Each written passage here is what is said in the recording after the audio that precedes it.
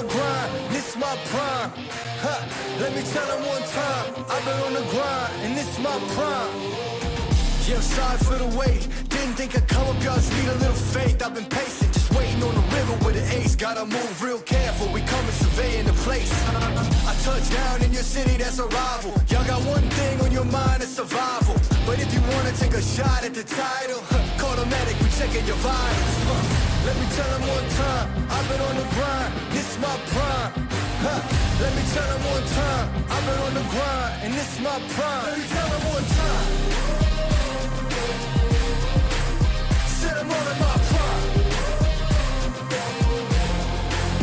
Let me tell them one time, I've been on the grind, feeling real good, yeah, all in my prime. It's about that time, say your goodbyes, cause ain't no match for the way that I grind, yeah, I'm all in my prime. Prime time, we mile high, the gate closed. Same city as Royce and I mean Rose. It's flat bets for the checks, that's a bank rolls. I've been killing it, I'm guilty, case closed. Yeah, y'all are too basic, my reputation, borderline amazing. Good things coming, they just need a little patience. Ready for whatever, all you gotta do is say when. In my eyes, when I rise, I visualize. I ain't ever taking a break, you taking five. Even if I ain't got it, know that I make the time. On my next move by the time that the ink will dry.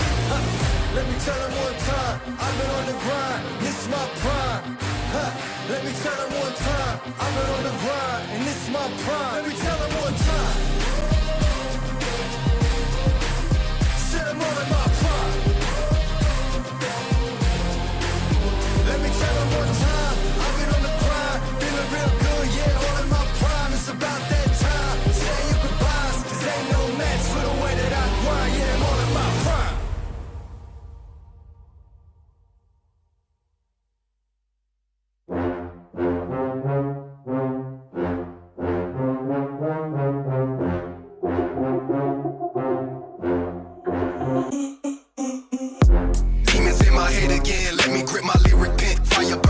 Smoking now I pull his sons. I won't stop, so don't confront too much. A boss to be a grunt. Watch my back and also front. You drop it off, I pick it up.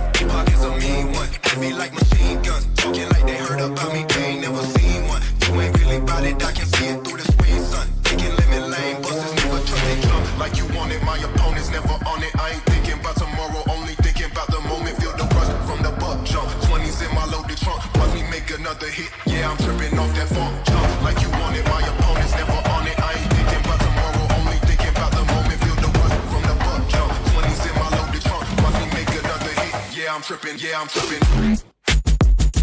Yeah, I'm tripping. Yeah, I'm tripping. Watch me make another hit. Yeah, I'm tripping. Yeah, I'm tripping. Yeah, I'm tripping. Watch me make another hit. Yeah, I'm tripping. Demons in my head again. Let me grip my lyric pen. Fire burning from my junk. Smoking now I pull his sons. I won't stop, so don't confront too much. A boss to be a grunt. Watch my back and also front. You drop it off, I pick it up. Pockets a mean one. Heavy like machine guns. Talking like they heard about me. They ain't never seen one. You ain't really bout it. I can see it through the screen, son. Taking lemon lane. Busters never trust they jump like you want it. My opponent's never on it. I ain't thinking about tomorrow. Only thinking about the moment. Feel the rush from the buck jump. 20s in my loaded trunk. Watch me make another hit. Yeah, I'm tripping off that funk jump like you want it. My opponent's never on it. I ain't thinking about tomorrow. Only thinking about the moment. Feel the rush from the buck jump. 20s in my loaded trunk. Watch me make another hit. Yeah, I'm tripping. Tripping. Yeah, I'm tripping. Yeah, I'm tripping. Watch me make another hit. Yeah, I'm tripping. Yeah, I'm tripping. Yeah, I'm tripping. Watch me make another hit. Yeah, I'm tripping.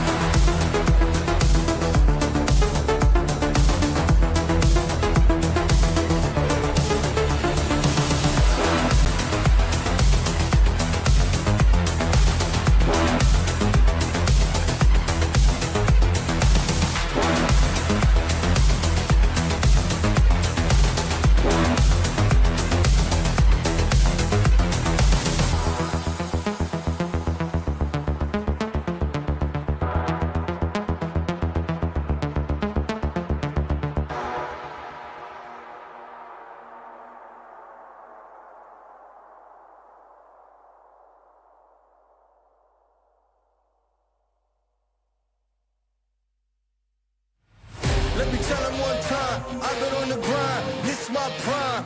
Huh. Let me tell them one time, I've been on the grind, and this my prime.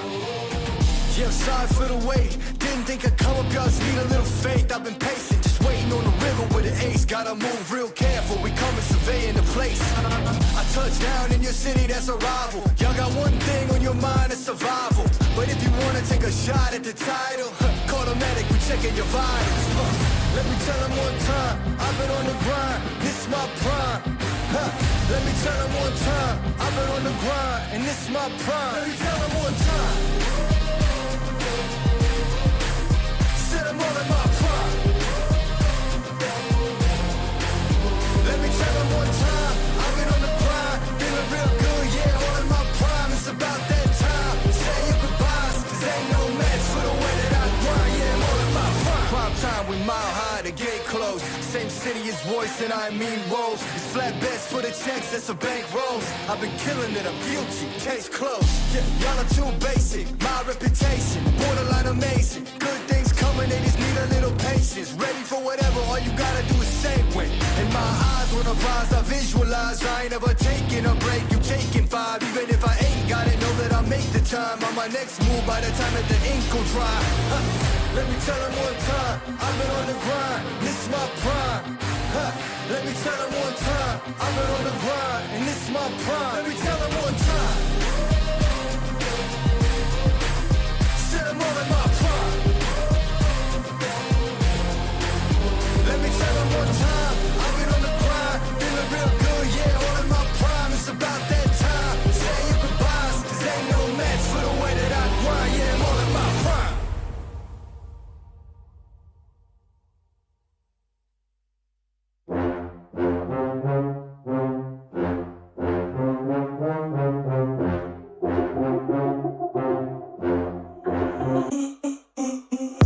Demons in my head again, let me grip my lyric pen. Fire burning from my junk, smoking now I pull his sons. I won't stop, so don't confront too much. A boss to be a grunt. Watch my back and also front. You drop it off, I pick it up. Tupac is a mean one, heavy like machine guns. Talking like they heard about me, they ain't never seen one. You ain't really about it, I can see it through the screen, son. Taking limit lane, busters never trust they jump. Like you want it, my opponent's never on it. I ain't thinking about tomorrow, only thinking about the moment. Feel the rush from the buck jump. 20s in my loaded trunk, watch me make another hit. Yeah, I'm tripping off that funk jump. Like you want it, my opponent's never on it. I ain't thinking about tomorrow, only thinking about the moment. Feel the rush from the buck jump. 20s in my loaded trunk, watch me make another hit. Yeah, I'm tripping, yeah, I'm tripping.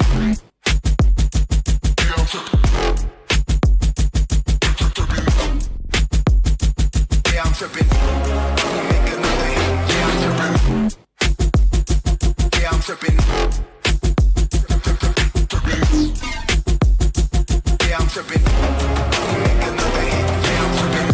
Demons in my head again. Let me grip my lyric pen. Fire burning from my junk. Talking now I pull his sons. I won't stop, so don't confront too much. A boss to be a grunt. Watch my back and also front. You drop it off, I pick it up. Tupac is a mean one, heavy like machine guns. Talking like they heard about me, they ain't never seen one. You ain't really about it, I can see it through the screen, son. Taking limit lane, busters never trust they jump. Like you want it, my opponent's never on it. I ain't thinking about tomorrow, only thinking about the moment. Feel the rush from the buck jump. 20s in my loaded trunk, watch me make another hit. Yeah, I'm tripping off that funk jump. Like you want it, my opponent's never on it. I ain't thinking about tomorrow, only thinking about the moment. Feel the rush from the buck jump. 20s in my loaded trunk, watch me make another hit. Yeah, I'm tripping, tripping.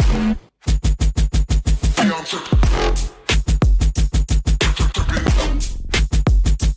Yeah, I'm tripping. Watch me make another hit. Yeah, I'm tripping. Yeah, I'm tripping. Yeah, I'm tripping. Watch me make another hit. Yeah, I'm tripping.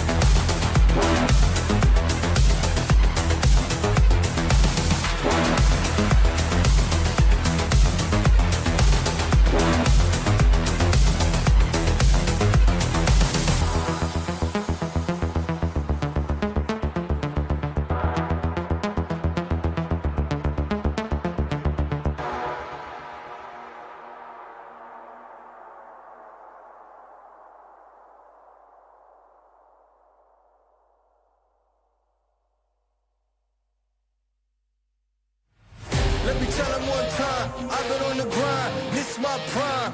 Huh. Let me tell them one time, I've been on the grind, and this is my prime. Yeah, I'm sorry for the wait.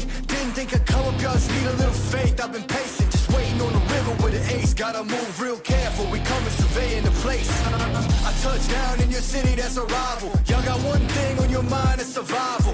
But if you wanna take a shot at the title, call the medic, we checking your vitals. Let me tell them one time, I've been on the grind, this is my prime.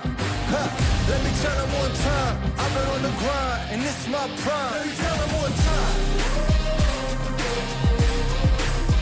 I'm all in my prime. Let me tell them one time, I've been on the grind, feeling real good, yeah, all in my prime. It's about that time, say your goodbyes, cause ain't no match for the way that I grind, yeah, I'm all in my prime. Prime time, we mile high, the gate closed, same city as Royce and I mean Rose. It's flat bets for the checks, that's a bank rolls. I've been killing it, I'm guilty, case closed. Yeah, y'all are too basic, my reputation, borderline amazing. Good things coming, they just need a little patience. Ready for whatever, all you gotta do is say when. In my eyes, when I rise, I visualize. I ain't ever taking a break, you taking 5. Even if I ain't got it, know that I make the time. On my next move, by the time that the ink will dry. Let me tell them one time, I've been on the grind, this is my prime. Let me tell them one time, I've been on the grind, and this is my prime. Let me tell them one time. Said I'm all in my prime. Let me tell them one time, I've been on the grind, feeling real good, yeah, all in my prime. It's about that time, say your goodbyes, cause ain't no match for the way that I grind, yeah, I'm all in my prime.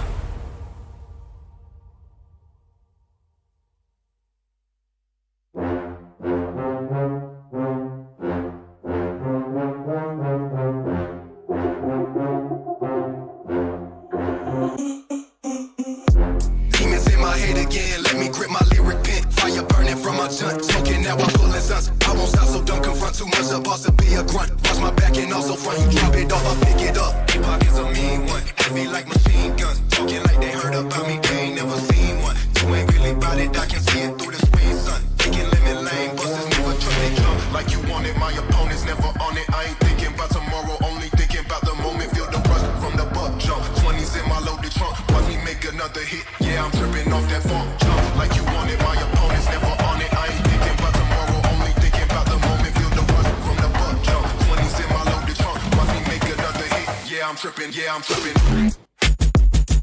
Yeah, I'm tripping. Yeah, I'm tripping. Watch me make another hit. Yeah, I'm tripping. Yeah, I'm tripping. Yeah, I'm tripping. Let me make another hit. Yeah, I'm tripping.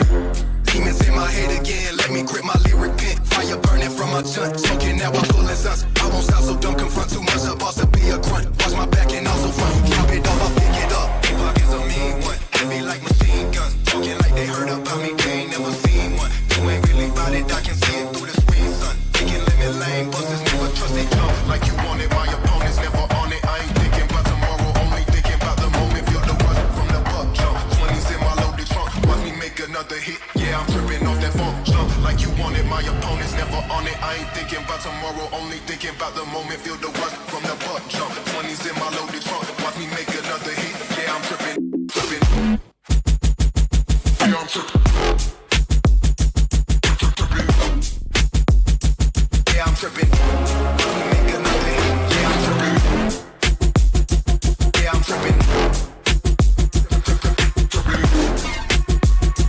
Yeah, I'm tripping. Watch me make another hit. Yeah, I'm tripping.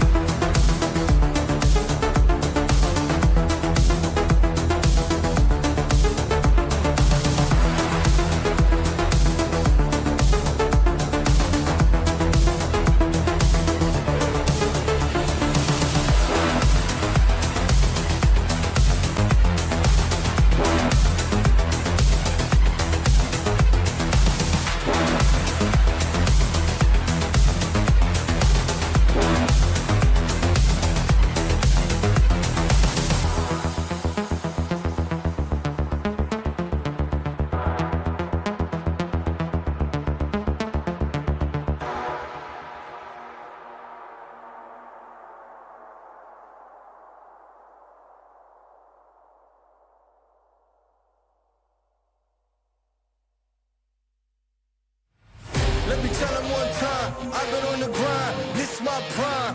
Huh. Let me tell them one time, I've been on the grind, and this is my prime. Yeah, I'm sorry for the wait. Didn't think I'd come up, y'all just need a little faith. I've been patient, just waiting on the river with an ace. Gotta move real careful, we coming surveying the place. I touch down in your city, that's a rival. Y'all got one thing on your mind, it's survival. But if you wanna take a shot at the title, call the medic, we checking your vitals. Let me tell them one time, I've been on the grind, this is my prime. Let me tell them one time, I've been on the grind, and this is my prime. Let me tell them one time. Said I'm all in my prime. Let me tell them one time, I've been on the grind, feeling real good, yeah, all in my prime. It's about that time, say your goodbyes, cause ain't no match for the way that I grind, yeah, I'm all in my prime. Prime time, we mile high, the gate closed. Same city as voice and I mean rolls. It's flat bets for the checks, that's a bank rolls. I've been killing it, I'm guilty, case closed. Yeah, y'all are too basic, my reputation, borderline amazing. Good things coming, they just need a little patience. Ready for whatever, all you gotta do is say when. In my eyes, when I rise, I visualize. I ain't never taking a break, you taking 5. Even if I ain't got it, know that I'll make the time. On my next move by the time that the ink will dry. Let me tell them one time, I've been on the grind, this is my prime. Let me tell them one time, I've been on the grind, and this is my prime. Let me tell them one time. Said I'm all in my prime. Let me tell them one time, I've been on the grind, feeling real good, yeah, all in my prime. It's about that time, say your goodbyes, cause ain't no match for the way that I grind, yeah, I'm all in my prime.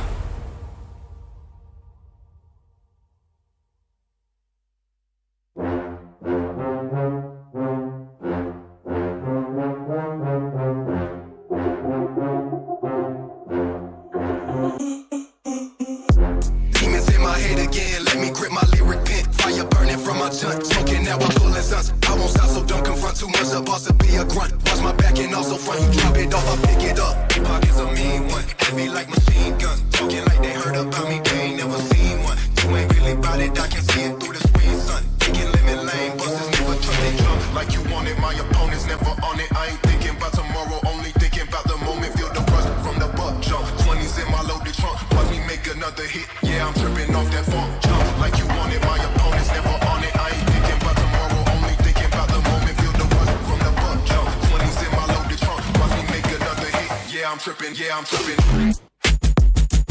Yeah, I'm tripping. Yeah, I'm tripping. Watch me make another hit. Yeah, I'm tripping. Yeah, I'm tripping.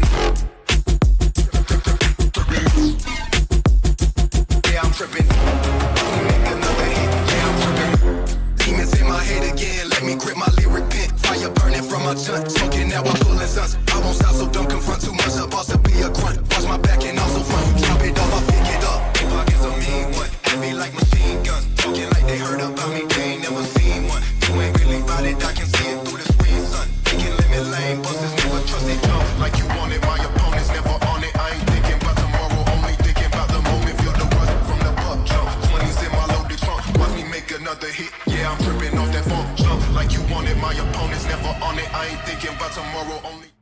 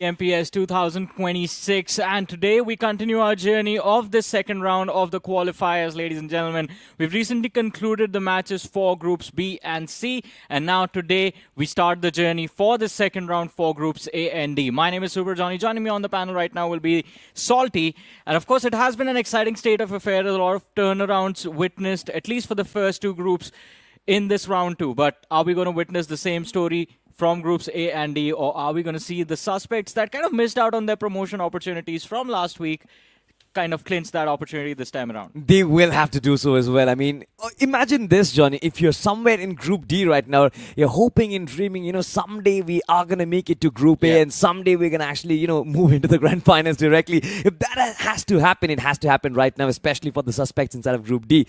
But for Group A, I think it's going to be a little easier. Yeah. We've got new entrances inside of Group A as well, the first set of teams who actually get promoted. So I'm very excited to find out how these teams actually match up to the rest of the lobby. Exactly. And as we keep talking about promotion and relegation, the crux of the matter, I mean, the limelight was on the format for this BMPS 2026. And one thing is for sure, Group D, I think, as you just mentioned, I think they've kind of missed the opportunity to make it all the way towards Group A. Because last week of the qualifier stages, I think everyone will just be playing for placement to see which bottom 8 teams from Group D in particular will be eliminated from the tournament, which 8 teams survive, and of course, when we talk about Group A, which 8 teams move directly to the grand finals and which 8 teams will have to fight their way through the semi-final stages. So a lot to go down, but at least for Group D, for the teams in Group D, there is still an opportunity. The best case scenario, they make it to Group B, finish in the top 8, and then make it to the semi-finals. Or even if they finish in the bottom 8 of Group D, they still get to play the survival stages before that. Yeah, I mean, that is, of course, going to be the saving grace. But for now, let's have a look at the distribution, of course. I mean, we do have Group A in front of our screens, and the teams in green, they're the ones who actually have been promoted. K9, White Walkers, 7 Gods. There are teams, of course, in that situation. And then, of course, instead of Group D, we do have those 4 names who come in from Group C, Johnny.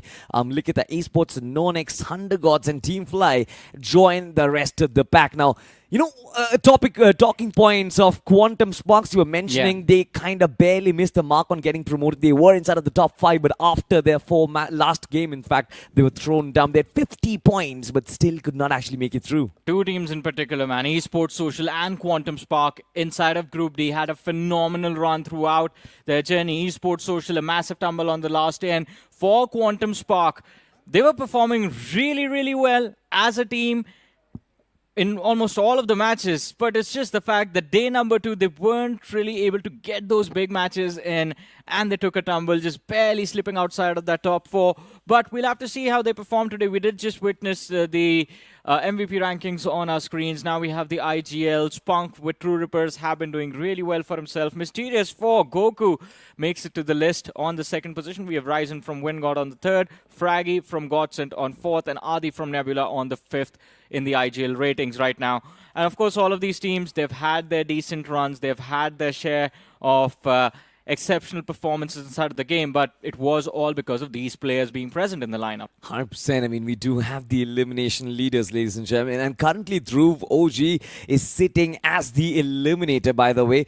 Punk on the 4th position, 24 finishes, 26 finishes. I think he's the only one who actually, he's the only IGL, by the way, who's still in the elimination leaders. So you look at 3 stats. You look at the elimination leaders, you look at the IGL ranking, you look at the MVP rankings. All of them have Punk in the top 5, and that just goes to show how good of a player he has been inside of the competition. Hey man, I've been saying it for years, but my favorite era of Punk was the Hacker Punk era, when he was playing for a team called EXO with Sensei and Fierce, and it seems like there are signs every now and then that Hacker Punk is back inside of the matches. I hope that this is one of those moments with True Ripper, especially considering he's playing with a new set of players. Those individuals have had tier 1 experience given to them in the past with the rosters that they were playing for.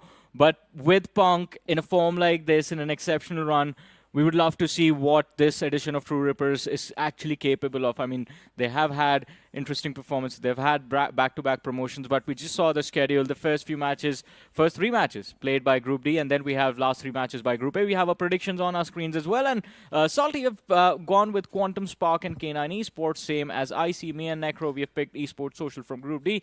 From Group A, my pick is Divine Gaming, and Necro has gone for Revenant XSPARK. A lot of Team AX predictions coming through from the Hindi desk, though, for Group D.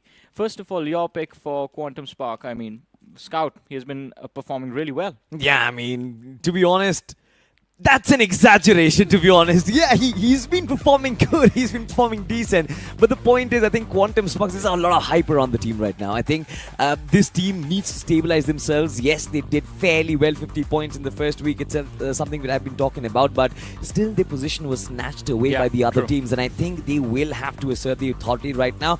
Now you know that this team plays well. Archit, Master, and the rest of the lads, they know how to get it done. It's just about getting in the battlegrounds and executing their plans as well, ladies and gentlemen, as we fly high on the map of Rondo this time. This is going to be Group D playing their first match, and it seems like we have two separate flight paths for us, which does make things a little more interesting. But you know what, Johnny? There's still one more thing which I feel is going to be very interesting today.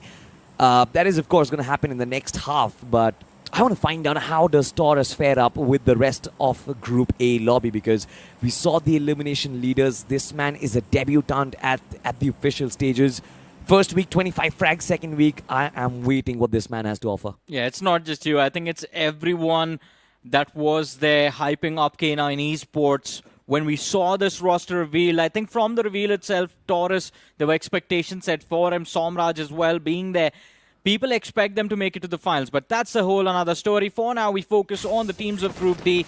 And in Group D in particular, we have spoken about Quantum Spark. We have spoken about Esports Social. AX as well, let's not forget, are the defending champions of BMPS title all the way from 2025. They were the ones who lifted the trophy there. And this time, can they make it to the finals to defend what right now has their name on top of it? But the game kicks off with Non-X in a clash against the side of Thundergod Esports. It's Team Doxy, by the way. And, well, Team Doxy, they're off to a great start. 3 eliminations secured. 1 player knocked out. 1 has been recalled again. Or maybe I think Doxy has just gone for a recall tower. He's dropped quite late, far away from his team. Multiple fights happening left and right. Likita this time against TTG. And it is going to be an uphill battle for them. 2v3 right now. Starboy with the nade knows exactly where the player was. A lot of damage was dished out, Johnny. Seems like Lastade Esports, they need to find some early game advantage, because dropping down inside of Group D, I think it was already a big setback. Look at Starboy infiltrating the compound, demolishing everyone. 3 players from this team has been shut down. Brilliantly done, by the way, by Starboy. Yeah, I mean, no retaliation, no opportunity to even react for a second from Thunder Gods. And Lastade Esports, they made it look like a set piece, completely rehearsed, but where someone's Dream colliding against Quantum Spark, and it's going to be Scream that ends up finding the finish onto Yashu. A decent start coming through for someone's Dream. Team Doxy, though, their fight not yet over now, going up against the side of Team AX. This is not going to be an easy one, especially with UNQ dropped extremely low. The nade was decent, but the opponent does manage to escape. And now Team Doxy want to keep the pressure on. They've closed in a lot of distance. AX, they do find the opener. UNQ finally hits the floor. He has been knocked out. The trade is there. He's going to be there. I mean, look at this. Yepes. A little bit of that initial collision is going to push him back. Team AX right now. Devotee feels extremely confident. Does have that UMP to try and get the first pick. Needs to establish contact. Around the block, find the shotgun. Shots connected. Can he find the knock? Yes, he does. Team AX with the lead in hand. Devotee delivers once again, Johnny. Yeah, but I have to say, we have seen Devotee in the past. He has done better than this. That was a very scrappy 1v1. Devotee barely surviving with about 5 HP on him. Doesn't really matter though. Team AX, 7 eliminations. This is a decent start to their journey on this map of Rondo. And if they can build up momentum for the rest of the day from this match, I think this might finally be the week where we see Team AX say bye-bye to Group D and move up to Group C. The community is waiting for it. I mean, this has been rather this team has been the defending champions of BMPS. All the players, in fact, 75% of that team is still intact. Still does not make any sense on how this team struggled inside of the first week, but now, at least on the map of Rondo in the early game, they have showcased those similar signs. We'll find out what exactly happens. Right now, they are going to be under the targets of Vasista Esports. The nade being flushed in, but no damage being found. Team AX, they're still going to be holding those compound Cyrax. Risky move for him. Low HP, still goes in for the shot, but gets knocked out by Spartan. Versatile once again is going to find advantage in this fight, Johnny. VXT, as you mentioned, they have the upper hand, but Devotee needs to be cautious. It's still a 1v2. He's looking for that angle, but too big of a risk to take. No utility as well. It's just going to make this whole situation a whole lot worse. And there's no backup as well. Team AX forced to reset all the way up north, leaving Devotee all alone to deal with Versatile Esports. Has the shotgun to work with, but even the numbers disadvantage is just into a corner and they just pile on top of him. No way to bring yourself out of that fiasco. Devotee finally shut down.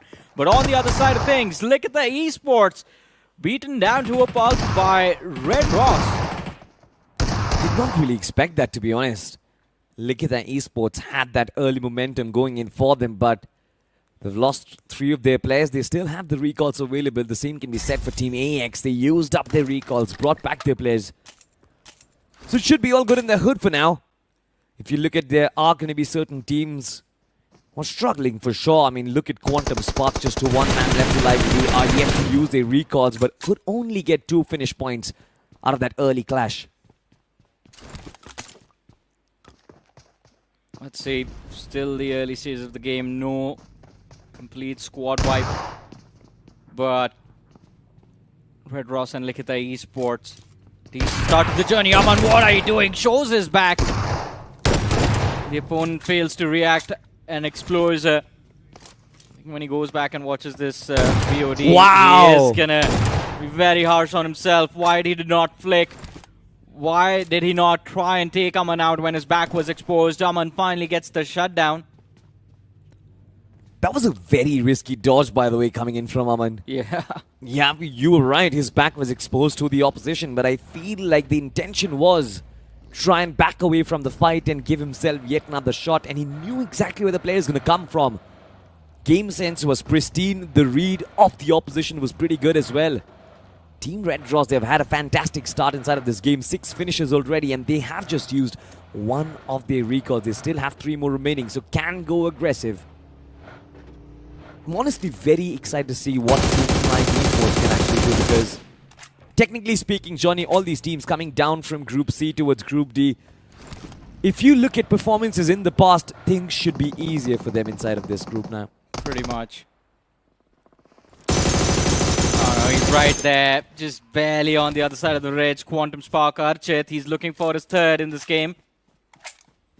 No armor, and yet he's so aggressive. Love the confidence, but again, this is a massive risk that he is undertaking. Starboy, not really a player that you can scoff off about. Oh, lot of damage dished out, just 1 more shot. Needs to connect.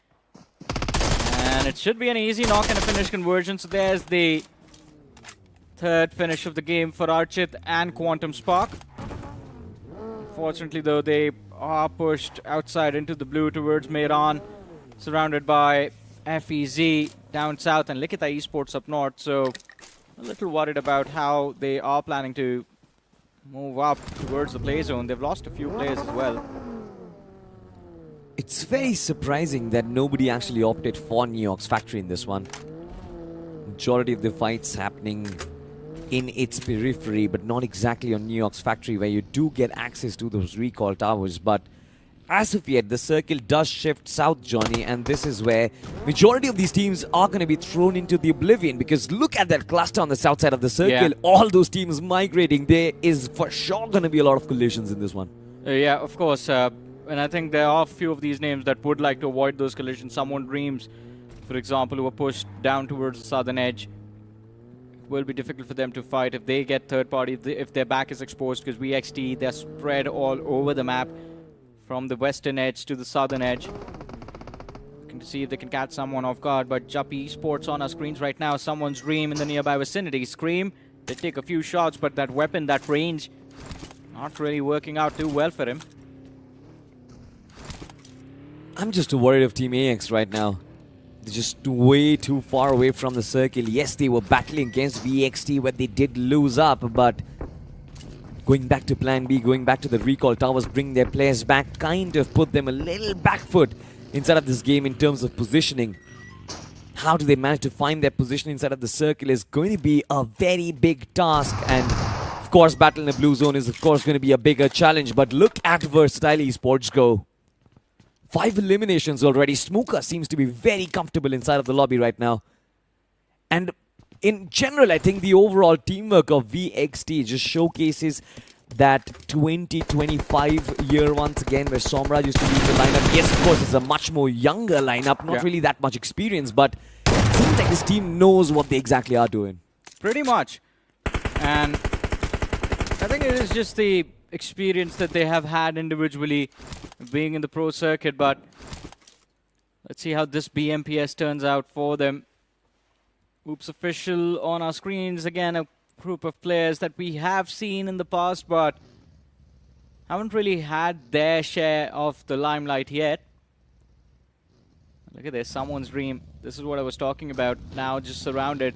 A few moments ago we saw them dealing with the players of Juppy Esports, and now Esports Social in the backlines. Joyesh from this cliff is just looking to see if he can get some information about the players down below.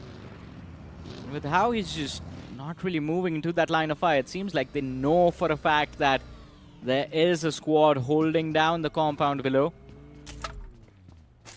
On the other side, QuantumSparks playing in from edge to edge. Not really sure if their strategy is going to pay them dividends, but they've lost a master. And by the way, I've got new information. It seems like Scout is actually IGLing this team for the first time ever in his life. Not the first time, I guess. I mean, he did try here and there, but he always preferred assaulting. But this time, I think it's been a brilliant IGL. The performance, at least in the first week, does go to show. But you know what? A protagonist doesn't really make sense without challenges to overcome. And this time, he's got a massive one to overcome as well. The circle pushes further down south. Yeah, this is definitely going to be a big challenge, especially crossing that city where the players of FE Zera. That is going to be, well, it's not going to be easy for sure. It's an open terrain. I mean, even if you breach the city, if the circle ends up moving anywhere towards the west or towards the south, then exiting the city becomes a big challenge. But as of now, it just seems like we're with some cover that allows them to breach the circle. On the other front, we have Team Doxy getting shot at by Dragonclaw Esports, a team that made their way here through the qualifiers that took place. Seems like they have had a decent start, at least. Dragonclaw on the other side in the middle of nowhere. Talking about Team Doxy versus Esports Social. Team Doxy is on the low ground for now. As a nade gets lobbed in, it was risky for Manager to keep on moving down there, but it seems like they're still trying to get as much information as they possibly can. This cliff, of course, is going to protect Esports Social at least for a little while, but I'm wondering, can someone's Dream from the backlines find a line of sight, Johnny? Because if they do, those shots can be devastating from the backstab. Yeah, they really can. And yeah, you see the impact, bad OP. Not enough terrain for him to actually be in a position where he could stay safe from the shots of his Oops Official, and of course at the same time be in a position where he could lob utility towards Team Doxy. Did you see Esports Social make a run towards someone's Dream? No, it's actually not someone's Dream. Is in that corner. They are in the compound and the nade struck. Joe is being brought down. Yeah, they just moved in. The Esports Social could be stuck over here, by the way. Yeah. Because this allows Team Doxy to wrap around the hill. Joyesh already knocked down. And I think it's just down to the util usage. Can you find contact now that you have the angles available to lob those nades? But from the backlines, in fact, from a land far, far away, it's VXT going for a third party. VXT is not even visible on the radar, just to give you context. They're very far away from this fight, and yet they are the ones finding the knock. At least 300 meters separating VXT and Esports Social in this fight right now. From the backlines, of course. Team Doxy taking a lot of shots. Scream and still left alive. They can actually take this fight. Your point was actually very valid. When Esports Social wrapped in towards the road, I felt like Team Doxy can push up forward. They can actually climb mountain, gain height advantage against their opposition and shut them down, but that was not allowed because of VXT's backstab presence. As of yet, VXT once again not involved in this fight. They are duking out against Oops Official. But I'm just wondering, what is someone's dream planning? Because they're not making any moves. They've been quiet for a while. They've been holding the compounds. And I'm pretty sure they're hearing the gunshots. Yeah, I mean, I think the intention might just be to actually just stay there in cover, stay protected, and not take any unnecessary casualties. And that game plan makes a lot of sense, because climbing up on top of that hill, moving towards the play zone, it is going to be a big challenge this late in the game. It's stage 4 already. And also, we haven't seen a lot of action build up since stage 2. The last 2 stages, they have been kind of quiet. It's just Red Ross that have moved up in the number of finishes that they've had, and man, oh man, Aman is on fire today. 6 eliminations on just that one player alone. Very impressive start to his journey for this second week of the qualifiers. Let's see how the rest of the day is going to go for him. Vasista Esports going along the edge of the blue. Shots coming in from Thunder Gods, but still quite healthy, still up on their feet and on the move. I want to go back to the POV of Team AX right now, because defending champs, they are going up against Quantum Sparks. But have a look at this Team Flying Esports. From out of nowhere, they leapfrog someone's dream and start holding positions at the foothills of the circle. Scout OP gets knocked off and finished off, and Yashu should have anticipated that nade. Look at that airstrike from Team AX right now. Archer is still trying to retaliate. Those sprays down do come through. Oh, I think he saw that nade just bounce at his feet, but Team AX with those nades are just phenomenal. That airstrike call on the players of Quantum Spark does not even give them a second to breathe. Archer does find a few knocks in retaliation, but now that he's left alone, securing those elimination points, it's going to be a big challenge. But on the other front, we saw Flying Esports move in, and they finally make that bounce onto the players of Esports Social. JAGUAR has been knocked out. The remaining players, the remaining player, let me correct myself, on a run for his life. Flying Esports,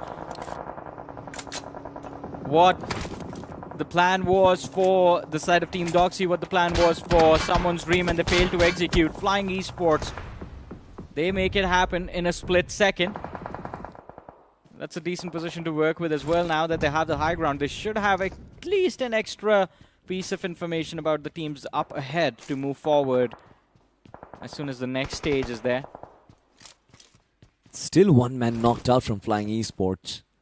Wondering, can he get them back? They do have those 3 recall towers available. Certainly just showcasing they haven't really been that aggressive, but at this stage right now, at stage number 4, it is a little risky because your recalls get deactivated at the end of the stage. You have 30 more seconds to try and utilize whatever you have, and VXT is yet to use even one of the recalls. Simply brilliant. And we look at the replay once again. Flying Esports, the way they held the ground against Esports Social, the way they used their utility as well, it was very precise. Yeah, that nade just denying the opportunity to JAGUAR to go for a revive over there was very important, but let's see. 14 teams still left. AX under pressure. FEZ are the ones pulling the trigger in their direction, and AX have taken that early casualty as they chose to fight against the players of Quantum Spark.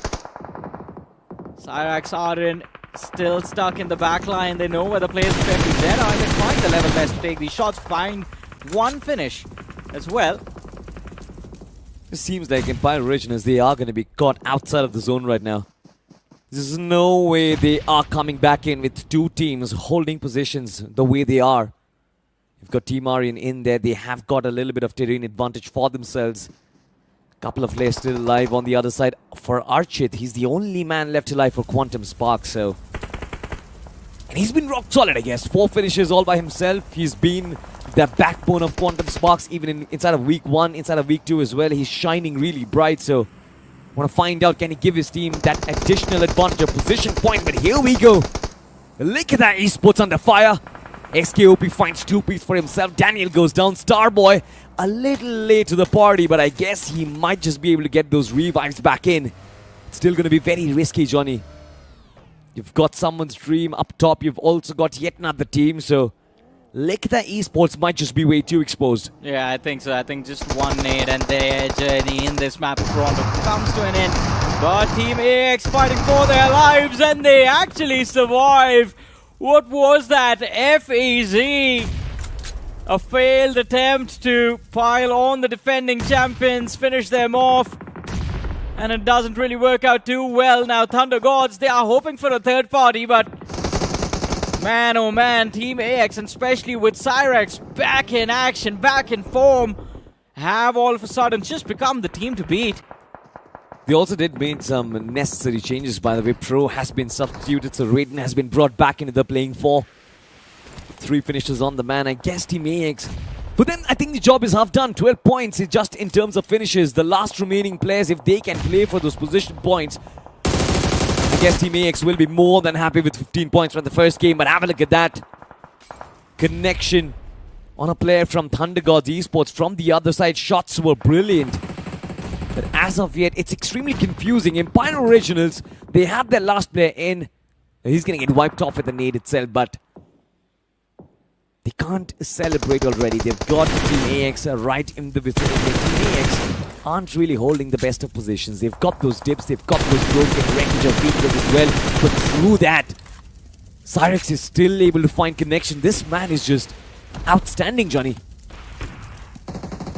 Yeah, he is phenomenal indeed. But let's see, 12 finishes on the board. Can they also secure a few placement points? Team AX. And the position also looks quite decent, playing from that western edge. Not a lot of threat. They have these loose stragglers all around them. Red Ross down south, Quantum Spark a little bit towards the east. Thunder Gods up north, and even the circle with this stage 6 shift also still favors Team AX. What we're witnessing right now, it's a fight on the northern edge. You have Flying Esports, you have Dragonclaw, and Someone's Dream. Someone's Dream are very patient. I like that about them. But we completely missed the fact that Someone's Dream have 9 eliminations right now. They're sitting at 9. Yeah. They're the second highest eliminators inside of this lobby this far. And I completely agree with you. I think they've been very patient. They haven't really had a lot of camera time as well, so we couldn't really capture all their finishes, but they've been silently assassinating the rest of the lobby. 9 eliminations is not something to scoff at. Look at those nades this time, though. Dragonclaw against Team Fly Esports. One man being stuck in. There's absolutely nowhere where Vibro can actually tuck himself. What do you do when you are in a position like that? You just ask why, bro. I have been in positions like this so many times where my friends just abandon me and I'm a punching bag for the rest of the others. Probably why he has chosen to go with that name. You see his entire team is sitting on that flank. Yeah. And I think the only saving grace for Vibro is VXT in the backlines and even Oops Official, who are the ones keeping Dragonclaw at bay right now. They aren't really allowing Outer to make that bounce, but Red Ross, they have finally decided to make the bounce on the players of Team AX. Trademark in the backlines, Thunder Gods on the flank. This fight could actually go any way. Depends on which team do Thunder Gods choose to pounce on. Oh, now Zarif has been good with the nades in the past, so if he finds contact with this one, AX are pretty much done. They don't have anywhere left to run or hide. I mean, certainly. But at least they do have the reset, so they can stand a chance to fight it out, maybe. An all-out brawl with the utilities. Nades aren't really coming in. The ricochet was massive. Team AX absolutely did not anticipate that bounce back, but Red Rocks, they're doing so far rather decent, I guess. Aman with 6 eliminations. Zeref with the nades, constantly causing pressure for the teams on the inside. And Team Red Ross has to keep on piling up the pressure for Team AX right now. Has to wait for Thunder Gods to start chiming in. On the other side, the VXT Versatile, who are looking extremely solid by now, Johnny, has been brought down to just one man. Yeah, 8 finishes on the board, last man surviving. Spartan, there's no way WeXT are able to bring him back into action. It's just a matter of seconds before Oops Official are able to clinch that finish. But look at this. He goes out, Zeref drop low, Aman on the flank. Has taken a little bit of damage, but AX still not able to find that opener. Also, by the way, Lucifer is on a very wide flank, so if AX decide to commit to an actual gun battle between the two sides, AX are going to be the ones getting punished. They'll have to fight 3 different angles at the same time, and there's just 2 of them surviving, unfortunately. I think there's also another presence in this fight, and that has to be Naqsh right now. You can see those red dots on the north of the circle. They are the ones who's been causing problems to Thunder Gods, and I think that is one of the reasons why Thunder Gods haven't really been expressing themselves in this firefight, haven't really showcased a lot of freedom, constantly being tucked in that dip, holding that dip for themselves and trying to use those utility as much as they can to break past the opening. But on the flip side, we do have VXT bowing out of this game. Hunter does find the connection. Flying Esports, it seems like a good start for them. They eliminate the lacks of Versatile, but where do they go right now? All 4 players still alive. Team AX being destroyed. Red Ross, they are breaching past, and Aman already has 7 eliminations in his belt. Yeah, I mean, it's just been a phenomenal run for him. And I think if he keeps playing like this, Red Ross, they are going to be celebrating on day 1 itself of their qualifier 2 matches. Top 6, which means placement points added to the total tally for Red Ross. Let's see if they can close things out with the Chicken Oops Official push towards the edge, even though they have the numbers to work with. Position looks kind of iffy. Team Flying Esports, team that was struggling during the opening week of these qualifiers. Now finally, I think after a decent start on this map of Rondo, 4 eliminations secured, and they find their way inside of the top 5 of the game as well. 5 teams, 14 players still left alive, and this is going to be interesting, I guess. And amidst all of this, Archit, by the way, is still standing. Archit is extending that finish leaderboard for himself. 5 eliminations on this man, and he's still playing for position points. Brilliant survival instinct so far. But the challenge from Red Ross, I think it is going to overwhelm him, with numbers at least. It is going to be important for Quantum Sparks if they do want to get away with a decent performance in this game. Archit needs to do something to stay alive till the top 3. I think if you look at the averages that the teams have been getting across 6 matches, Quantum Spark is actually, well, this is a decent start. They would get about 6 points for this match, and that is completely okay. If they can secure a massive chicken, and not a massive, well, a 15 or 20 point chicken dinner in one of the next tier angles, then I think we can have a lot of hope from Quantum Spark of finishing in the top 4 yet again. It keeps on reminding me of the fact that, yeah, they just got very unlucky in that first week. Archit now stuck in this 1v3 with Oops Official on the backlines. Stuck between a rock and a hard place. That little pocket of space is just protecting him for a while. Yeah. I mean, imagine this. The Molotov could have extended anywhere. The fire could have spread out, and Archit would be forced to move out of that position. But thankfully, thanks to his gods, that Molotov just cooperating with Archit in that one. Elsewhere, have a look at this. Oops Official, they're still under fire. Flying Esports, they charge, and Naqsh, they survive, and what a fight it was! For a second, I thought that Aman is gonna get absolutely engulfed, but Naqsh just managed to survive. From the backlines, of course, these nades from Oops Official, it's gonna be very deadly. Stunner needs to be brought back, but this tip, I guess, is gonna be detrimental to Naqsh. Yeah, it will be. And you see the impact all of a sudden. Naqsh down to the last man. It seems like the odds now for the chicken dinner stacked in the favor of Oops Official.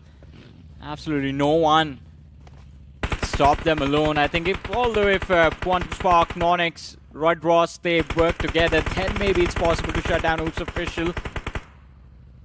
I don't see that happening anytime soon. Archit's still stuck in the ditch. I believe, yeah, he has no utility, just a single Molotov to work with. And even though he knows where the players of Red Ross are just moving in that direction, again, could go either way. Archer just choosing to be safe on the back lines. Do you see Aman cooking up a nade? And he's just trying to make some cover for himself. Now, this is smart.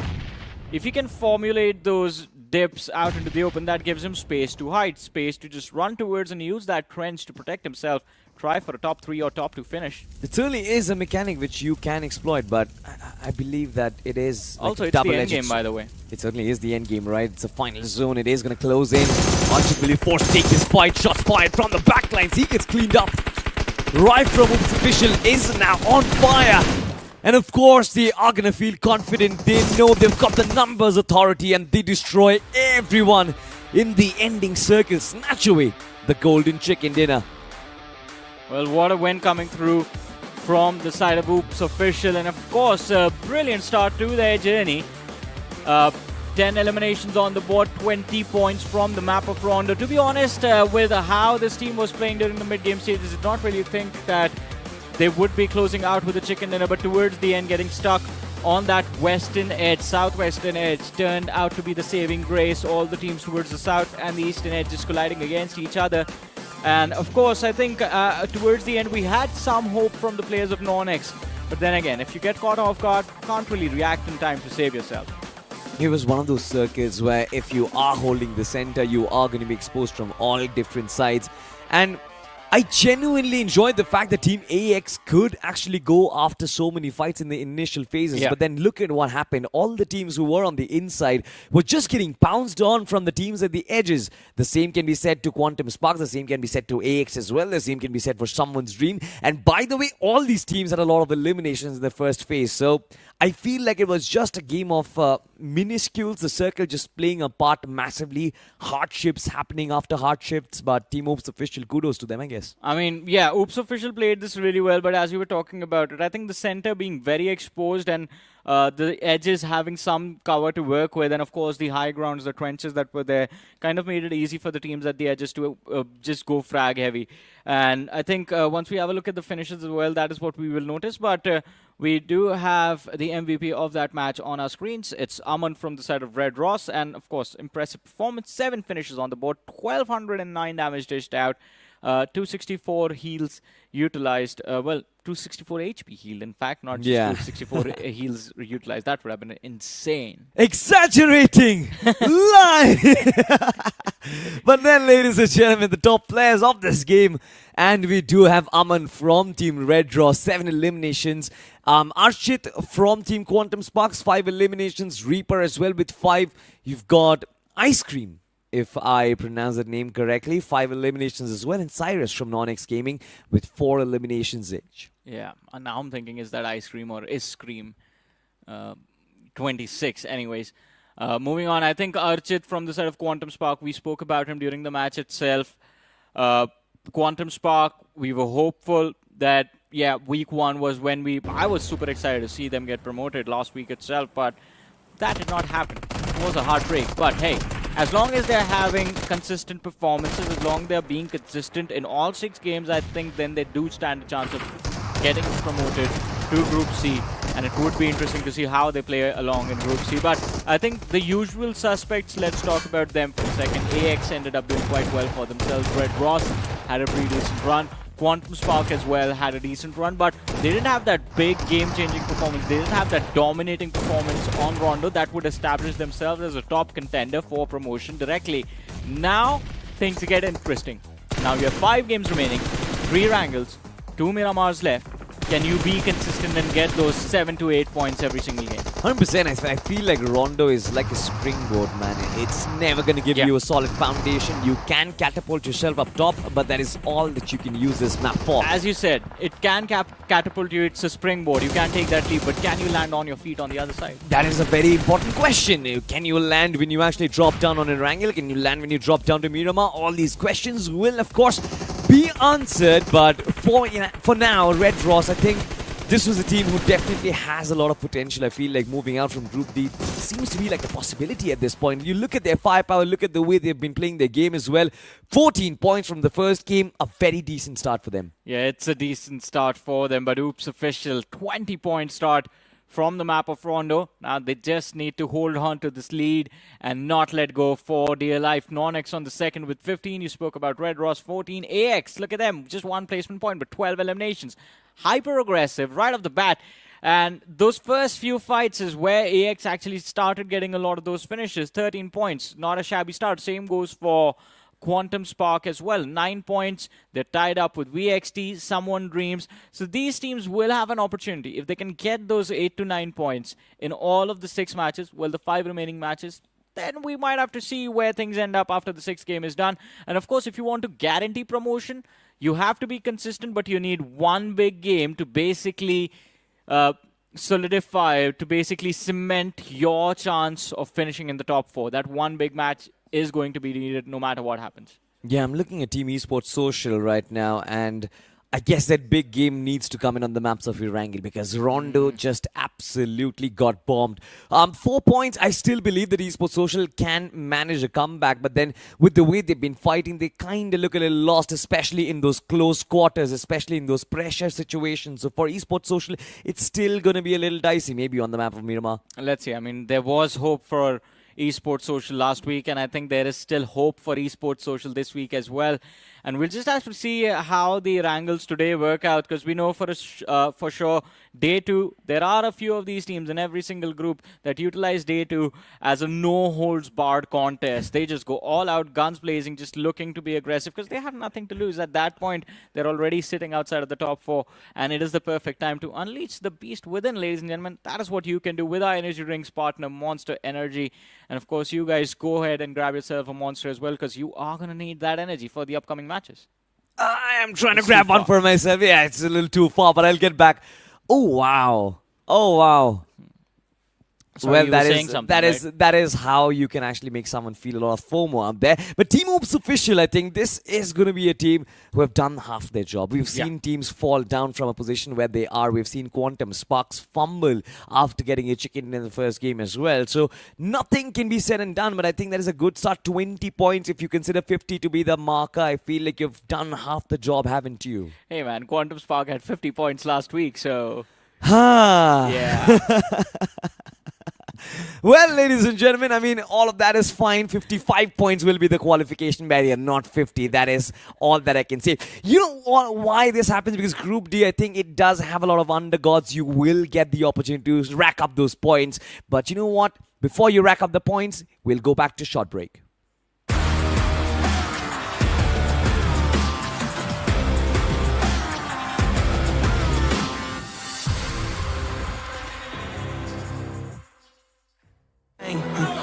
Ties is burning the pain. You don't have nothing to say. This is how legends are made. I know I got what it takes. And I'm not popping the brakes. And I'm not popping the brakes. I'm too competitive. I like the narrative. That on no place in the league. Who you comparing with? That is definitive. Top of the throne, it is me. How you moving so when it's me? I just been bringing the heat. I just been bringing the fire. I just been bringing the fire. Bringing the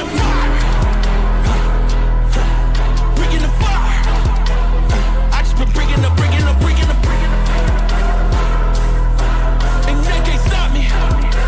They know that I'm bringing the I got the feel in my veins. Trust me, I'm making a name.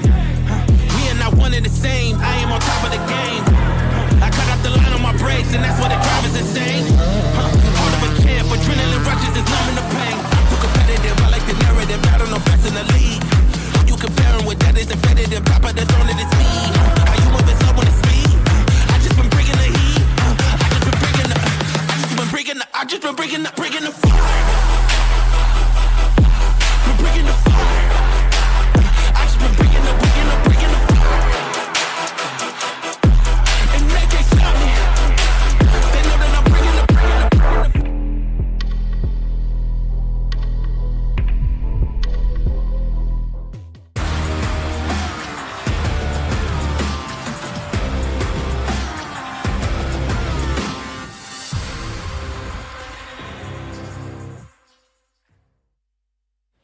Welcome back after that break, ladies and gentlemen. And of course, the journey for the qualifier round 2 for Group D. It's off to a very destructive start.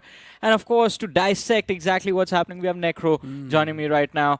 That game 1 was very interesting. I mean, we saw a few usual suspects, AX, Red Ross, Quantum Spark, Esports Social do okay. But oops, official with a chicken dinner start. Who would have thought? Unexpected, right? Even Team Doxy was able to get a few points for themselves. Not exactly an explosive performance, but you can say, since it was the first game of the day, at least they got an okayish amount of points. Now, speaking of the teams where we had a lot of expectations from, Esports Social just getting away with 4 points, that's quite a bad start. Let's just hope that in the upcoming 2 games they can do a lot better. Quantum Sparks as well. Performance, I personally thought maybe they're going to be starting things off with a chicken dinner, but that's not the case. But we still know they've got a lot more games to go. But oops, official, I'm still concerned. Yes, they've got a chicken dinner, but consistency, I highly doubt we're going to be able to see that from them. I mean, Salty, just before we went on that commercial break, was mentioning that 50 points is what you would ideally need to qualify.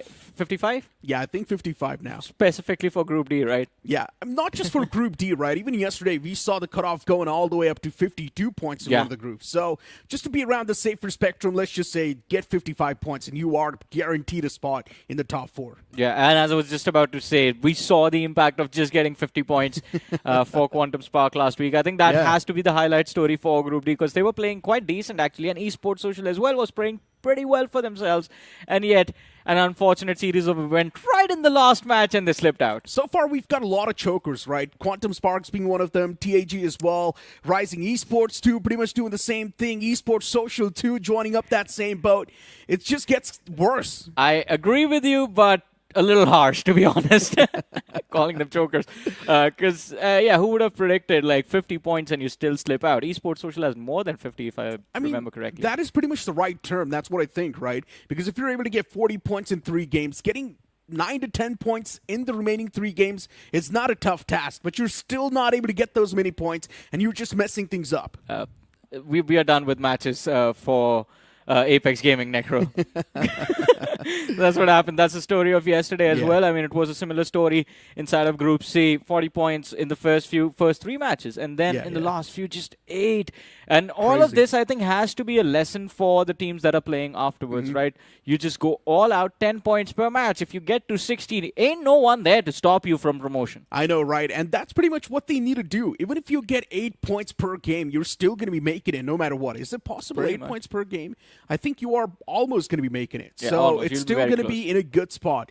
That's all the teams need to do. I do understand it sounds pretty easy. Doing it actually, it's going to be really tough. And that's why teams like Quantum Sparks have been constantly fumbling as well, even though they do get a couple of good games in their hands. Now, let's not forget, we've still got a few more big names that are yet to perform in this group itself. Let's not forget, we've still got names like Phoenix Esports a part of it. Then you've also got VXT a part of this entire group, and these teams can definitely pop off. All it takes is that one single game, and you will see the overall standings instantly change. Exactly, and talking about averages, I think 9 points per game in 6 matches, that is what you would need, 54 points, in order to push through. And I think just one big performance can actually set you up for success. After that, you can drop your average down for the remaining 5 matches. Like, for example, Oops Official now. For them, 8 points per match can get the job done. Do they continue on with the momentum? It's time to find that out as we move on to our second map of the day for Group D. And this time, we are headed towards Erangel.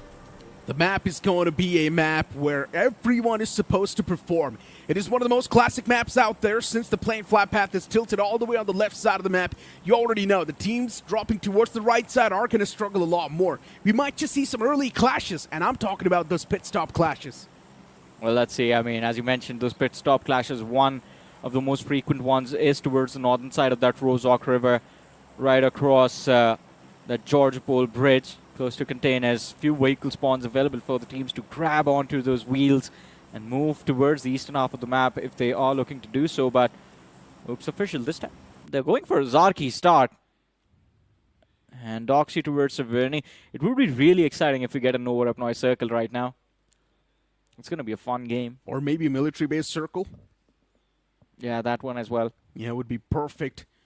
And also a bit of salt on top of the wounds for a lot of these teams to try and recuperate. Quantum Sparks is actually heading towards the Georgia Pole City and the containers itself. There is one team in the close by. And that team is definitely going to be possessing a lot of threat to Quantum Sparks. How are they going to be dealing with that? You've also got a few teams taking an exit around the Sisnoka military base, someone Stream being a part of it as well. Nonix actually heading towards Fair Pier. No one's really around them, so it's all good in the hood. And it's going to be a standard circle, centric one on the map. You've got so many teams around that Pochinki side and even the school side. That is what I was about to talk about. I mean, school has AX, and AX have done quite well for themselves over there. But from Pochinki all the way down towards the southern shoreline, you see VXT, you see Juppy Esports, there's Red Ross, and there's one more team in the mix. I believe it's... no, it's not FEZ. There's another fourth team right there in that cluster. And with the number of bodies that are there, Necro, I don't think there are enough vehicles in that open fields area. There are just a few buggy and coupe spawns. That's the whole point about it. And that's why I said we're probably going to be seeing some pit stop clashes. All these teams trying to get their hands on the basic loot, just try and drop onto a temporary drop location. And that's what every single team around that block is thinking as well. And usually the thoughts do tend to collide. And that's when you do see a pit stop collision. Right now for Oops Official, once again quite a comfortable drop. Dropping all the way towards Zarki. Likitha Esports is there in the close proximity, but I highly doubt Likitha Esports is going to be possessing any sort of threat. For Oops Official, they're probably going to loot up, look pretty comfortable, and then make a rotation outside of it. Let's see. At least the circle is still quite close to them, so the stage one isn't going to be a big challenge. But at the start of the match, as you pointed out, Quantum Spark dropping towards Georgopol. There was a little bit of a challenge waiting for them in the form of Thunder God, who've well, completely abandoned that Georgopol city and opted for that hospital loot state start. I believe they do have spotted out a few individuals from the side of Quantum Spark, but still hesitating and picking up that early fight. This is really interesting. A man from Quantum Sparks is just all by himself around the nearby territory. And if TTG finds out, there's a chance they might just send it against him. And he can be quickly eliminated. There's probably going to be some backup fire as well, but still, saving Scout OP in this position is going to be impossible. And I feel like he's a bit too advanced right now. Yeah, he needs to hold back and wait for his teammates. I think this is just about gathering information, maybe just trying to see if he can keep track of the players of Thunder Gods and allow his team to just loot freely. Look at this, finally shots taken, and it is Scout who finds the opener for his team, and this might be go time for the side of Quantum Spark. They need to move in, they have the upper hand, they have the man advantage. Can they get the squad wipe in this fight? It's going to be a tough one. Since the opponents, they've also got well-fortified covers. So to get a proper squad wipe off the rip like this, it's going to be a tough one. They will probably get the revive as well without any problems. Scout OP's constantly hammering them down with bullets. But that's not going to be enough to stop a team like TTG. He's just keeping the pressure on, and Quantum Spark, they use that to their advantage. Move in right behind him, and look at how wide they're rotating from the southern side. It's the man isolated out into the open, Icy, who could be in trouble. As Quantum Spark are looking to surround him. Look at Master on the radar. I don't think the execution's going to be easy, man. No matter how much they try to do to take down a team like TTR, the execution, it will be a tough one. Yes, they're able to find some individual knockouts, but wiping them out completely from the existence is going to be real tough. One man completely eliminated from the game. Quantum Sparks, they've got him surrounded. But now TTG is just going to go under hiding. All the players are probably going to be sitting in one single spot and wait for Quantum Sparks to make that first mistake. And speaking of that mistake, Scout OP, now he's getting charged on. And this is exactly what I was talking about. To save Scout OP in this position is going to be a tough one. But Scout, he saves himself as he shuts down both the foes approaching him. But now the entirety of TTG, it seems like they're on the verge of being eliminated from this game. Scout OP, what a play that was. Yeah, and as you were talking about it, I think that is the move what the Thunder God should have done. They should have actually held back inside of the building, inside of their fort, and waited for Quantum Spark to overextend. Master had already overextended. The position where he found that opening finish onto Icy from, if Master went down, there was no way Quantum Spark would have been able to trade that finish out. But Thunder Gods instead just run out into the open, 2 versus 1, thinking that it was going to be easy. And that straight line charge on towards Scout gave him the few seconds he needed to drop the HP bars on those 2 lads. 3 eliminations, they are happy with it, I believe, QuantumSpark, and now Scout remembers that he wasn't done looting yet. He does not have a lot of ammunition for the M4, by the way. In my opinion, yeah, TTG should have just backed away in the hospital once again. Yeah. Why did they even spread themselves out in such a weird way when you know you're getting surrounded? Lack of intel, lack of game sense, that's what it felt like in that scenario. No proper surrounding awareness. And that's why TTG now is down to just 1 last man. And even that person's not going to be able to stay alive for too long. QuantumSparks with 3 early points. They're probably going to be feeling real confident. Circle shift is also going to be quick to central. Where is it going to be shifting? Is it going to be going towards the top left, towards the centric once again? Or is it going to be curveballic shift somewhere down south? Well, let's see. Still a lot of time remaining. 55 seconds left before we have the second stage. And with how a lot of these teams have positioned themselves just around Pochinki, south of Rozhok, Ruins, I think everyone's expecting a centric shift.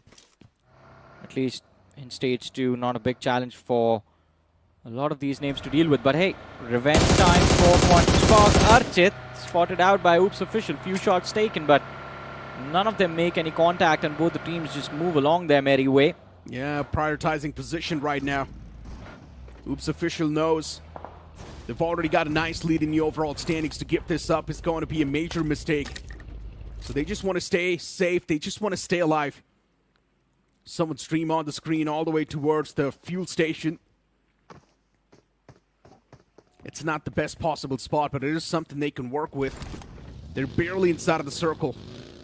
Next zone, it's going to be shifting once again towards the centric part. A massive cluster of teams is actually inside of the circle, which means all the good spots are taken away.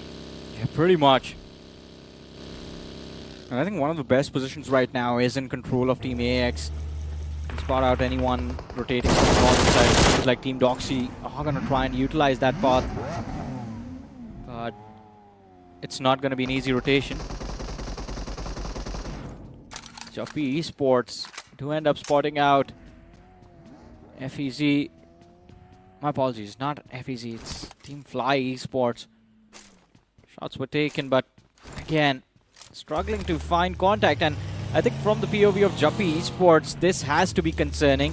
They are pushed outside of the play zone. They know there's a team up ahead, but what they do not know right now is there's someone's dream closing in from the rear side. They've just managed to cross Novorep Neubridge. Might just end up colliding into the side of Juppy Esports. That is going to be an interesting fight. It's an open position towards farm. Phoenix Esports on the move as well. Repositioning right now is going to be important. That's what they're prioritizing. Placing themselves maybe around the school side. Not sure how good of a position that's going to be since the circle. It's probably going to shift away from that vicinity. Oops Official locked in the sights. But FEC's not going to be able to do anything. Once again, it's probably going to be one of those battles where you try to burn through the enemy meds. Could be the case. Not a lot of experience on the players of FEZ. Fresh faces on the block compared to teams like AX, teams like QuantumSpark, even Dragonclaw Esports for that matter. We've seen them in the past. But let's see that start as well on Rondo. Not really working out too well for FEZ. An early takeout. Just 2 points secured. This time around, though, a little bit closer to the center of the circle. They know there's threat around them, so they're patiently lying in wait. Someone's dream. It's a different story for them. They're forced towards the eastern edge of the circle, and we'll have to see how they find their way towards the center. But before that, a recap of Scout versus the side of Thunder Gods. Nicely done. For a moment, I thought he was done. But then once again, I also forgot the fact that the opponents They actually stopped the vehicles on the slope itself instead of directly sending it on top. They did not even fully commit to that entire fight. It was so weird. At least they should have rammed their vehicles on top of that rock. Maybe things could have been different. But instead they messed up. And even a nice conversion. 2 players easily slapped down. Circle actually shifting on top of Phoenix Esports. Man, they found themselves in the lucky spectrum. You've also got Esports Social in the smack center. How is Esports Social going to play that spot?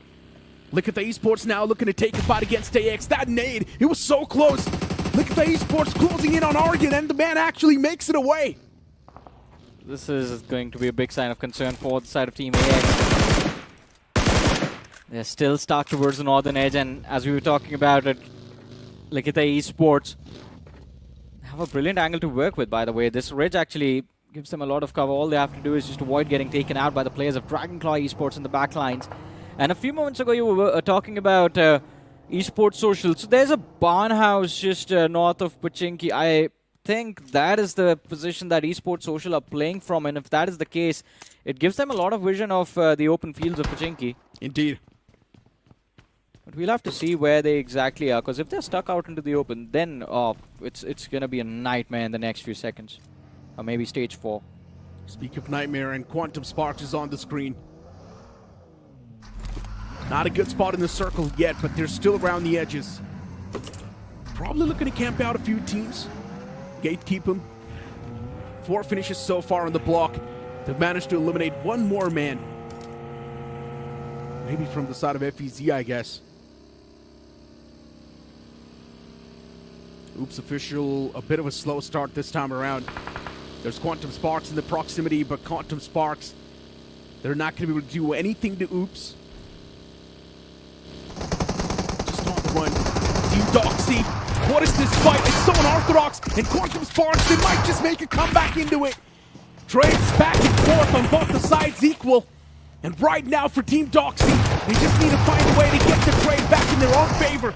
Death God, he's also taking too much damage, but eventually Team Doxy, they're doing a phenomenal job in keeping the players of Quantum Sparks off at bay. The players are taken down low, and eventually Quantum Sparks, they've been eliminated from this game. It was such a quick sweep.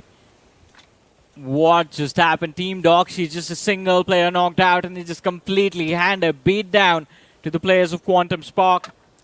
That first fight they took gave us some hope for them, but now just an absolute collapse as they get stuck in the Quantum realm until the next map begins, basically. Let's see Team Doxy. Where do they go from here? How far can they push themselves into this match? They are stuck in that blue zone, and towards the edges, as you see, Likita Esports Dragonclaw can cause some trouble. The circle moving between Pochinki and School. This is going to be an open terrain fight. Someone's dream on top of the potato hill. Do actually have a slight advantage as far as just the stage 4 positioning goes. Seems like the circle's going to be shifting out in the open fields of Pochinki. And already, if teams want, they can definitely advance towards greater spots. By the way, Phoenix also has a pretty phenomenal spot to play with, but as soon as I say that, Esports Social end up finding that knock. I think they're playing that, Phoenix is playing that village southwest of School. To get the confirmation, though, it's going to be impossible. Yeah. So for Phoenix Esports, the recovery will be there. It's not a problem. It was just a little bit of a knock to sort of let the opponents know that, yes, we are here, and still that fear. VXT as well, inside of Pochinki. Just so many teams now finally setting up boot camps in Pochinki, and even Dragonclaw being a part of it. Flying Esports around that same block, around the same spectrum, and Dragonclaw, they straight up ram the vehicles against him. A blind push against Flying Esports might just cost him the game, and Dragonclaw, they're reduced to a 2-man squad. But the same thing can also be said to Flying Esports, as the utilities from Dragonclaw Esports as well, they're doing equal damage. Yeah, Viper from the back lines finding that trade actually does open up the door for Dragonclaw Esports to survive, but look at that third parties coming from either ends. One causing more problems for the side of Flying Esports, the other causing trouble for Dragonclaw. As Viper got knocked out and finished off, Vibro still left standing. TabGod is looking to secure the eliminations before he gets the revive going. But Red Ross, they have the range and the angles to lob the nades and completely shut down Dragonclaw Esports. Oh no, they should have at least got some sort of intel around that spot. Should have fallen back before going for the revives. So many teams were just surrounding that area. And they just straight up sent it towards the houses. Utilities were flooding in from all the different sides, but before they got taken out, they were also able to shut down 2 of the players from the side of Flying Esports. So even Fly's kind of messed up. But for REDX Ross, they got some free points. It's just going to be 1 point so far, actually. But even that 1 point, it will make them feel a little bit better. Well, let's see, though. Red Ross, I think Trenches. It's a decent position to play from while the circle is on top of you, but as soon as it moves away, it's very tough to get yourself out of there. Teams end up getting pinned down there quite often, but maybe it's going to be different for the players of Red Ross. Official still stuck on the northern edge, trying to pick a fight against the players of Esports Social, but Oops Official, the timing of this engagement, it is just perfect. 2 players from the side of Esports Social have gone out on top of that hill, and that just leaves Manny and Gyro on the low grounds completely stuck. But where is Phoenix getting the third party from? Sidelines. The compound's exposed. And Oops is also pretty exposed from the sidelines. Phoenix Esports able to just nail those shots. And because of that, now Oops, they've lost out on a crucial man. Reaper's knocked out. Oops Official instantly reuniting. Every single person just wants to get that revival on Reaper first. And you see all the players of Oops just gathered up, grouped up. Utilities, though, they're flooding in real close, but none of them are finding actual connection. This one should be it. It was around the block, but not exactly close enough. A few more utilities flooding in from the side of Esports Social, but Esports Social knows even Oops Official is not safe from the sidelines. They have to face a lot of brunt. So many smokes tossed out from Oops. Now they finally just want to send it. An aggressive push coming through, but Oops does not finding anything. As Esports Social, they back away towards the compound. Retreating perfectly, and a nade, it's well placed. It's gonna find a return knock, but what? Oops Official as well, they reply back even stronger. 1 nade finding a quick 2-piece, and now Esports Social, they might just start to crumble. Well, there it is. Oops Official moving in for those frags, for those finish points. But there's a little bit of retaliation from the side of Esports Social. And iQOO, the responsibility has been given to him to just deter the push from MADOP. He succeeds. They utilize their numbers perfectly, and all of a sudden, Manny Jord finds himself the last survivor from the side of Esports Social. Necro, a big contrast in performance for Esports Social. This time, it's not off to a great start. 2 matches done and dusted for them, and they just have 4 points. Yeah, well, it's not looking good. That's all I can say. Esports Social, in this game, they got 0 points. Even worse. Which means in the last game itself, Esports Social need nothing short of a chicken dinner. The pressure is just now going to mount up even more. And for a team like Esports Social to stay in this group itself, it's going to be bad, real bad. AX, even they need to be on some quick moves. 4 players next to each other. They need to push inside of the circle, and that push might just be there soon. AX realizes now they need to make a decision as soon as possible. The more time they waste, the more tougher it's going to be to get that piece of the pie. Someone's dream. They've kept their heads down. They've kept themselves safe all this time, not really looking to engage into anyone. Now I guess they have been spotted out by 3 different names. There's Chumpy Esports down south. There's Phoenix on the flank. But Phoenix and AX distracted amongst each other. Cyrex with the opener. And as AX, they have the high ground advantage against the players of Phoenix Esports. They can actually try and push towards the other side of the hill and just keep the pressure on the players of Phoenix, but they need to be swift about it. Cannot give Phoenix a fighting chance in this one. 2 players out. The revive comes through for Phoenix Esports, and they're looking to re-engage against the side of AX. A trade has been found, but the finish conversion still to be confirmed. Phoenix Esports in such an interesting spot. Around the edges, they're also getting shot at from the sidelines. Phoenix Esports. It is definitely a hot spot. They found themselves in a rock and hard place. And there's a chance Phoenix Esports might be eliminated soon, unless they have a lot of smoke. That is the only thing that's currently keeping them alive. Phoenix is also taking so many shots around the teams. It's just looking better now. Phoenix Esports is collecting all the eliminations around them. Jump Esports right now, a big threat. But they're also the victims of Phoenix Esports. Jump Esports is slowly and steadily getting shut down. They're falling apart, crumbling apart as Phoenix Esports. The shots are absolutely precise. Laser beams. And now someone stream. Even they're in the fray to claim the points. Yeah, brilliant performance coming through. And I have to say, amazing sense of what needed to be done by the players of Phoenix Esports. Few smokes lobbed out and they just spray right through them. Wherever they see the hit marker, they just keep on spraying. Look at that, someone's dreamed. Ghostface also falling casualty to Arnav.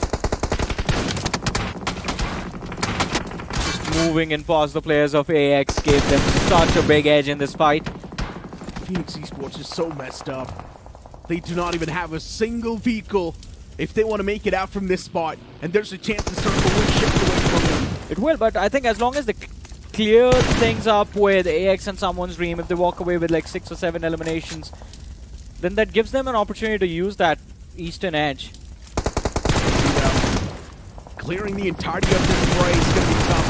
Especially with someone stream charging on like this. Phoenix Esports, they're still somehow finding good options. They smash both the players down. Someone stream, it seems like they're going to be shattered soon. The last man is behind the tree. And to survive this entire spot, it just gets even worse. The last player's probably counting his days. His days are numbered. And Oops official as well from the backline, just instilling a lot of fear. Suppressive fire is there from both the sides, but now the man from someone's stream, there's just too many utilities he's trying to dodge. Also, by the way, all of that knocks that was secured by Phoenix Esports, the finishes got stolen by Oops official. It's just one finish. In fact, actually 2 finishes total that Phoenix Esports actually claimed from the side of someone's dream. 2 picked up by Oops official, and as you were talking about it, Oops official also in the next few moments can build up a lot of pressure for Phoenix Esports as soon as they step out from behind this wall. There is a direct line of fire. They have the numbers to work with, and Phoenix Esports won't have enough cover to survive. But man, oh man, while we were witnessing all the conflict towards the northern edge of the circle, look what's happening in Pochinki. The teams that moved in early are just stuck there. There is no room to move around in. Every single time you take a single step, there's like 10 different players hearing that information and just coordinating with their team about how they want to take you out. Red Ross, they were able to find the first knock in this fray. Second nade tossed, and it's going to find the entirety of Nonix. Back in the coffins, my friend. That's what REDX Ross is currently saying. They seem like the mean demons.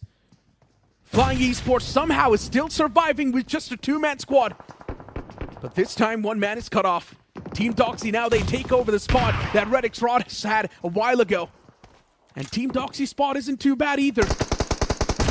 There's a man right around that same fray. Doxy himself.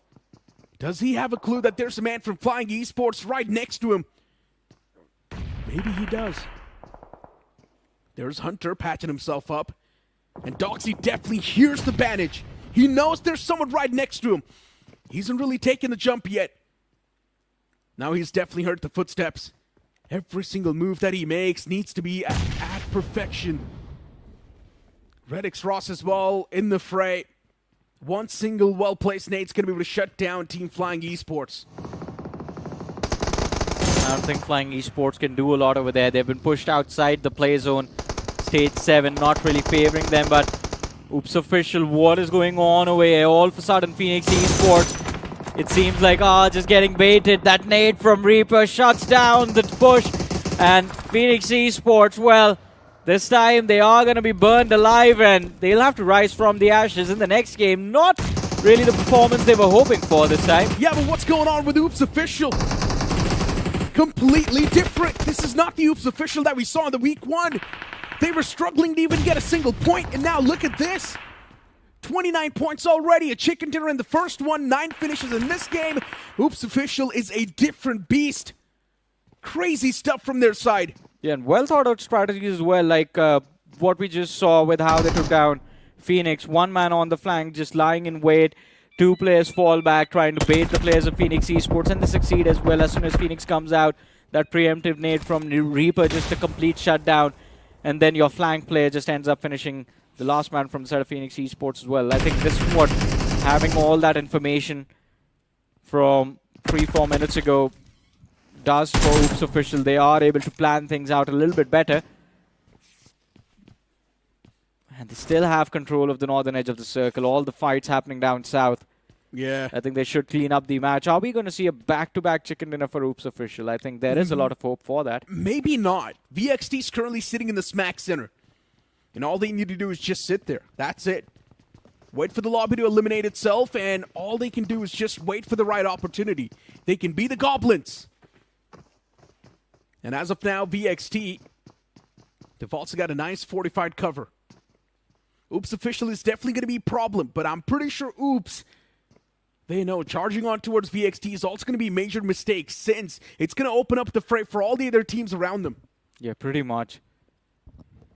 Also, by the way, Red Ross as well are doing quite decent for themselves. If you look at the first 2 games. 6 finishes in this match. And they still have all 4 players left standing. But AX in the backlines can cause trouble for the players of Red Ross. VXT, do they have the range to actually make it happen? I think it is going to fall a bit short. And Oops official, as long as they stay on the other side of the ridge, they should be able to stay safe. Oh my god. AX as well eliminated from this game with just 2 finish points. Concerning. And now Oops finally sending it against Versatile. They're done playing the patience game. They're done playing it passive. But the utilities from VXT were well cooked. And with those nades, they blow up a massive push of Oops official. There's no backup plan available for Oops, as the last man is there behind the smoke. And even he can't do anything about it. Watched his teammates get blown up to smithereens, and VXT now has been gifted a game, and even the last man just evaporates into thin air. Great stuff from the side of VXT. Everything lines up perfectly. Yeah, brilliant defense, brilliant show and presence of mind over there to just lock those low toss nades to shut down the players of Oops official. And Oops official, that could have been executed better. If your opponents have the range of nades, so do you. Just jump through and try and see if you can deny Versatile the opportunity to react that quickly. Had even vision be denied with smokes on the balcony and maybe a Molotov across the window and the door on the ground floor, VXT would have been forced back, but Oops, as we saw, just absolutely wanted to fight head-on against the players of Versatile. It's the end game, by the way. We're in stage 9. VXT sitting close to the center right now, have a big upper hand because the blue zone will engulf Red Ross, FEZ a little bit before them. Lastade Esports eliminated on the 4th. We're down to the top 3 of this match. REDX Ross being a part of it as well. REDX Ross's performance in this game has been nothing short of a surprise. First, they were down in the dip around the trenches. Then they took over the compounds. Fought out against a lot of those teams, actually. But REDX Ross does not have a lot of elimination points to pack. While Versatile, in this position, they were definitely able to aura farm a lot. And also farmed a lot of finish points on the back of that. That's going to be the 8th one on the board.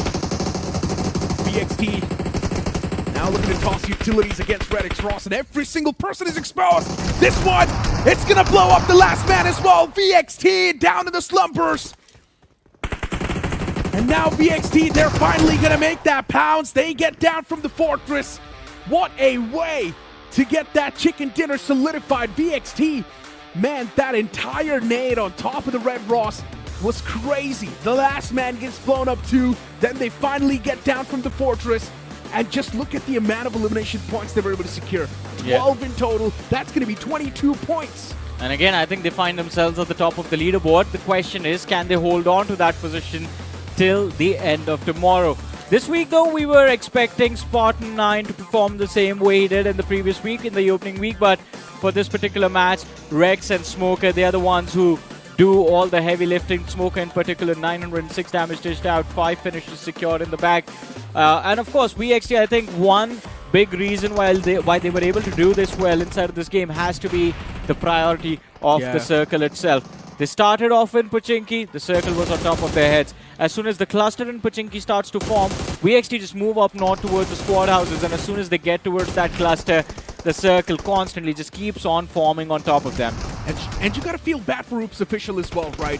They did not have any other option than to actually just straight up ram their vehicles I on don't the feel bad. They compound. could have executed that fight better, to be honest. But the thing is that, of course, VXT knew that they cannot even execute that push from the sides because they will be shot at from the city itself. Utils. No utils from Oops official. They just ran in with nothing. No suppressing pretty fire. far away. No utils. VXT was throwing utils. They were making contact. They were getting close. Yeah, because Oops was right outside. So what happened was Oops rammed the vehicles, and the moment the vehicles were rammed, the utilities Before came the through ramming, from also VXT. VXT was lobbing utils. Yeah, I mean, it's just the pre-cook, right? Preemptive nades, because they knew that the vehicles are going to be slammed in that direction no matter what. So I feel like it's just unfortunate.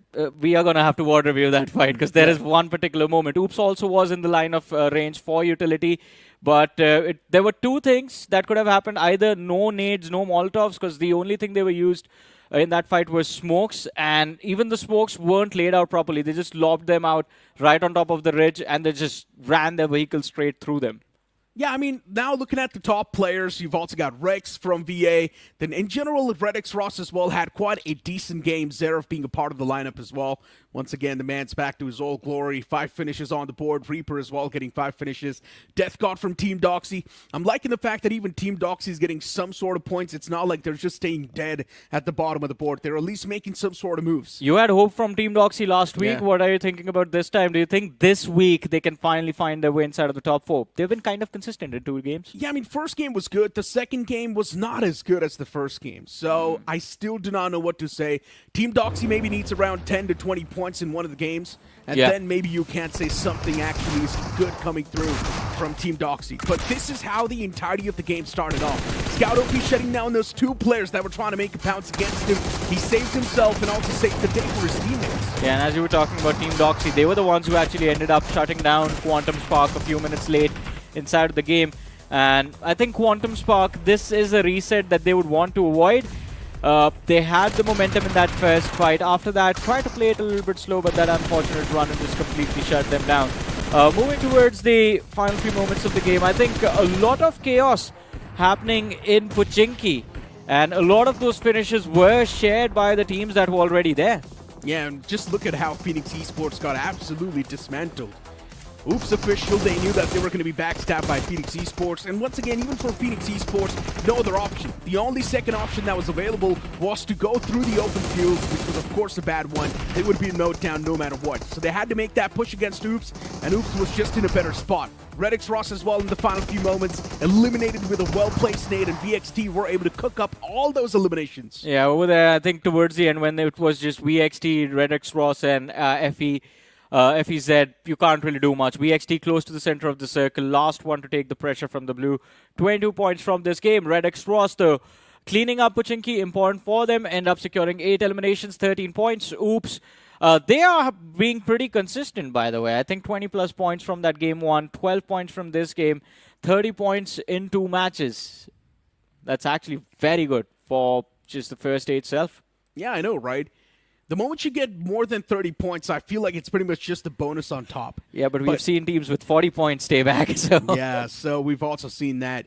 I personally think, yeah, you know what? Just get as many points as you can in the 3 games, because there's a big chance you're probably going to be messing things up in the latter 3 games. Yeah, so just, you know what? Get 50-plus points in the 3 games itself. Although AX, it seems like, are running down the same path as the opening week.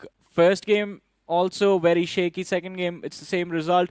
And AX, if you remember, opening week kind of went the same for them. Day number 1, they weren't that great. Day 2, they tried to make a comeback, but by then it was too late. It's kind of crazy to think about that this was the team that actually won the BMPS last year. It's unbelievable if you think about it. There's only one change in the playing floor, and that's going to be the man Henry himself. That's it. But after that, still, even though they made the change for the positive, right now AX's performance is not the same that it's supposed to. It's not as even good. True. I think I agree with you on that. And I think we expected it to be completely opposite because Cyrax was actually the star player for the side of AX back in 2025 as well, even during BMPS. And of course, when he ended up joining MADKINGS, the individual skill that was put on display was actually decent. So moving back into AX, we expected the team to actually move forward with the kind of numbers they put on the board. But it seems like they've just stayed the same. You know what? These type of moments really do make you think that was it a fluke? Because after that, we've never seen them perform in the same wavelength. I mean, one more question to ask is, do they actually need Henry more than they themselves realize? Because Henry over in Mysterious 4 is actually doing really well. Maybe Henry was supposed to leave this team in the first place because, yes, that was the only great performance. After that, even with Henry in the roster, they were not able to perform in the same level anyways. Yeah. So I do believe a change was necessary, but maybe even this playing 3 is not working out that well. So maybe they need to tweak things a little bit more. Yeah, and it's still the early stages, so as long as you can avoid staying in the bottom 8 of Group D, you still have time to do the things that you want to do moving forward, especially during the semifinals. But it'll be interesting to see how now they play the next map, which is going to be the last map of the day. But before that, we're going to take a very short break. Stay tuned. We'll be back after this.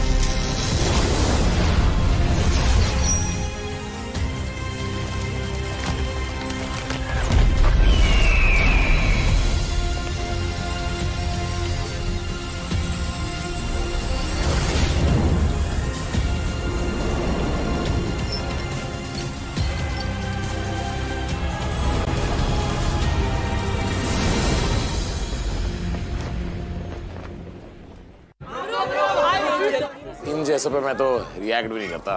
BGMI cricket league का winner है, रोज खेलता है, आप भी try करो। अबे असली का 650 करोड़ देगा फिर भी नहीं करूंगा। इस खेल में ना सिर्फ टीम सपोर्ट करनी है बड़े भाई। जीत गया छोटे भाई।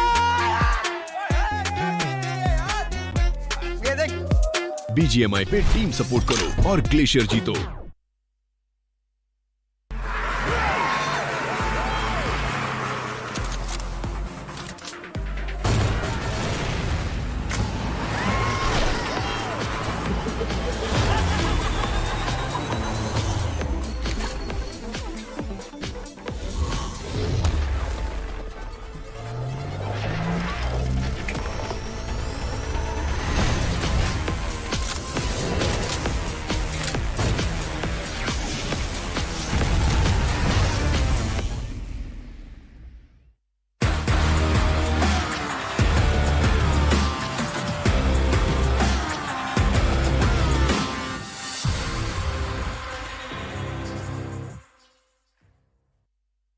Welcome back, ladies and gentlemen, once again to BMPS 2026, and you're watching the English broadcast. My name is Salty, and joining alongside is going to be Icy Baby 1-2, who's here for the first time today.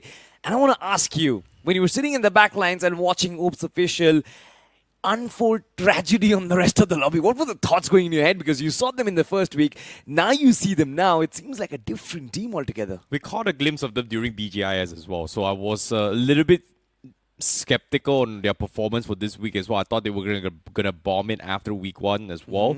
But seems like things have taken a little bit of a turn for them. Hopefully they will have a decent amount of points that kind of retain the top spot. But we've seen it happen before in the past 2 weeks as well, where we did see a team do well on the first day itself and then completely flop the remaining 3 games and just get kicked out of promotions here. So it's a little bit unfortunate for Team Apex Gaming and also Esports Social. However, this time Esports Social is still in this group, and it seems like the signs of life are nowhere to be found after week 1, day 1's performance coming from them. But now this upcoming match here is going to be the last match here for Group D.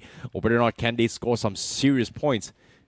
I mean, they need to score some serious points. And the point that you touched out there, I think it's hitting the nerve of every single athlete out there who is playing BMPS. Because I think a lot of teams have had decent performances, in fact, good performances in day number 1. But then day number 2, it just feels like all of a sudden they just drop the ball and they are nowhere to be found. I think Quantum Sparks is also supposed to be in that list as well, where they touched upon that 40-point marker in the first day, but could not really qualify in the next day as well. But I'm hoping, that does not be the case for Oops Official. But you know what? There are a couple of those interesting names as well, especially the ones who came in from Group C getting relegated. I was expecting Likita Esports to do much better. I was expecting teams like Flying Esports to do much better as well. They're getting finishes here and there, but nothing much in totality, I guess. Yeah, they need a major comeback if they want to kind of actually set a tempo in particular as well. And I agree with you. Likita Esports and also for... It's in a situation where they're getting some sort of frags, but they need that big chicken dinner. However, in terms of overall standing, I think they're still doing okay. They're still in the race to actually push back themselves back. Hopefully, this upcoming game is going to give them that opportunity to do so here, because now we're going to be jumping straight into its game 3 for the map of Orango, the last final game for today itself, and hopefully it is going to set the mark for them for tomorrow.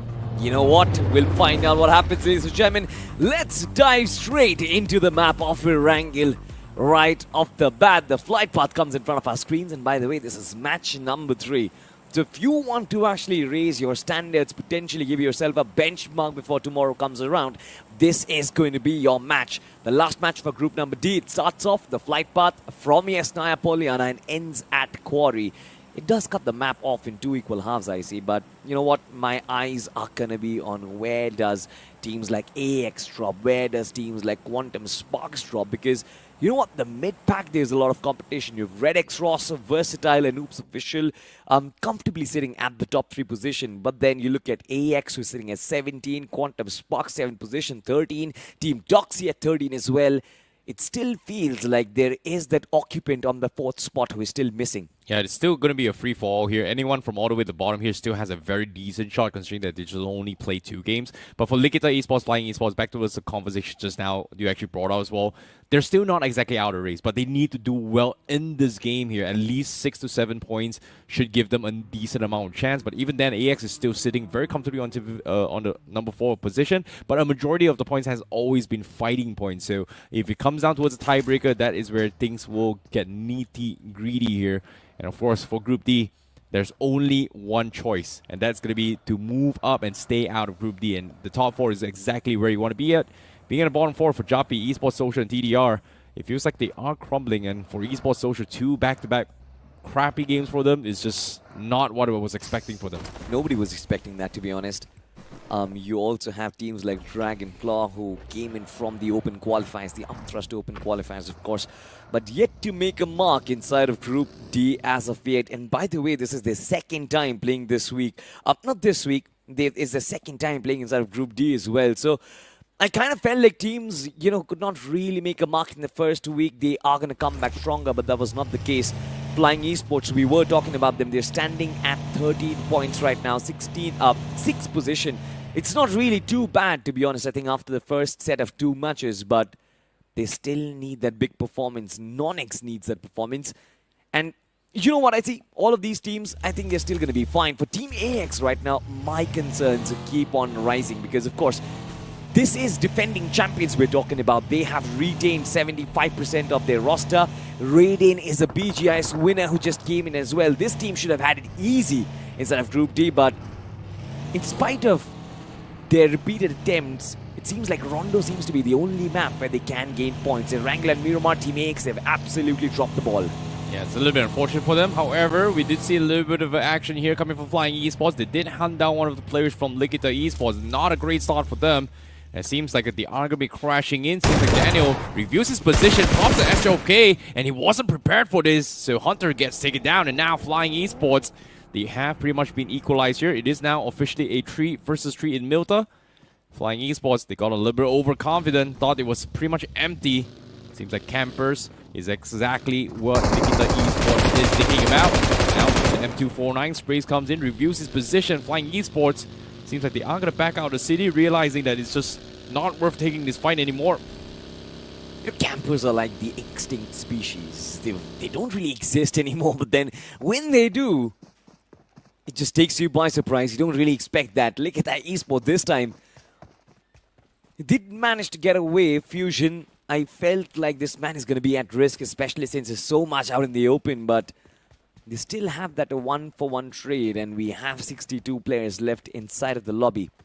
By the way, the circle did drop in, and it seems to be like a very trivial, a very basic Erangel circle, so default gameplay should be good to go, but you know what? Capturing central positions, capturing positions of school apartments, Rozok, it's going to be very important. And Team AX, they're going to be very happy with it. Yeah, fair enough. But Flying Esports, this is a little bit of a different approach they're actually taking as well. Usually they do have the tendency to start the fights as early as possible and wrap things up. But it seems like after losing one player, they just don't want to take the risk. They've realized that, hey, we want to play towards the end game here to try and capitalize the best out of the situation. They have learned a little bit from their lessons during week 1, but now with one player down, it's still a very, very tall order for them to actually execute here. And fortunately for them, they actually got out in time because there were still a lot of teams rotating around, hearing all those commotions. So that disengagement might buy them a little bit more time. Hopefully enough time to actually figure out how to rotate inside the zone. But for NONX, they're already prepared. They're sending it to the middle, and they're scouting out for information. So that's good for them. But Flying Esports, seems like they're not done looting. They are a little bit aware. Seems like the play that they have made so far has given them a little bit more awareness now. John was able to spot out remnants of Red X Rocks for the far horizon, so this time they're not taking fights unnecessarily, which is different. Hopefully it's going to work out for them. I mean, hopefully. As of yet, of course, Flying Esports, we can't spot them covering ground, crossing miles along the shorelines as well. They are moving towards that Milda bridge, and I guess there is going to be a lot of traffic over there. For teams like Choppy Esports, Lickenda Esports in that vicinity. Quantum Sparks is also going to make their first rotation, but wait, what just happened? Nonix, they lost one of their players, and Lucifer, I can see that one finish still is very far away from the top 5 eliminators, by the way. Well, seems like NONX, they took a little bit of a stroll down towards the middle, wasn't realizing that they actually got picked off from the sides. Immediately get picked off. But when it comes to the scoreboard here, I think Oops Official is also going to be the team to watch out for. They are the best performing team as of yet with 32 points. Doing a fantastic job sitting at the top. But this game 3, as of yet, so far, 43 points is one of the highest we've seen so far. But it's not enough for qualification for top 4, so 50 points is exactly the mid. But someone's dream now, firing away. Oops Official has to rotate away from the situation. Seems like someone's dream. He's going to be able to scare him off, but they're not exactly sure where the zone may or may not be. This circle, it's, like you said, a little bit of a default circle. It may pull a prank to shift up to 70, but I highly doubt so, though. And these default circles certainly make things a lot more difficult for the teams out there, because, yeah, you know it's going to be a central shift. You know that it's going to end up in the open, but the question always remains, the hard shifts, it's going to be the most unpredictable aspect of it. But have a look at those early finishes that these players have captured extremely quick on the trigger this time. Nonix will have to continue with a 3-man outfit. But you know what, I feel like someone's dream. They had a fantastic start on the map of Rondo. They had somewhere about 9 to 10 eliminations from that game itself, but if only the availability of recalls give you the confidence to push up and gain those finishes, then I don't really believe that you have a serious firepower in your arsenal. Well, sometimes you gotta risk it for the biscuit, I would say. Yeah. But in this case, Rango, no recalls available means that they probably need to play a little bit more passively. In this case, so far, we have a couple of stragglers already being picked off here. But Esports Social, they're doubling down on school, hoping that the circle actually may shift down south once more. It's still divided. Rozok's still in play. Yasnaya is also in play. All 3 very, very different playing grounds. Very tricky ones if you do not have vehicles and enough spokes to work with. But for Red X Ross, picking off NONX has given them a little bit of opportunity to find space in the middle. But with the circle now shifting, it seems like school is still in play. School apartments pretty much near center. Told you. school apartments. You get them first, you are going to be at the center. But have a look at that. AK firing at range. It's been a very long time we've seen this weapon scream the songs of death, but this time, this is no. Wait, what? Judd gets brought down. What a funny knockout. Wow. The AK, of course, did not do much. It is the M4 from the other side. It is Esports Social who could scrape off that finish. Flying Esports as Judd is on his knees, but it seems like someone else is going to be brought down as well. Versatile this time approach a fight. Someone's dream. It feels like they will have early advantage. A trade-off comes through as well. Badobi could not do much, and yet another name falls.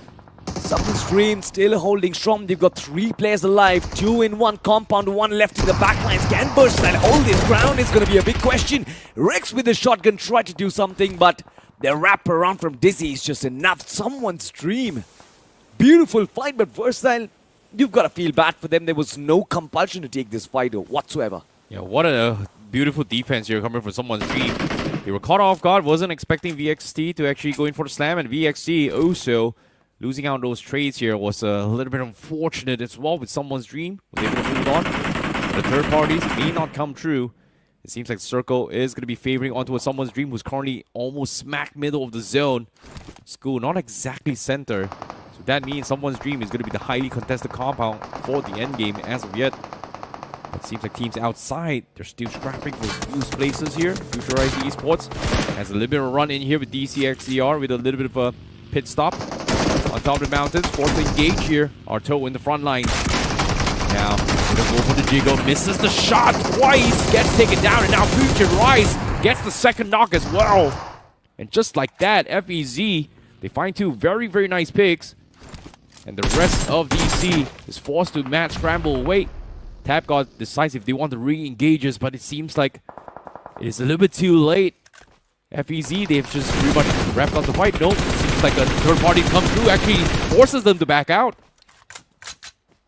Honestly, poor stuff coming in from the other team. You look at Futurize Esports, they had the opportunity and they did clinch it as well. Dragonclaw on that opportunity, I feel like Arthur, he was just way off target. He was so wide. On the other side, Quantum Spark, he just managed to sneak it through. This seems to be a fight, and they manage to shut down Likita Esports. What just happened like that? Master, quick 2 finishes in his arsenal, but all of a sudden, Likita Esports just absolutely surrendered.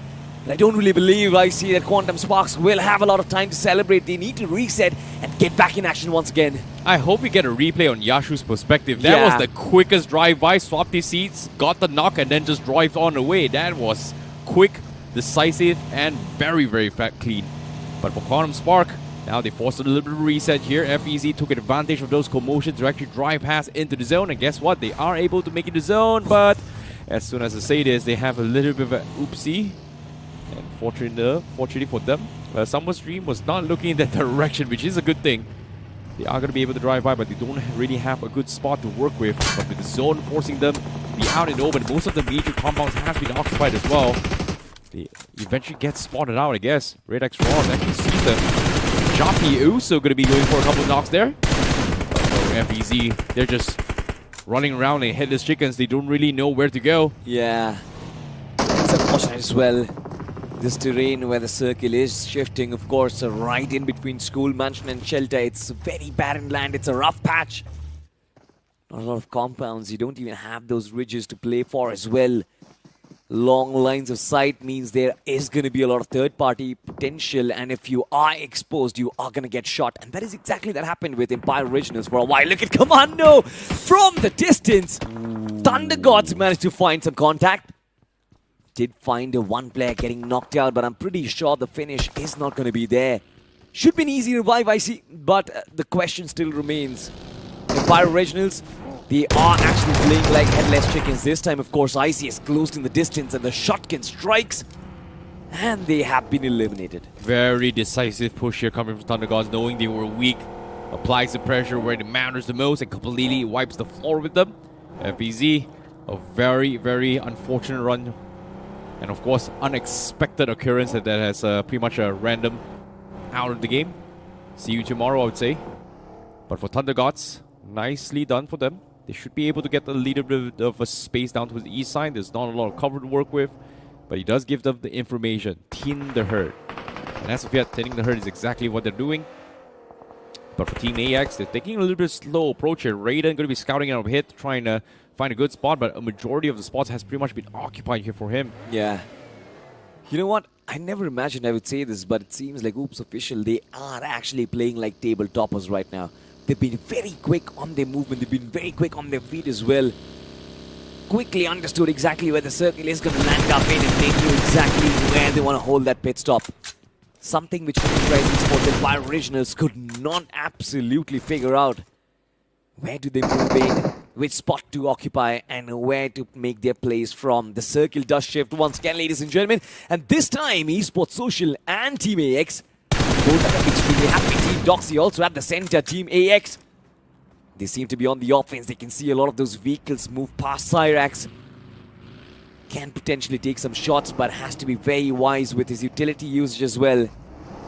Ammunition has always been a very big problem for Team AX. They kindly utilize everything in their initial fights, and they seem to have no gas in their tank left when the final fights come around. So Team AX, I want them to back this big chicken.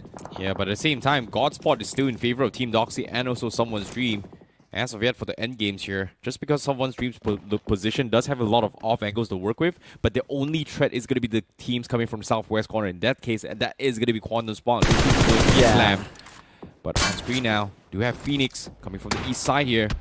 Seems like they do not know there is one more team outside the zone. Dragonclaw may look to try and push through.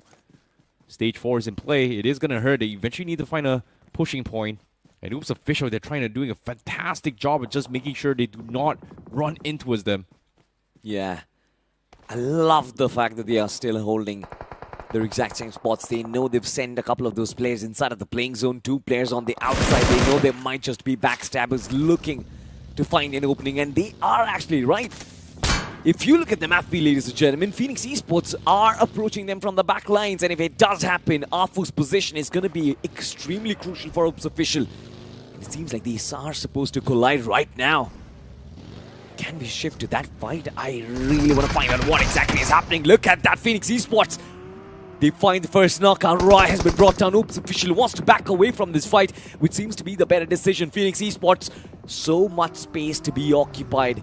They got a knock. They were quick on their feet as well, and they instantly captured the fallen territory. Oops Official, they're not giving up yet. They're sending for a drive-by and gets completely surrounded as Phoenix Esports takes them all out. Oops Official made a little bit of an oopsie right there. Now only 1 player remaining. And now even he will go down. And Phoenix Esports, they found the defense. They found the cracks of Oops Official. Decides to slam in. Not gonna play prey in the hands of Oops Official, as the Predator will be hunted here as Phoenix Esports takes their spot, finds an easy entry point. However, it's not truly over yet on the minimap. You see the ones in green, Team Thunder Gods Gaming. They're thinking of trying going for the push. Fragger goes for a couple of fadeaway shots, but doesn't want to overextend their stay. So this might be the reset for Phoenix, as they're still deciding how they want to push inside the zone. They're pretty spread out themselves here. They've got a lot of space control on the east side, but as of yet, the zone is going to force them across the road, and that's going to be the biggest obstacle here for Thunder Gods. You know what? I'm still very confused. I can't wrap my head around how little Oops lost that fight. They had the positioning. They had the perfect hold as well in terms of formations. Phoenix Esports, they could watch them come towards them from miles away. Still no shots being connected, no knockouts being found. In fact, by the time the brawl actually broke open, I kind of felt like Phoenix Esports would be a man down in that fight. But none of that, absolutely none of that happened, and Phoenix Esports, they snatch away the position away from Oops Official, and that is brilliantly done. They just breaks open the entire table once again. Have a look at that. The table toppers are down and out, I see. It gives a chance to the mid-pack to try and restabilize the overall standings, and that is exactly that they're looking out for. Godlike Esports, they've been looking at Phoenix for a long time now, this time taking in some shots, but I feel it's time to move past and actually get some decent position inside of the playing zone. Which currently is actually being occupied by Choppy Esports, who are taking shots from it closer, always extremely deadly. I wonder how will Thunder Gods Gaming figure out a way to push themselves inside. On the other side, Team AX looking out for a fight. Team AX now, they have an advantage to push this as well. Non-X's compound is not great for holding as well. It's great for just staying in still, but shooting and zoning people off, it's going to be a little bit tricky for them. But as of yet, someone's Dream still having one of the God spots themselves here. Corner spot realize this. They have no choice but to slam in, and they are going to make the attempt. They're going to drive by. They're still deciding if they want to shoot through, but it seems like someone's Dream finds the first pick. Corner Sparks has no choice but to descend, and they even lose another as well. Someone's Dream, they take down two, but they get traded off as well. Now Corner Spark, they're scrambling for space. They're trying to push through. They find a knock on Karan. Now, down to his last two players. Scream is just spraying through the cracks here. Archit finally finds the opening push in, but he's all by himself. He's going to be on the hunt. Doesn't get the knock, but he will be able to equalize himself. The fight is not over. Someone's Dream, they're scrapping for space. It seems like third party comes in as well. It's going to be Esports Social that sees the opener, and they are going to chime in. Archit finally goes down. Oh my goodness, what a chaos. What a fiasco between these two teams. It's a very chaotic and a very messy fight, in my opinion. Quantum Sparks, apologetic effort in trying to defend their compound. Someone's Dream, the way they ran around, I kind of felt like Arshad was just trying too much. Didn't even realize when the rest of his teammates fell down. Someone's Dream, the last player left alive. Esports officials should have it. Very, very easy, by the way. Oh, Someone's Dream just wasn't expecting such a quick push. Yeah. Wasn't prepared. Now lost all control. Esports Social now takes the God spot for themselves. But Ghostface still remains. The moment they clean them all up, they should be able to loop through inside the zone. But problems will arise in the next phase here. As of yet, Ghostface is smoking himself up. Try and buy a little bit more time, but nobody's going to be able to help him as of yet. Esports Social still deciding if they want to push. But from the southeast corner, Thunder Gods now decides to make a push on Joppy. Nades are coming in. Joppy getting chipped down very low. Abitor goes for a swing, misses the two shots. Looks for the third, misses again. Drops it down low, but eventually goes for the hip fire, but gets shut down instead. What a mistake. Thunder Gods Gaming, this is just absolute abomination from their side, to be honest. Now, Fragga just being left alone by his teammates. This time just gets eliminated by REDX Ross. It's a situation that happens with me all the time. I see my friends just abandon me, and then my enemies group up and finish me off. My exes used to do that as well. Just leave me out there in the shopping malls trying to figure out what to shop for myself. That is the reason why I left her as well. But nonetheless, look at what is Ghostface trying to do. Well, he's going to try to survive here. He's in a very cheeky angle. Esports Social is trying to find this. With the nades coming through, he is going to go for the pre-fire. Brings up the MG in play. Now, this is going to be Esports Social's potential nightmare. Ghostface has got to make everything work. Going for a ring around roses. A lot of chip damage has been done. Esports Social, they're panicking. Ghostface down to his last 29 bullets here. He's going to take a lot of damage eventually. The tank comes in, but he takes one down. He's going to try and go for the confirmation, but nope. Denied. Esports Social is going to be able to get the point, and they should be able to survive this. But with the zone forcing done in play, they need to immediately go for the reset and then push through. That's going to be a very difficult task. You know, that lad from Someone's Dream couldn't have been luckier. He got shot from the back with that shotgun and all those pellets. They struck his pan and man survived, by the way. Did not expect that to happen. Did not expect him to survive that instant, the first thing. But well, ladies and gentlemen, we move on. REDX Ross this time on the offense, though. Zeref looking for the first finish. Dragon Claw had one man in the name of Tap God, but could not tap away to safety. This time, of course, REDX Ross, I think they kind of created problems for themselves, amplifying it as nades do come around. 4 nades seems to be like an absolute airstrike. REDX Ross do find pocket of spaces for themselves, and they keep all of their players alive, at least for now. Phoenix Esports from the distance. They will look to cover the distance, but can REDX Ross stay alive till then is going to be a big question from the sidelines. It's going to be Team Doxy, who just scrapes off a couple of those finishes. Yeah, Team Doxy having control for a long time here. Joppy now gets wiped off by Aman. REDX Ross is somehow holding on, but Phoenix's nade pretty much thinning the herd, forcing them out in the open was such a risky play. But Phoenix, they themselves, they need space, they need a way to push through. They haven't seemed to be able to find the opener yet. But Naqsh now tries to rotate away. Phoenix Esports sets a line of sight on them. They are pretty much thrown out in the open as well. So Phoenix Esports, they're trying very hard to thin out Naqsh so that they can focus on fight on REDX but it's extremely difficult to do so. The Team Doxy also looking their way. Phoenix Esports is literally stuck in a rock and a hard place right now. They just can't push up. They can't move. They're stuck. It's actually funny where Phoenix Esports are trying to make their play from, because behind the rock, when you know the Team Doxy has their crosshairs on you, it's almost nigh impossible that they can actually make out of that position. Even if they try and use that smoked up vehicle, I guess they are going to get shot down and exploded. No smoke parts can protect you as well, but at least they are inside of the top 6. They will get some sort of position points for themselves at least. Phoenix, they did find 4 eliminations in this fight. They still have those 3 players left alive. Can they make something happen? They will have to fight it out, of course, and the fight has to come to them. I guess if REDX try to maybe push themselves inside of the circle, that is when maybe Phoenix Esports will try and claim a couple of those scalps for themselves. Team Doxy from the distance, they know exactly where the players are. It seems impossible to defeat this team right now, I see.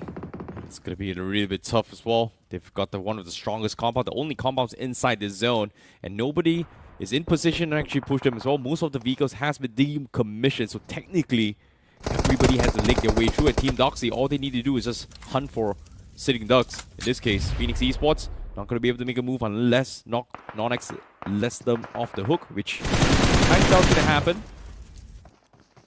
They themselves are pretty much stuck. Naqsh now going for those nades. Can't seem to find the opener.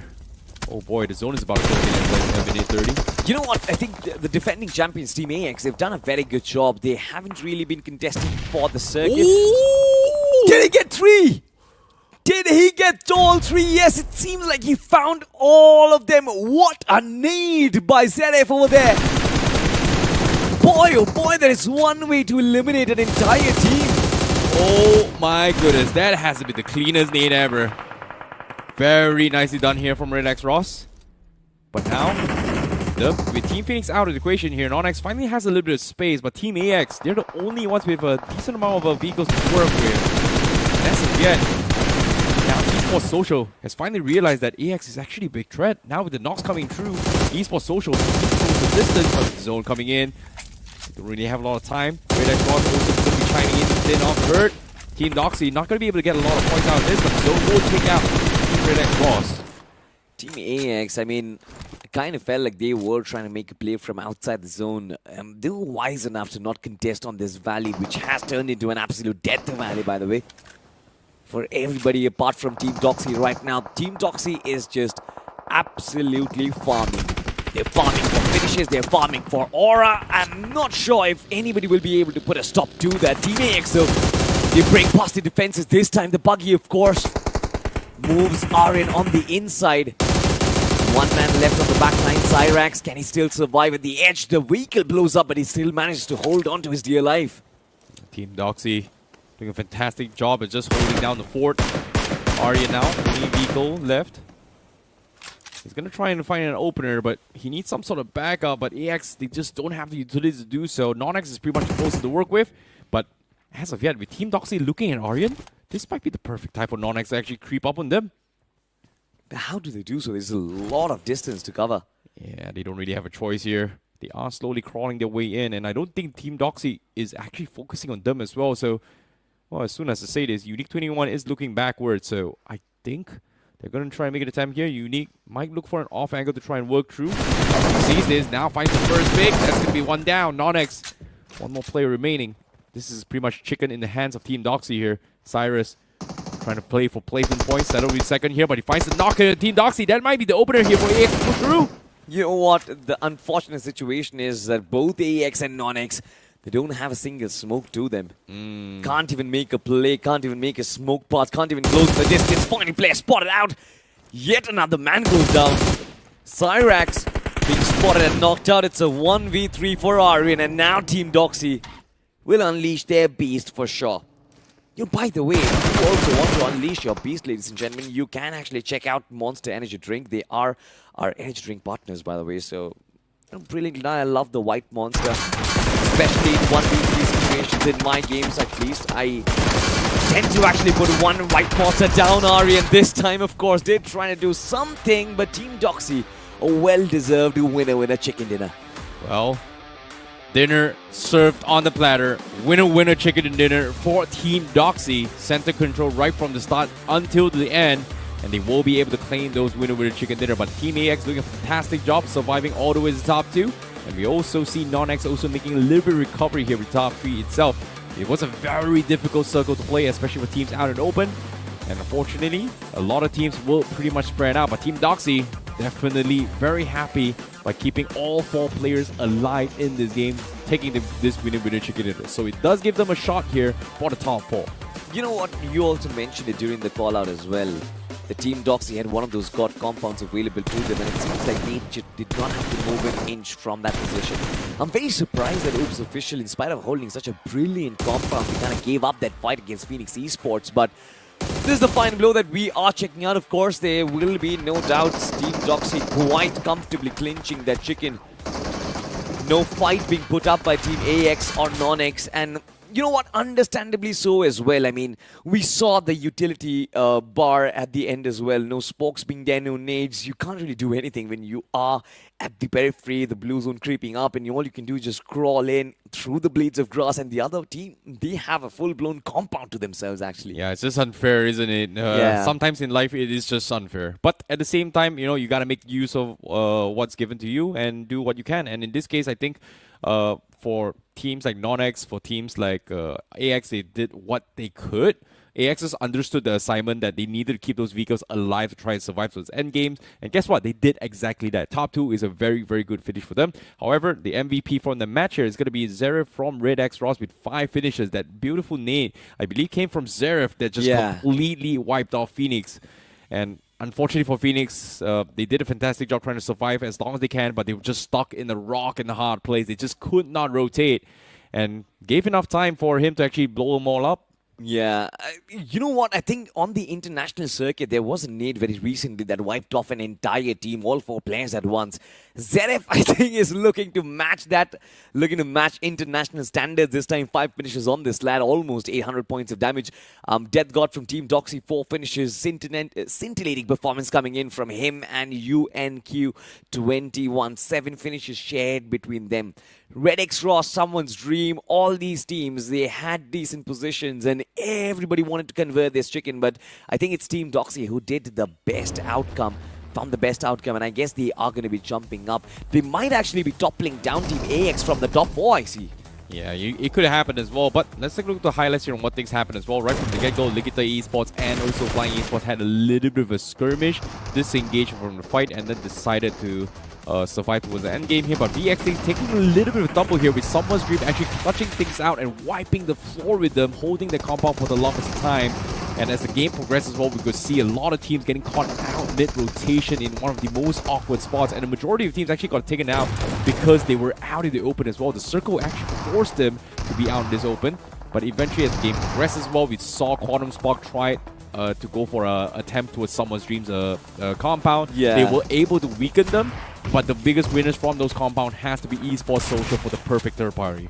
That fight, that entire push from Quantum Sparks was actually very scrappy, to be honest. Not a lot of teamwork in there, and it seems like their micro fallouts have still been problematic. Non-X, by the way, did find that a very crucial knock, but did not really change the outcome of this fight, by the way. 4 finishes, 4 players, if they are alive inside of the final circle, you are certain to win that game. There's nothing that can stop you, and Team Doxy, of course, is going to walk away with those very crucial 18 points. Red X Ross with 15, I think they did a very good job, in my opinion. 12 finish points is not bad. Esports Social with 10 and AX with 9. Now, what remains to be seen, I see, is did Team Doxy topple down Team AX away from the top 4, because if that happens, Team AX will come back tomorrow once again facing yet another challenge. Yeah, it's going to be a tough task for them for tomorrow here. But QuantumSpark seems like they are having a little bit of a rough time themselves here. They've got 5 finishes, but no position points with 5 points. Thunder also getting only 3 points. DC with 2, Likita with 2, Oops 1 point. That means Oops I would say lead is going to be put at a stop here, at least for this game. But let's take a look at the overall rankings here. Red X Rock still maintains their lead here, and they are going to be in the number 1 spot here with 42 points. 9 points difference between them and Oops. So that means there is going to be a very, very good lead for them for tomorrow's race and towards the finish line here. Oops official with 33 does give them a little bit of tumble, but it's not too shabby. You've already done the work in the first 2 games. Team Doxy here with this chicken dinner now pushes them into the top 4. That's a 5-position jump for them. That is exactly what I'm talking about. I mean, it's not just them. I mean, them, Esports, Social, these are the 2 teams who actually claimed up 5 position points. 5, let's just say positions, not position points, from that game itself. Esports Social came out of relegation zone, and Team Doxy pushes inside of the top 4 as well. But still, you know what? Inside of Group D, there is going to be, of course, no threat of relegation. Tomorrow, when Team AX comes back, they will have a massive challenge in hand. QS will have a massive challenge in hand. Can they promote themselves to Group C? We'll find out. But now, a short break.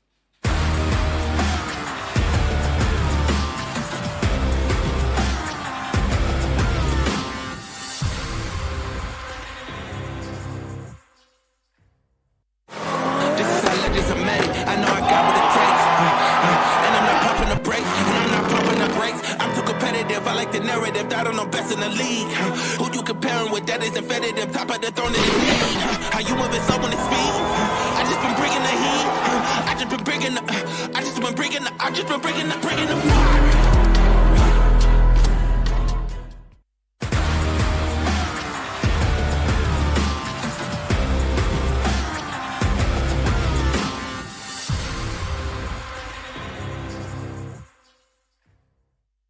Hello everyone, and welcome back to BMPS 2026 here. You guys are currently watching the English broadcast, and we have pretty much concluded 3 games so far coming in from Group D. And now we are going to be having a little bit of switch up here with Group A finally joining the race here for Week 2 itself.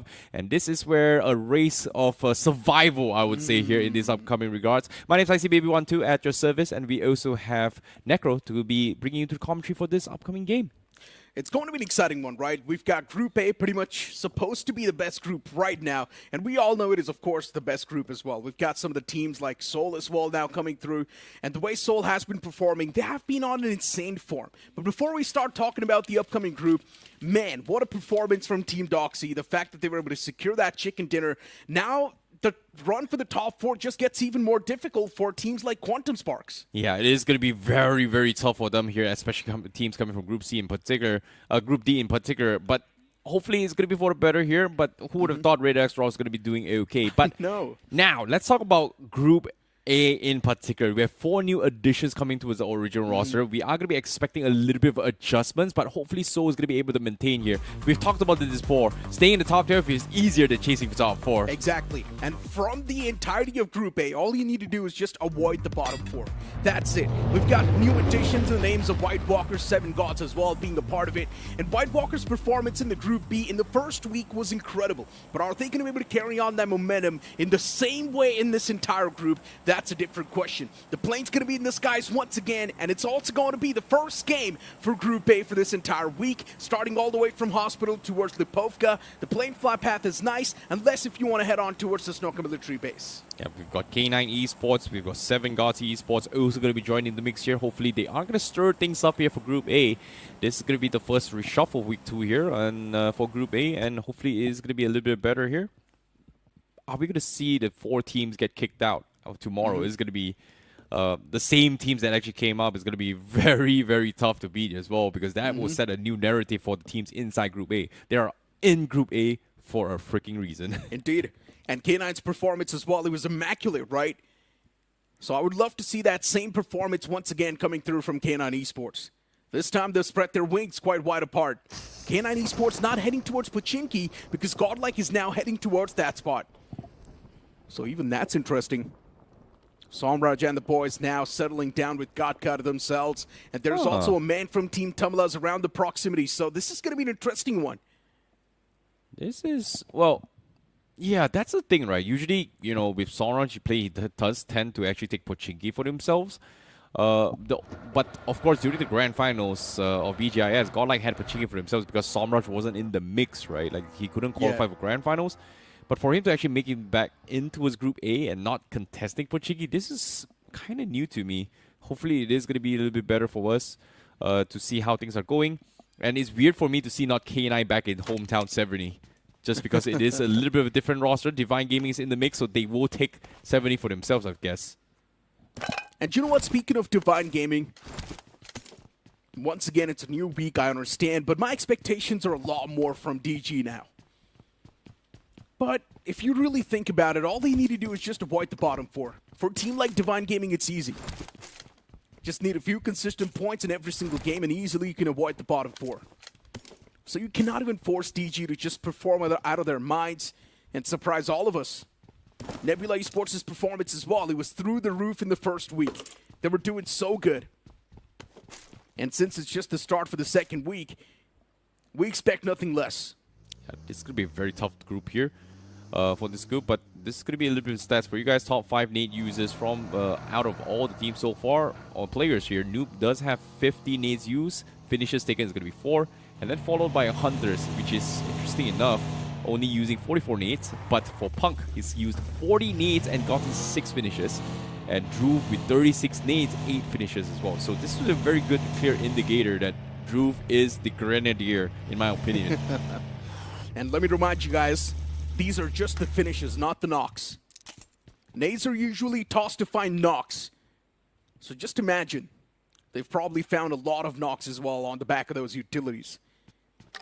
The top 5 is definitely interesting. But WINDGOD Esports, another interesting team around the mix. I personally never thought WINDGOD Esports is going to be able to sustain that spot in the Group A, but now they've found themselves in the Group A. So let's see what they can do. Eyes will be on them. Sometimes the new lads, they definitely do have it in them. Yeah, agreed. But here's a little bit more stats for you guys as well. Most finishes used in all the gun category here is going to be M4 with 506 finishes, followed by the AUG 449. And then we've got STFK with 358 here, Scar L with 131, and then DPS 80 finishes so far. It's very clear tell here what the meta is. Obviously, M4, AUG are based on sprays, and obviously a lot of times players are getting knocked mid-rotation before they go close and personal. But undeniably, STFK is the one that takes the cake here when it comes to CQC. Without a doubt. And once again, on the right side of your screen, you can see the promotion relegation explanation, what exactly promotion and relegation means, and how much importance does hold for these teams to actually follow the entire format. If you're going to be relegated, which means you will be demoted in the grouping system, and if you're going to be promoted, well, you will be moving up in the grouping system. So it's just a better thing to get promoted instead of getting demoted or relegated. Yeah, pretty easy for you to understand. But for Group D, there's only up, no down. And for Group A, there's only down, no up. Yeah. Vice versa, guys. Vice versa. Tomato, tomato. Potato, well, it's not really tomato, tomato, man. But you get the picture. Complete opposites. Yeah. That's the whole point about Group A, right? They just don't need to try hard. Even if they get like 6 points per game, I still believe they can make it outside of the bottom 4. Well, see, that's the thing about Group A, right? More than half of these teams has had a little bit of a roster change. And during week 1, we've seen teams with roster change actually trying hard, really, really hard. Just because, number one, they need to rebuild their chemistry. And also rethink their strategies as well. And there are 2 teams that kind of stood out for me. It was going to be Team Tamilas. Yeah. That actually surprised us in week 1. Nebula Esports also taking a little bit of an interesting playstyle switch. It wasn't really a roster change, but more like a analyst change from them to Genesis. And you can see very, very clear, distinct playstyle changes from Nebula Esports. Of course, REVENANT XSPARK also having one of the biggest changes, in my opinion, here with without Punk in the play. Ninja John has been taking IGL-ship, and REVENANT XSPARK is not exactly in good form despite week 1. They narrowly almost got kicked down themselves. Things were close. That's all we're going to say. And Nebula Esports and Team Tamilas performing well in the week 1 was expected.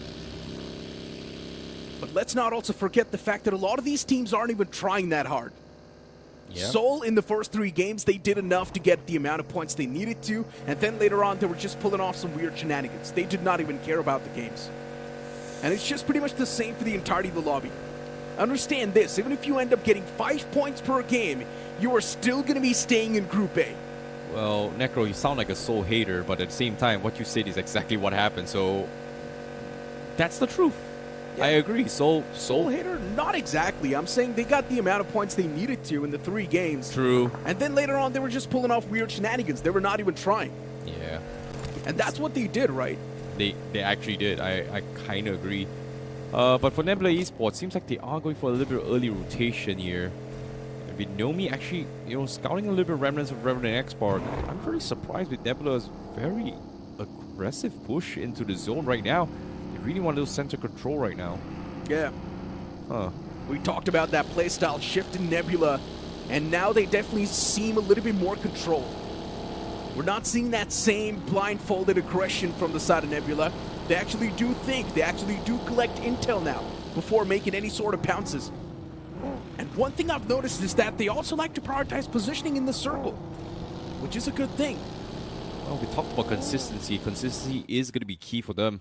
Hopefully it is going to be better. But for now, let's take a look at what's happening on the outskirts as well. Divine Gaming also going to be making their way from 70. They're pushing up from the north side, but Seoul, this is interesting. They are actually rotating from the north side from school themselves. They want to try and push towards Georgeport. This is something that I do not expect out of Seoul. I'm curious to see what they think about this match. Naqsh has done a phenomenal job in week 1, getting center control, especially day 1 himself, almost every single game in terms of rotation. So I think he smells that this circle may actually shift up North George, or maybe take advantage of the West Georgeport Bridge to actually cross early before Stage 3 actually begins, or if he decides to shift down south. A chance, definitely a chance. The circle, instead, is just going to be a centralized shift. A classic one, nothing really out of the box. Team Tamilas, they found themselves in a decent spot. You see Mr. IGL around the centric part. Even 7GOTS, they've got an okay spot around the Big Boy Mountain. Ninza as well in that same fray, closing in towards that centric part. There's going to be a lot of fights soon.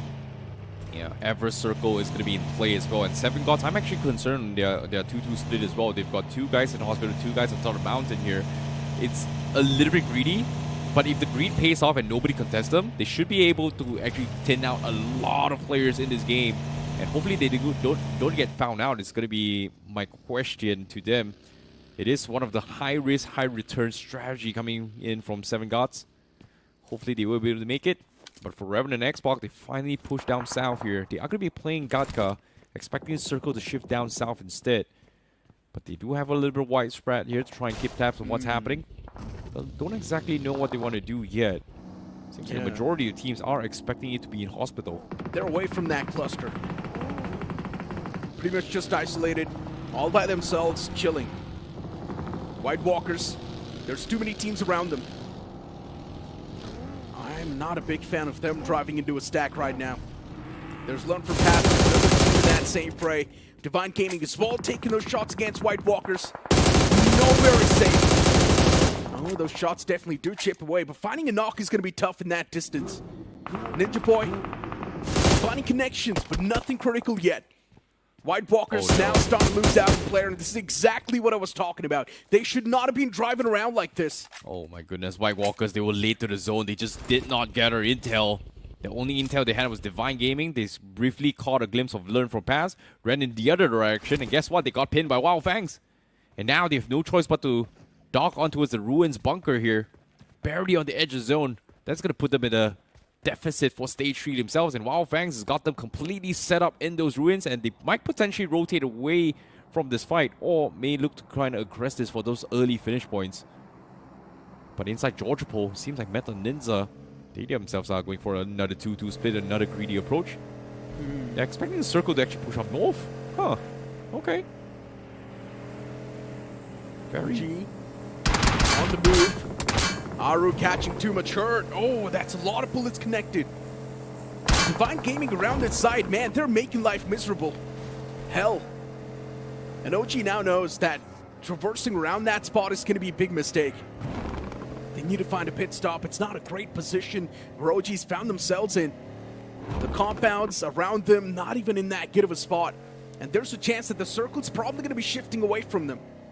If it does take a sudden shift, then things will be taking a massive turn. And that's what happens. Circle shifting down south a little bit. OG's still under heavy fire.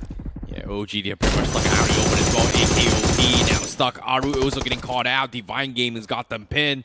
There's just so many angles in OG. They just might lose 2 players just like that. Aru now completely needed out. He's going to try and run away to reposition. Seems like he's forced to dive under the waters here to try and survive, but zone is not exactly in play. Divine Gaming doing a fantastic job shutting down any late rotations outside the zone. And considering it's stage 3, the odd team's going to be looking to do so. But it seems like Wyld Walker now forced to rotate themselves. Wyld Fangs got the pin, and this time they are running straight at them. Yeah, the fight's taken down to a 3-on-3. And it seems like White Walkers, they're not someone who will just crumble like that. But it's still the first man falls apart. The second one follows up the same fate. Wyld Fangs on the verge of making a comeback in this fight. Man advantage in the hands of Wyld Fangs as well. And within the blink of an eye, the entirety of White Walkers, they collapse. Just 1 finish point secured from this game. Nice little reset here coming from Wyld Fangs. Goten is going to scout ahead, but White Walkers, they were pinned right from the get-go. They had to pick their poison. They had a great start opener.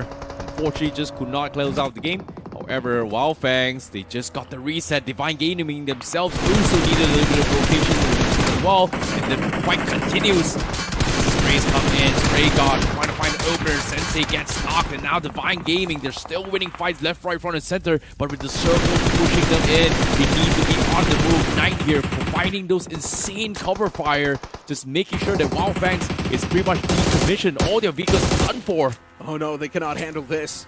Divine Gaming is also getting chipped by the blue, but it's fine. At least they've got the fight. They're inflicting a lot of pain against the opponents, and Wyld Fangs, they were caught in a rock and a hard place. No matter where they went, Divine Gaming had them surrounded. Oh my goodness, that's gotta be one of the fastest rotation as well. The moment Wyld Fangs are distracted, they send 2 guys to box them in and take them out. Last player from Wyld Fangs, Goten, gets scouted out. That's gonna be Godlike. He takes him out. It seems like Manya was able to find the piece. Just like that, 2 teams done and dusted.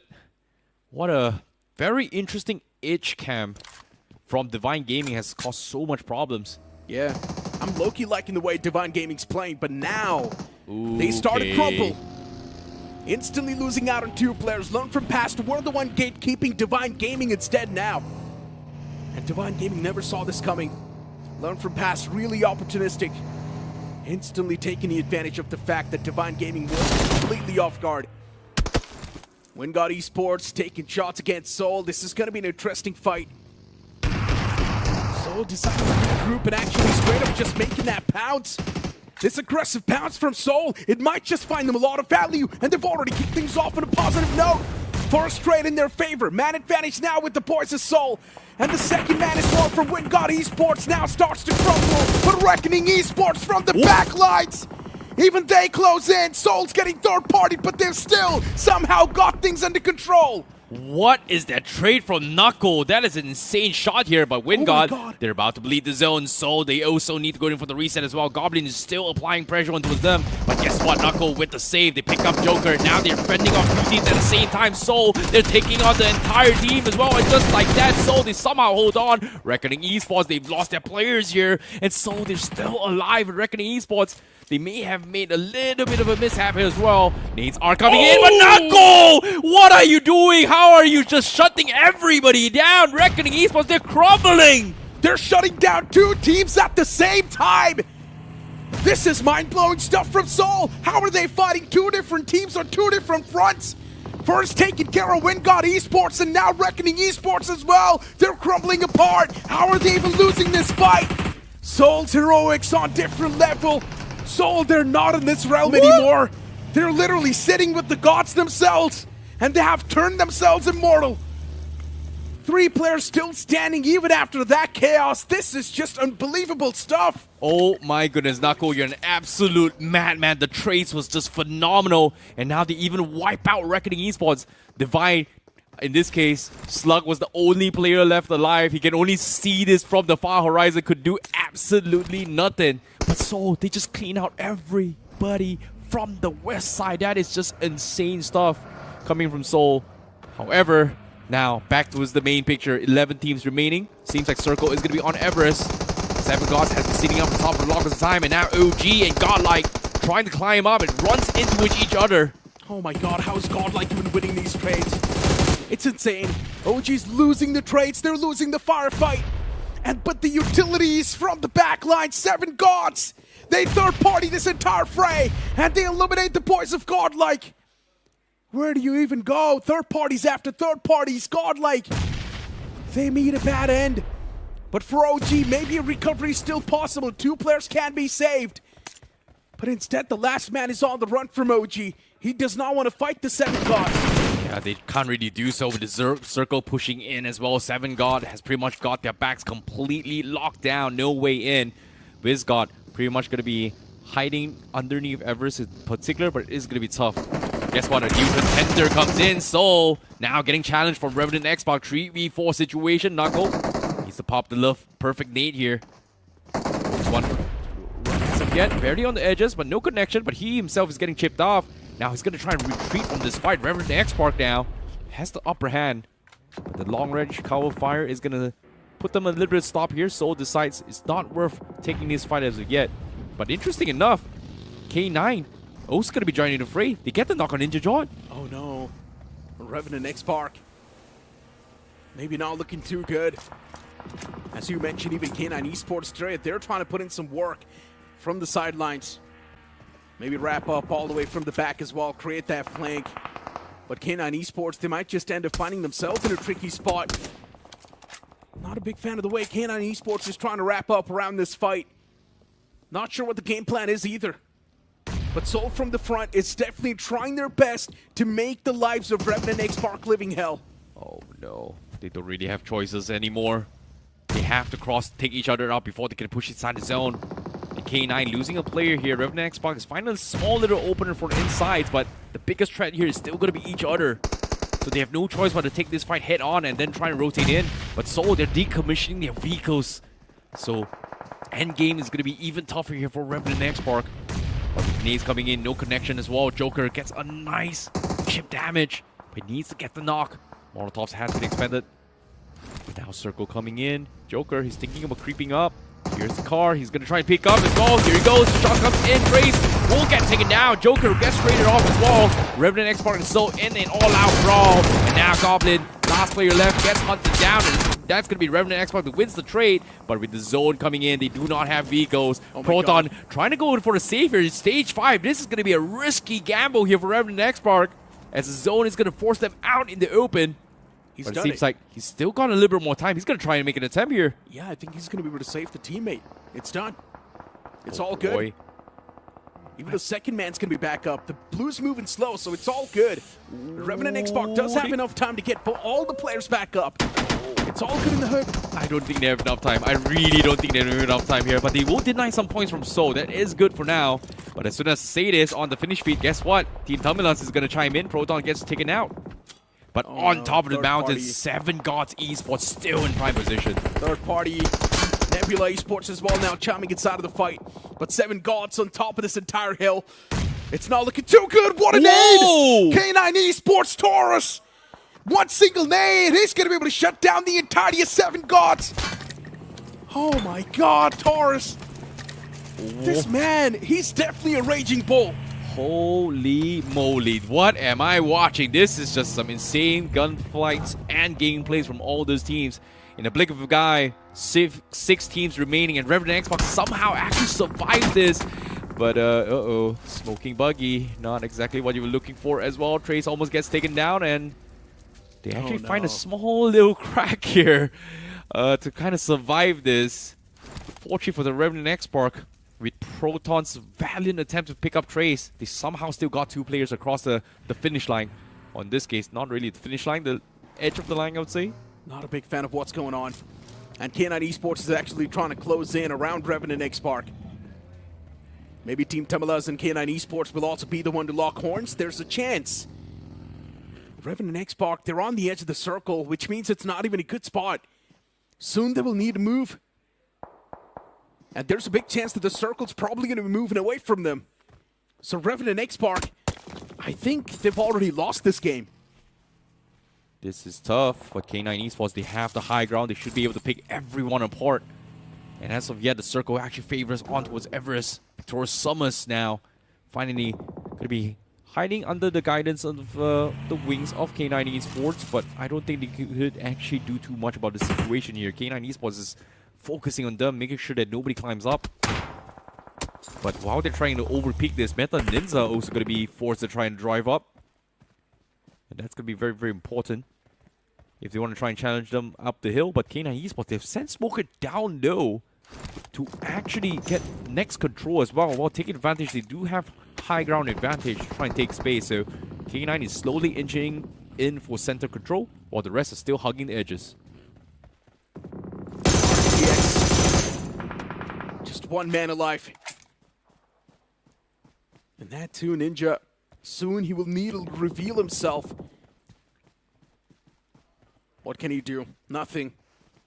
He's pretty much just done for. No possible way the man can fight back. Ninja's so trapped. Take off your bag. Take off your bag. Like, take off your bag and crawl. Take off your bag and crawl. Is gonna deny the points. Oh no, he's got a bandage. I don't think he has enough time. Okay, I think it's done for. Like, Team Tamilas, he's gonna deny the point. Yep. Well, it's all good though. At least they got a few placement points as well to back it up. So it's not too terrible. It's not too bad. So you can't say for Revenant XSPARK, they're off to a decent start. As I mentioned, even if you get 5 points per game, you are still going to be avoiding the bottom 4. Well, fair enough.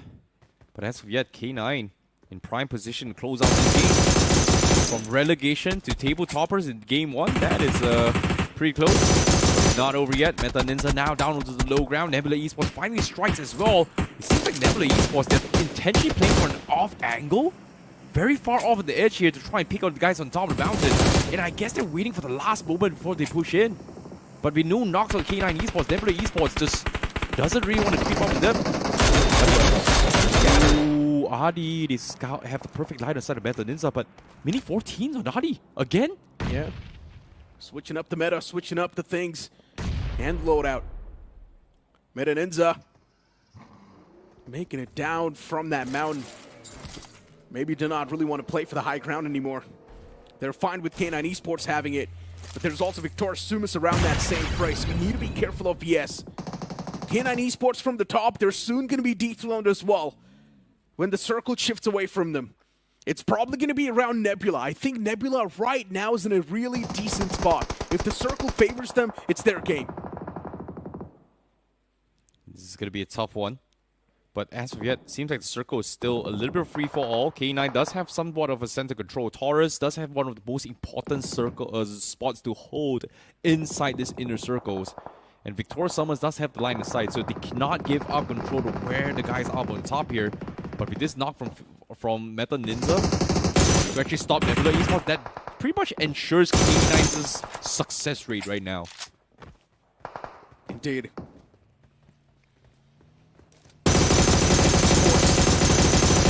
Spray. Not able to find anything. From the top, K9 Esports definitely does have the intel. No conversion yet. And now Nebula Esports is also starting to fall apart. What is MetaNinza doing? How are they even winning the trades? Nebula Esports, it seems like they're not able to defend themselves that well. And even the last man put to sleep. They were playing this one so passive, so defensive. But all of that now is down the drain. Nebula Esports has been eliminated from the game by MetaNinza. What an execution that was. Yeah, Nebula Esports was the biggest threat for K9 Esports. And K9 Esports made sure Team Tamilas and MetaNinza run in towards each other, and they had no choice but to do so. Pushing them on high ground is just a death sentence. And now MetaNinza getting a little bit of trades here and there. Does give them a little bit more time, but it seems like Apollos has something in mind as well. Victorious Summers was scouted out by him. They have been hiding under the help of K9 for the longest time, but now the rest of the Victorious Summers is going to say hello to Apollos. He's going for a couple of sprays, but completely whiffs the shot. MetaNinza now also will take a couple of casualties themselves. It's fine though. On the back of that one casualty, MetaNinza also has a decent spot in the circle. So you would take the trade any time. Ninza, all the players in the circle. Victor Sumus. As of now, they need to make it inside of the circle. How do you even push yourself when you've got a team like K9 Esports ready to gatekeep you? And K9 Esports, they know exactly where VS is. It's going to be a little bit of a tough spot here. Team Tamilas having 4 players alive once more. A 4v3, v3, v3-2 situation. In this case, K9 still has a little bit of upper hand here in terms of high ground, but when the circle forces them out in the open, Team Tamilas does have a very nice crossfire waiting for them as well. In this case, if the circle forces Team Tamilas out, K9 should win. But if the circle forces K9 out first, Team Tamilas should be able to clutch this out. So it all comes down to the circle luck as of yet. Comes down to potential exit strategy. Pushes on towards K9, so Team Tamilas, they need to push out. Team Tamilas, they have been playing such a quiet game up till now. Just trying to reap the benefits off the teams around them who are busy fighting. They were taking those long-range shots over and over again. But now it's the circle, it shifts in the smack center. Team Tamilas left to fight it out against ninza and even K9 Esports. And looking at the position of K9 Esports, they definitely do seem like they've got the advantage. Once again, they've got the high ground to play with. That's probably the thing that matters the most, the high ground itself. Yeah, it's going to be tough to do so. Victor Sumus and ninza has no choice but to take each other down for position points. As long as K9 Esports do not make those mistakes, it should be fine. Victor Sumus doing a fantastic job of just hiding for the end game for the longest time, but ninza seems to be going to try and make this attempt here. They've lost the polos. They know exactly what Victor Sumus is up to. They push down. Mafia going to be driving around here trying to take space. Trying to scare off ninza. But it's not good enough. Shadow 7 now trying to lob a little bit more nades, try and close the distance. What? Very close, but no connection. But what happened? Wait, on the finish feed, what happened to K9? Team Tamilas just straight up sent it against K9 Esports and K9 crumpled. They were melted. What? Hard knife through butter, that's what I just saw. Team Tamilas, some light work against K9 Esports, and now they've also got the prime spot to play with. Team Tamilas, that was some quick decision making, and even K9 Esports never saw that coming. But now for ninza, they first need to deal with the entirety of Victor Sumus. They do so without even breaking a sweat. Team Tamilas now might just be the full stopper that can stop ninza. The situation is down to a 3-on-3. A man from Team Tamilas that's knocked out. The revival is being stuck, and he is back up on his feet once again. But the moment I say so, another man gets knocked out. Situation is once again taken down to a 3-on-3. It's going to be a difficult one as well with the nades coming in. Team Tamilas still got ninza completely pinned. However, ninza, they're not giving up yet. They're going to try and fight back, hope to get a little bit lucky knocks. Resets are still coming through. Smokes are coming in, but the zone forcing them out in the open. But how is that they not connecting? Reaper dropped down pretty low. ninza, they need an opener themselves, and now there you go. They finally find the knock. This should be the time to push up. Yeah, but still, it's a 3-on-3. No one's got a man disadvantage as of now. That man from Team Tamilas who was knocked out has been finished off on the back of that util. Molotovs as well now lobbed. Ooh. Team Tamilas, 3 players. They're just trying to split themselves because they know they do not want to get pieced by the utilities. And even ninza spreading themselves out pretty well. This is really, really nice distraction here coming from Shadow Javin 7. and Fierce. Yeah, all this nades coming from ninza has given enough time and space for Shadow 7 to actually creep off from the off angle. And this is going to be a very crucial one. Unless Mr. IGL scouts him out, he's going to go in for the drive-by to try and bait this out. ninza, they're waiting for those last moment here. But as of yet, they need to find Shadow 7 up. Now shots fired here. Now position exposed, but Javin finds Justy. Now it's going to be a 2v3. Yeah, the Blues can be merciless and ninza. Yes, they've got the man advantage too. And Team Tamilas, they're getting struck down one after one. What a fearless gameplay we just witnessed from ninza.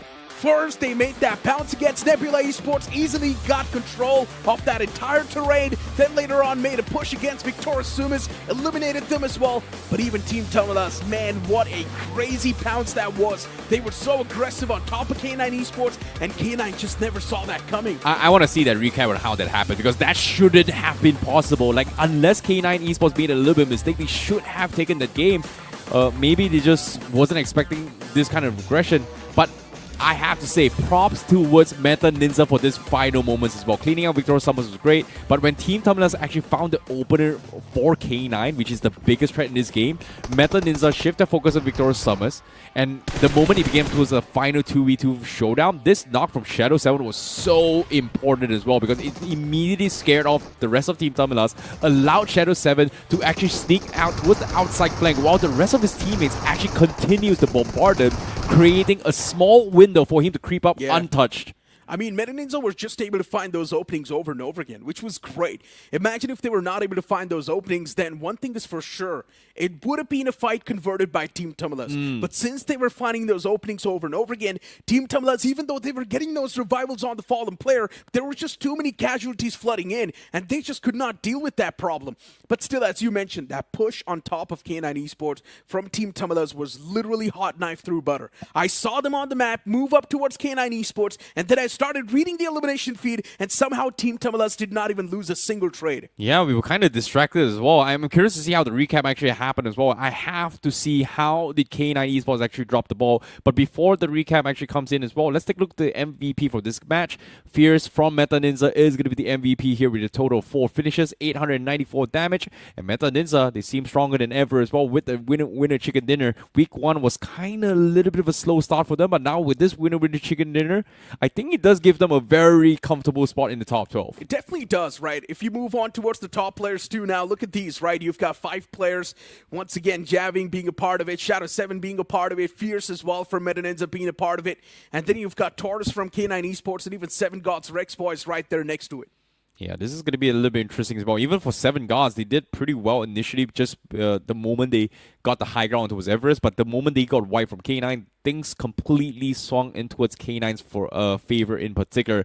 But of course, 7 Gods also a team that came in from promotion, also making their mark here in the Game 1 itself. But in case you missed out the action as well, let's take a look at the highlights of how things actually happened right from the get-go as well. We saw a lot of skirmishes between Wyld Fangs and the rest of the pack. We also saw Soul's individual brilliance, which was phenomenal, taking 2 teams at the same time. And of course, OG and Godlike getting completely dismantled by 7 Gods trying to get up this mountain. I mean, Reckoning Esports and WINDGOD Esports got absolutely toyed with by Soul. It was crazy how they were able to fight 2 different teams on 2 different fronts. And then 7 Gods from the top was, of course, wrecking Havoc, but that Havoc did not last for too long. In the final few moments, Meta Ninja, they made some right calls, some right decision, eliminating Victoria Sumus as well in that same instance. And after Victoria Sumus was eliminated, they were also able to find a lot of knocks against Team Tamilas, and Team Tamilas, they were not able to patch that hemorrhage. Eventually, they were also eliminated from the game. And Meta Ninja, the fact that now they've got a solid start off the rip, they do not need to worry about being relegated anymore. Yeah, exactly. But at the same time, unfortunately, we could not see the recap here on how Team Tamilas actually ran over towards K9. Hopefully another day we should be able to see what perspective, and hopefully maybe Team Tamilas will post their highlight reels on YouTube or something like that. But for now, let's go towards the match ranking here. Meta Ninja with the chicken dinner and 10 finishes get themselves 20 points. Team Tamilas with 11 points, K9 with 9, 7 Gods with 9, Victoria Summers with 7, Soul getting 7 as well. Majority of the points came from the finishes from 2 different teams.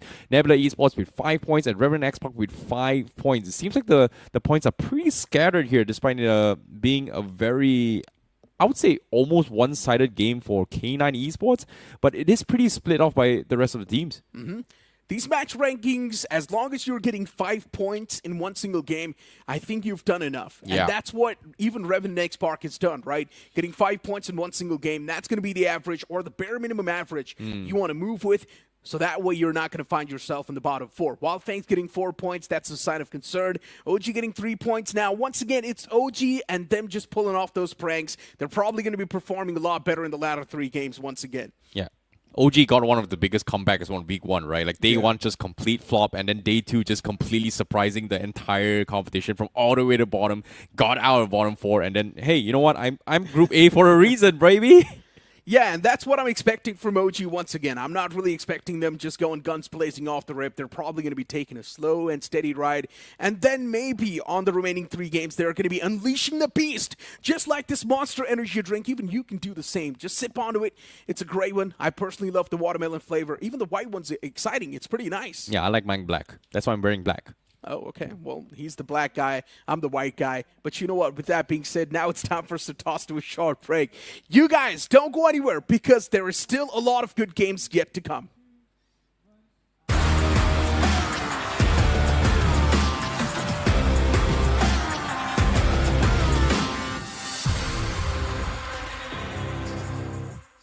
रोज खेलता है, आप भी try करो। अबे असली का 650 करोड़ देगा फिर भी नहीं करूंगा इस खेल में ना। सिर्फ टीम सपोर्ट करनी है बड़े भाई। जीत गया छोटे भाई! ये देख। BGMI पे टीम सपोर्ट करो और ग्लेशियर जीतो।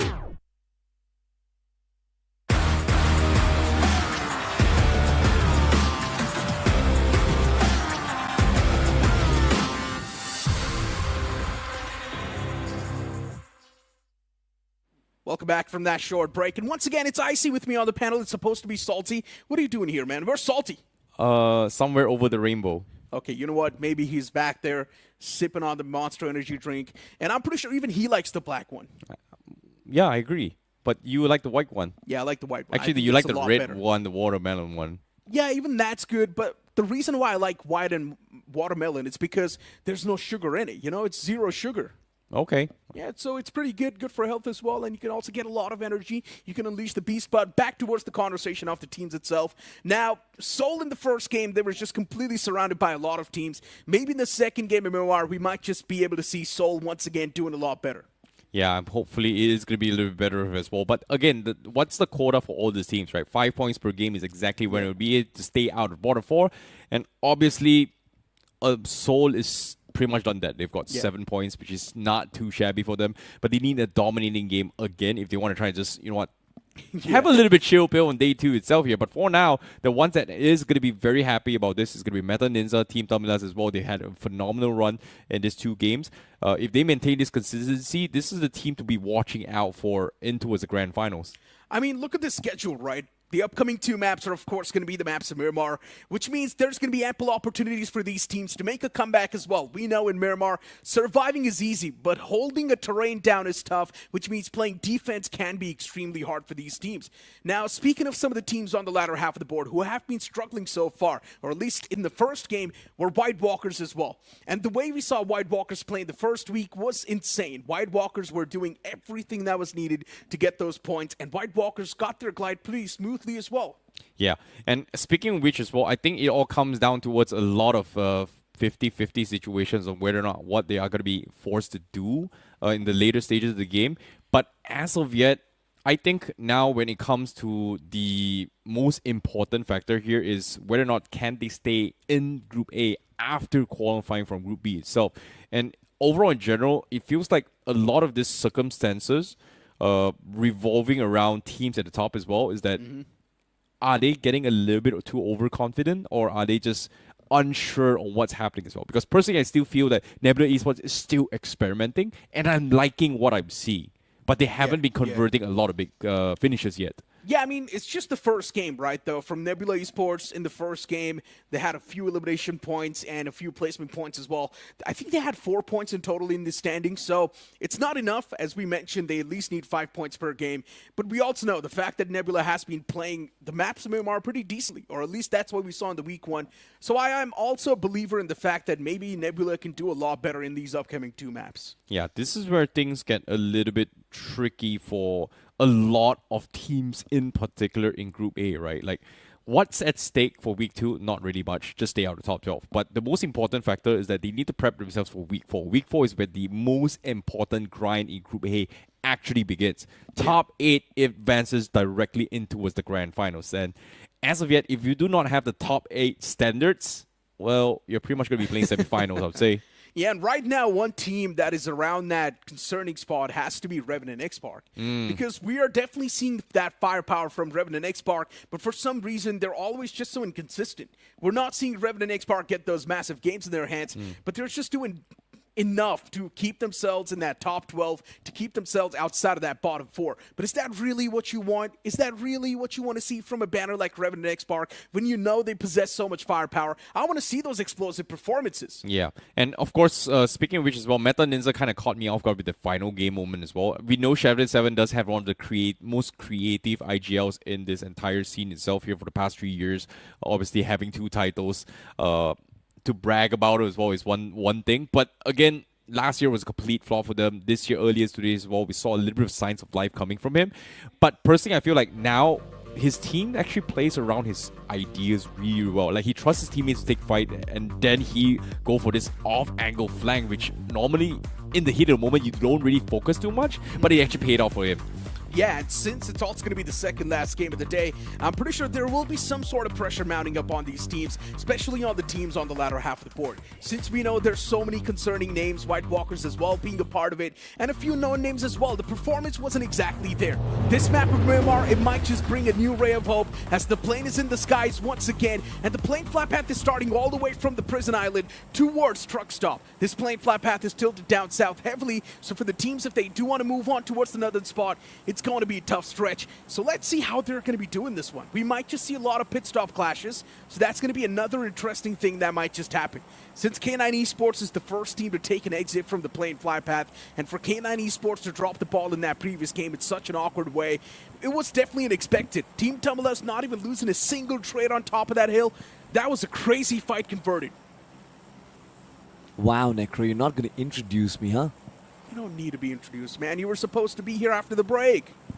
Wow. I introduced you after the break, but then I found out, no, it's Icy on the panel. What happened to Salty? You know what? I had some nature's call. But nonetheless, ladies and gentlemen, nature's call will also be there for REVENANT XSPARK if they don't perform any longer, because I believe Necro, with the way that RNTX has been playing right now, one slip up, one good performance from the latter half of the leaderboard, RNTX can actually drop down to being in the relegation zone as well. I mean, if you remember what happened in the first week, Godlike escaped that relegation zone by 1 position. Yeah. And REVENANT XSPARK just a tad bit beyond them as well. So these two teams, I genuinely believe they're not going to be too safe. But yeah, man, we do have the circle in front of us. No drop clashes in Picado as well. REVENANT XSPARK, they are going to be quite clear. I was expecting the drop clash against 7 Gods, but that did not happen as well. Yeah, 7 Gods retreated, I guess. Maybe you do not really want to take that drop clash against REVENANT XSPARK. They have seen what they've done to Vasista. And I also do believe that REVENANT XSPARK is literally the sole reason why VXT was not able to sustain that spot in the Group A.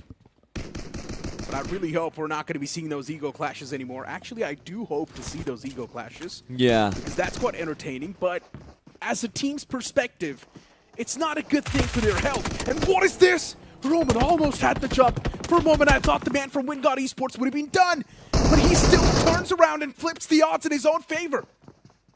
Man down for Reckoning Esports. That seems to be a beautiful throwable. Roman still survives, by the way. WINDGOD Esports. That name wasn't really cooked to perfection. It seems like they still want to take this fight. Sahil and Levi, they have come across. It seems to be like a 2v4. Extremely difficult, but Sahil finds the opening. How?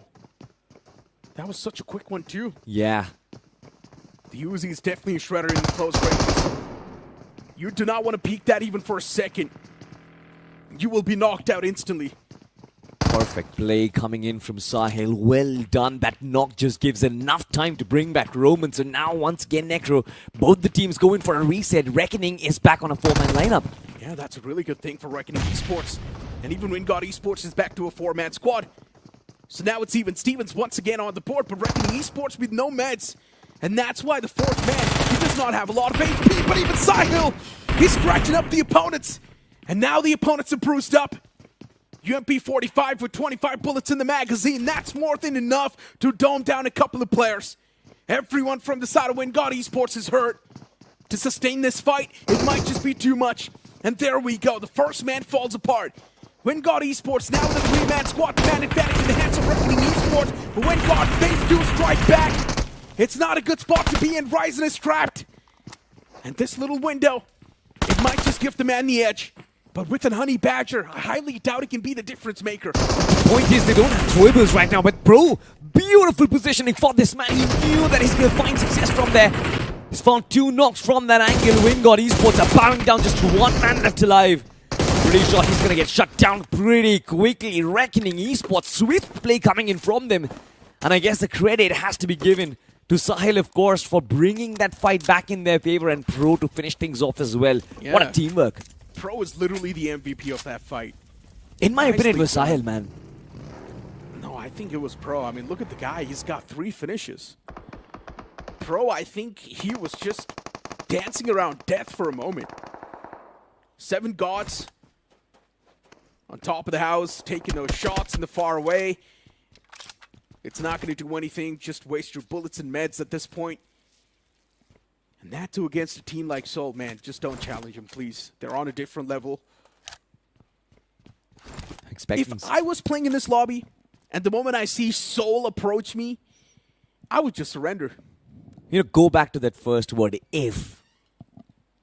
If you're playing in this lobby, Negro, you're never gonna play in this lobby. Trust me, I've played with you. Maybe in an alternate universe. Yeah, I mean, in that alternate universe, then even I am an esports player as well. But we are not going to talk about that. Have a look at this. The Godlike Esports taking shots against their close neighbors, Divine Gaming. Omega escapes without taking a lot of hurt, by the way. But I still believe Divine Gaming, they're not backing away from this fight entirely. They're going to sit back and wait for the response from Godlike. They do venture out in the open. I'm pretty sure the shots are going to come through, but as of yet, no connections for Godlike. Not a lot of points on the board for Godlike as well. It's kind of funny from Divine Gaming, because in the previous game, they were taking so many shots, gatekeeping so many teams from that Ruined side, and I personally thought Divine Gaming might just get away with a lot of points, but then at the end, they only had 3 points in total. Yeah. They were able to find a lot of damage, they were able to get decent bit of knocks, but no proper conversions. And maybe Divine Gaming now, that's what they need to work on. Getting those conversions, getting those fights closed out. You know, it's been a massive reset for Divine Gaming. I mean, ever since we arrived at the semi-final stage of BGMI, I guess. Back then they were known as K9 Esports. K9 had completely lost out form. For some reason or the other, it seems like Divine Gaming as well. The same set of players, the same group of players, the same IGL, it's just the banner that has changed, but still the gameplay is yet to come back to fruition. Something that we've seen in the grind, they were just absolutely making a mockery of the lobby right now, playing a rather position-oriented game. I mean, imagine this. Have you ever seen Slug, Knight and Ninja Boy play a central approach? I've never really seen that. They always seem to come in from the edges. They always seem to clean up teams one after the other. But this time, it seems like confidence is at an all-time low, and it should be as well. They've failed multiple times. But this was the fight that actually broke things apart. It's not just the confidence, right? That's just how Omega likes to play. And I'm not a big fan of the way Omega is currently driving the ship. I think he's supposed to be an aggressive pirate. He's supposed to be out there taking fights left, right, and center, not even caring about a world. But at the same time, taking those fights in a smart manner. But right now, it's like Divine Gaming is just playing completely for the defensive side. Yeah. No offense. They need a little bit of successes back-to-back, maybe in a couple of those team fights where they can gain back the confidence, which will reinstill that aggressive style, I'm hoping. But on the flip side, this new K9 Esports, they've certainly surprised me completely. Yeah. Taurus, by the way, in the last game with that single nade, destroyed 3 players all by himself. It was crazy. 7 gods, unfortunately. Man, just completely blown up with that one. And I was definitely surprised with the way Team Tamilas made that bounce on top of K9 Esports and found success without even taking a single bit of damage. Yeah. How was that even possible? Because K9 Esports had the high ground in the first place. And still Team Tamilas were allowed to make that push, which isn't acceptable. But you know what? It's fine. One single game, one single mistake, you can let that go. But the circle taking a shift towards the left side of the map, it might just go around Trailer Park. The happiest man in the lobby is going to be Adi. He's going to smile from year to year. But have a look at this. 7 gods in the BIP. It seems like they've broken down one of those men. Team Soul losing a body out early. Can Can they retain their advantage is going to be the big question. Seven Gods might just not let Team Soul pass by. This is the first knockout that has been found. The rest of the players, have they abandoned him? Or are they going to try to bring him back is going to be a big question. Yeah, that blows. They were just caught off guard. Never even thought that someone's going to be all the way back in the blue, trying to get a piece of him. We'll find out, of course. Have a look at this, the Goblin. Holding down the ridge. He's still inside of the blue right now. Seven Gods. I guess he knows exactly what Seven Gods is doing right now. He knows that Seven Gods is waiting for Team Soul to pounce on top of them. They're not going to make that mistake count. On the other side, Victorious Sumus. They're on the move. A little bit of a tumble coming in for Venom, but still fine. I guess they're going to be driving quite comfortably. They do have ninza right next to them. Like you said, Necro, this circle is going to cause so much trouble. It is a migration mode for all of these teams right now. Send it inside, but do you have space? Do you have a position to play this fighting game from? I don't really think so. How many times have you seen a final circle land up in Trailer Park? How many times have you seen the west side of Creative Fields being in action in the ending stages? In my opinion, I think never inside of 2026. It's pretty rare. Really rare. But I'm pretty sure the circle's going to be ending inside of El Pozo. It's going to be an urban warfare.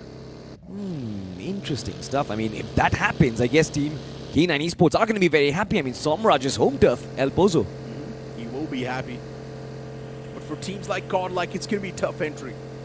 Including White Walkers as well and REVENANT XSPARK. These late game rotations, I'm not a big fan of it.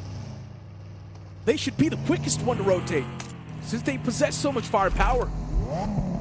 Surprisingly, somebody who was known for late game rotations, Team Tamilas, they've actually found themselves at the center of the circle as well. Yeah, not at the center, but they have rotated early. So it's like almost tables have turned inside of the rotation aspect of the game as well. Yeah, they've changed. They've changed a lot. Team Tamilas is now one of the quickest teams to rotate. And it's been working out for them pretty well. That's what they did in the previous game as well. The moment the circle popped up around the Big Boy Mountain, Team Tamilas just booked it in the vehicles. And that worked out pretty well. Now inside of the El Pozo City, you see Justine. White Walkers, though, as I mentioned, still in a concerning spot. REVENANT XSPARK, a late game rotation, not a big fan of this one. And I highly doubt it's going to work out as well. There's just so many teams around them. The moment they take a fight against White Walkers, there's going to be a lot of third parties on their way. And this is what I'm saying. White Walkers were just placed in a better spot. They've got nice stands to fight against REVENANT XSPARK. And REVENANT XSPARK, they've got no intel of what's going on in the circle. And they've lost their Ishul as well. Ninja is down. The vehicle was exploded. White Walkers, like you said, on a gatekeeping mission. REVENANT XSPARK will, of course, find themselves an alternative route. But where are they sending themselves in? They're pushing deep inside of the circle. Do have the players of Reckoning Esports holding down the sightlines, but they're not taking shots as of yet. Finally, they do. And hear those gunshots. Proton is barely surviving. He finds himself some sort of hard cover and manages to protect his vehicle as well. But on the flip side, Victorious Summers, they've arrived at the party. Somraj quick on the offense. It seems like Snowjot is closing down the distance. It's just always, and he might just get cleaned up as well. Victorious Summers, they're down and out. Yeah, VS. Not exactly a team that likes to take the fights. And this time they were forced to take a fight against K9 Esports, a team that possesses a lot of firepower. White Walkers, what is this rotation?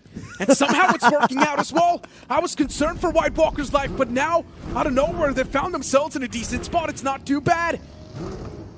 We are definitely going to be seeing some urban warfare. But one of their men has been brought down, Necro. Beast was caught off guard by Spray God through the vehicle itself. The man was brought down. It's okay. Sacrificial lamb for a safer route inside of the circle. You will anyways take that trade. Speaking of the trade, Wyld Fangs. Really want to find out what is going to be their game plan, because I haven't really seen Wyld Fangs shine so far inside of Group A. Not in the first week, not in the second week as of yet. They need to find that big chicken to drive momentum into this team. We saw inside of BGI, they were a very momentum-heavy team, Necro. You don't even need that chicken dinner, though, if you think about it. You just need 5 points per game, and you're good to go. Yeah. You just need to be inside of the top 12. That's it. And 5 points per game, it's more than enough. Soul, as of now, oh no, catching too much hurt. So far, they've managed to acquire 1 finish point in this game itself. And Seoul, they're not looking too comfortable either. There's a lot of teams around them, and that too some mammoths I'm speaking of. 7 Gods and K9 Esports. 7 Gods, they're currently in a red-hot form. K9 Esports, we know the firepower is definitely there. And I'm also liking this change in Somraj. He's not the same Somraj who waits patiently anymore. Yeah. He is taking those fights out there. He knows he's got the firepower on his belt. Look at the way Taurus has been playing. Look at the way Smoke has been playing as well. On the flip side, Meta Ninja table toppers, they are being challenged by Divine as a nade sails in from Omega. Does absolutely no hurt, but Ninja Boy, look at that. He bears the brunt of that nade and finally gets knocked out as well. Divine Gaming, they are being systematically destroyed, but Meta Ninja as well, they're catching hurt. It seems like a third party's happening from the distance. No, it's actually Shadow 7 creating that angle. Shadow 7 played that so well. From the flank, he shut down those players from Divine Gaming. And now Divine Gaming, they just don't have enough men to play against Meta Ninja. But it's fine. Maybe Slug is more than enough, but the floor's lava. The man is literally burning down to a Molotov. Meta Ninja, the players once again reunite because they know Divine Gaming, they're slowly and steadily winning the trades. Now they've got the odds in their own favor. Divine Gaming with the man advantage in the fight out of nowhere. They're snatching away this compound from Meta Ninja, but Divine Gaming, they're once again losing out on men. You know, Apollo's just brought the fight back. He just made Meta Ninja live once again, but can he get another one? Not really. Divine Gaming, it seems like they've been destroyed from the back lines. 2 men still alive, but shots are still coming. And Meta Ninja, they need to do something to protect their comrades on the flip side. It seems like Soul versus K9 is a reality. Snowjot finds the first bit of success. Somraj does get the better of Joker as well. Team Soul from the sidelines have kept a Goblin and Legit alive, and that is needed. But K9 Esports, what a defense. And the same can be said for Meta Ninja, honestly. Nicely done. Really nicely done.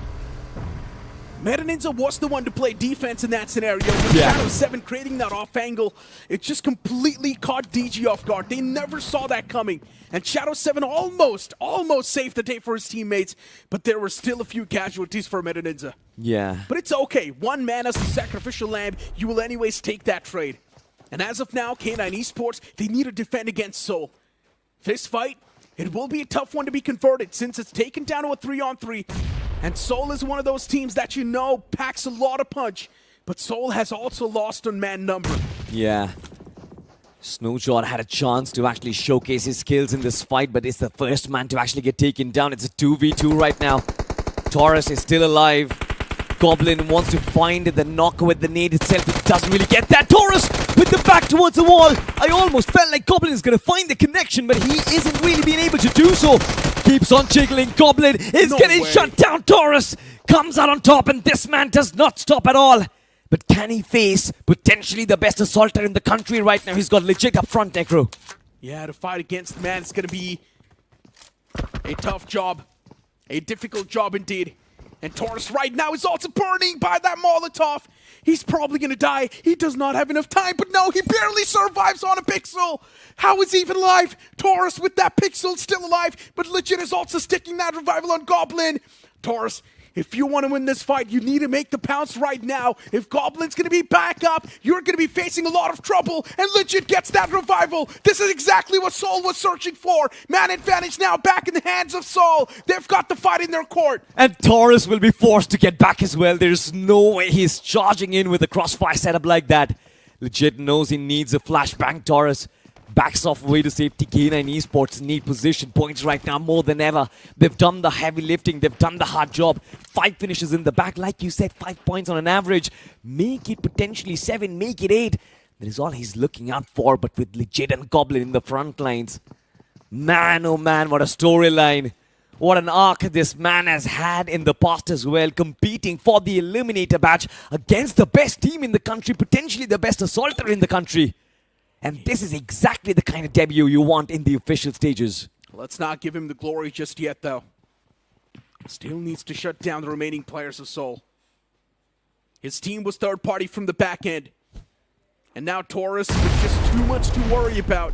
There's a chance the man might just crack under the pressure. Nicely done by Legit.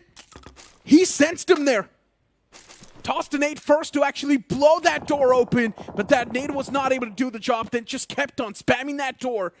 And in the end, Taurus had to run away, and he just got caught from the back. Nicely done by Soul, eliminating the likes of K9 Esports in the process. But K9 Esports, they were also getting constantly shot at from the back. You know, at this point, I think Legit isn't even playing a game anymore. He's not playing a video game. He's just aura farming inside of this entire lobby right now. Like I said, one of the best assaulters in the country, but his game set is so good. But on the flip side, we are going to be moving into El Pozo right now. We'll hold on to that thought of Legit and Team Soul. We'll wait and see where can Team Soul take their team to. But as of now, Team Orangutan is on the offense. They're playing in from the south side of the circle, and they do have a lot of teams to fight in company for. White Walkers will be one of them, one of their players. Bayron has been caught off guard through the smoke. AOP finds Dreams, connection, and yet another knock and a finish. Team OG to get off the mark. Unlucky, really unlucky. White Walkers, look at them. Completely gate-kept. Understood OP now the only person, and he's also ending up exposing himself. He cannot even cross. The moment he moves out, he's done. ninza up against the boys of Soul, and this is probably one of those awkward fights. ninza to defend against a two-man squad of Soul, it will be a tough job. But that's just the aura of Soul. You cannot even deny it. This nade was extremely closed. Understood OP still surviving. He's taken chips of damage, but that chip is not enough. Pops a syringe. Now needs to be on the move because the man from White Walkers is still knocked out and he can be revived. White Walkers can at least get away with a few more points to keep themselves with a fighting chance. They've managed to acquire 2 finishes. If they get away with a few more placement points, that's at least going to keep them alive in the upcoming race. 100%. But you know what? I don't really think he's going to be allowed. Anuj to OP barely surviving by skin of his teeth, and that too because of those boosters out there. OG knows exactly where this man is pinned, and they do have those nades. Pretty sure there's absolutely nothing he will be able to. He gets blown to smithereens, ladies and gentlemen. Elsewhere, ninza versus Nebula Esports is blowing up. These lads, they're also using their explosives. It's been a very explosive game of Miramar so far, Necro. Yeah, utilities. And Nebula Esports, they certainly are flushing out ninza. Phoenix on the outside, a very risky move inside. Kratos gets knocked out. ninza find an opening. A 2-man team against a 4-man squad. Fierce finds yet another knock. Adi gets brought down. But it seems like the trade is going to be there. Nebula Esports are finding those openings. Nebula's breaking apart. And because of that, Let's making a lot of panic decisions. Apollo is taken down low, but now he still needs to fight against that man from Nebula. And eventually, there's a wrap-up from the back. As Phoenix, he will eat the final player alive. ninza eliminated from the game, but it was a valiant effort. Team Tamilas in the smack center, unleashing their wrath against REVENANT XSPARK. And REVENANT XSPARK still somehow alive, by the way. There's a man knocked out, he's the casualty, but can he be saved? That's my question.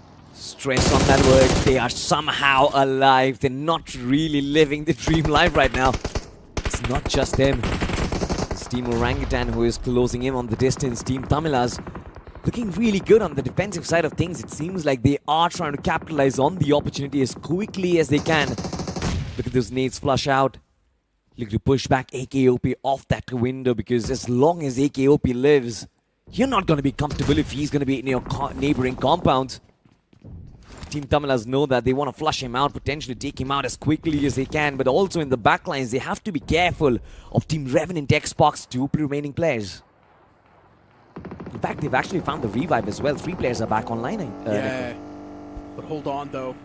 Nebula and RECKONING Esports, a brawl might just kick. Nebula Esports, they were panicking so much in that fight.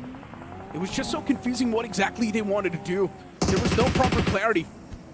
And now Nebula is also taking those shots against RECKONING Esports, and they're on the verge of winning the fight as well. Nades were tossed. Those nades not able to find proper connections. Understandable, they're still pretty far away. Through the smoke, Phoenix once again. Oh my god, this man is on fire. I did not expect Nebula Esports to actually bounce back in this fashion. They won that fight against ninza. It was very scrappy, by the way. VS had actually broken open. But look at this invasion coming in from Team Tamilas. They find their first success. Orangutan, they're being destroyed from all sides. 4 men against 3. The numbers advantage.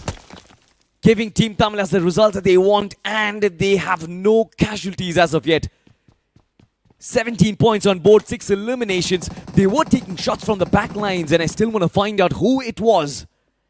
It seems like 7 gods can be Wyld Fangs as well from the eastern edge of the circle. There's also learn from past, in my opinion, Necro, who have the best position in the circle.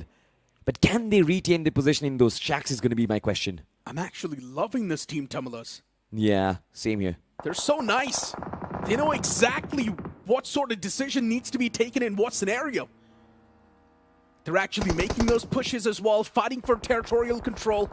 And this is the Team Tamilas we all wanted to see for the past couple of years now. And we're finally getting to see it. The confidence is back. And now Nebula Esports, with the utilities tossed against 7 gods. Another nade is going to be flung over. Connection still missing. Nebula constantly just tossing every single piece of util they've got, including the Molotov, nades, everything is being flung over.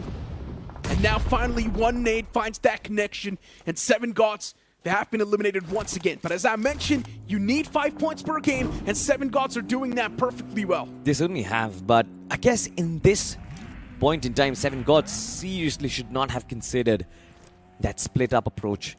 The 2-3 split where they send 2 players inside of the circle. Moksh could not really rejoin with the rest of his group.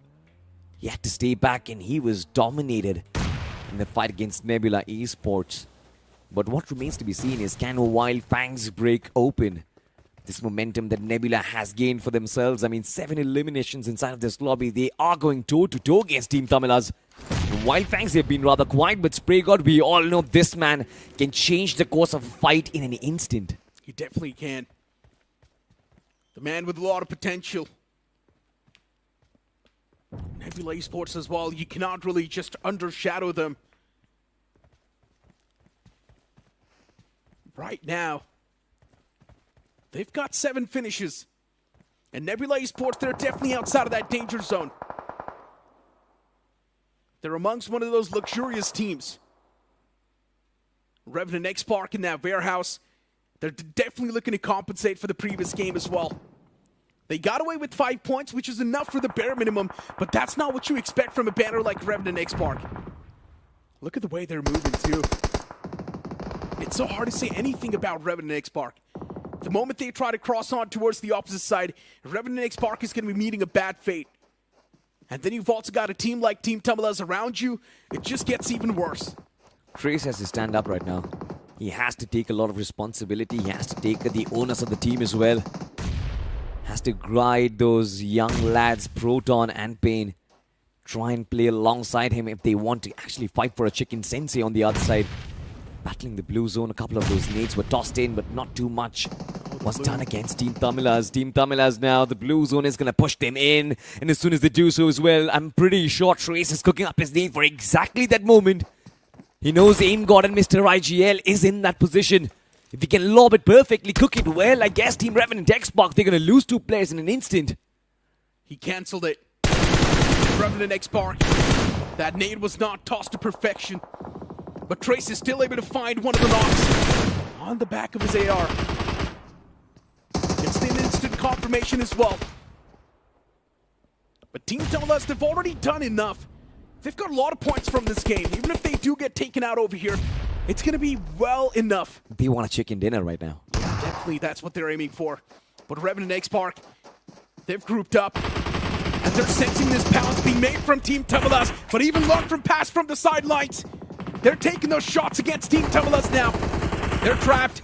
Backs against the blue. The wall is going to be doing a lot of damage this time. The blue is not going to be having any sort of mercy. Pain spots that player close in.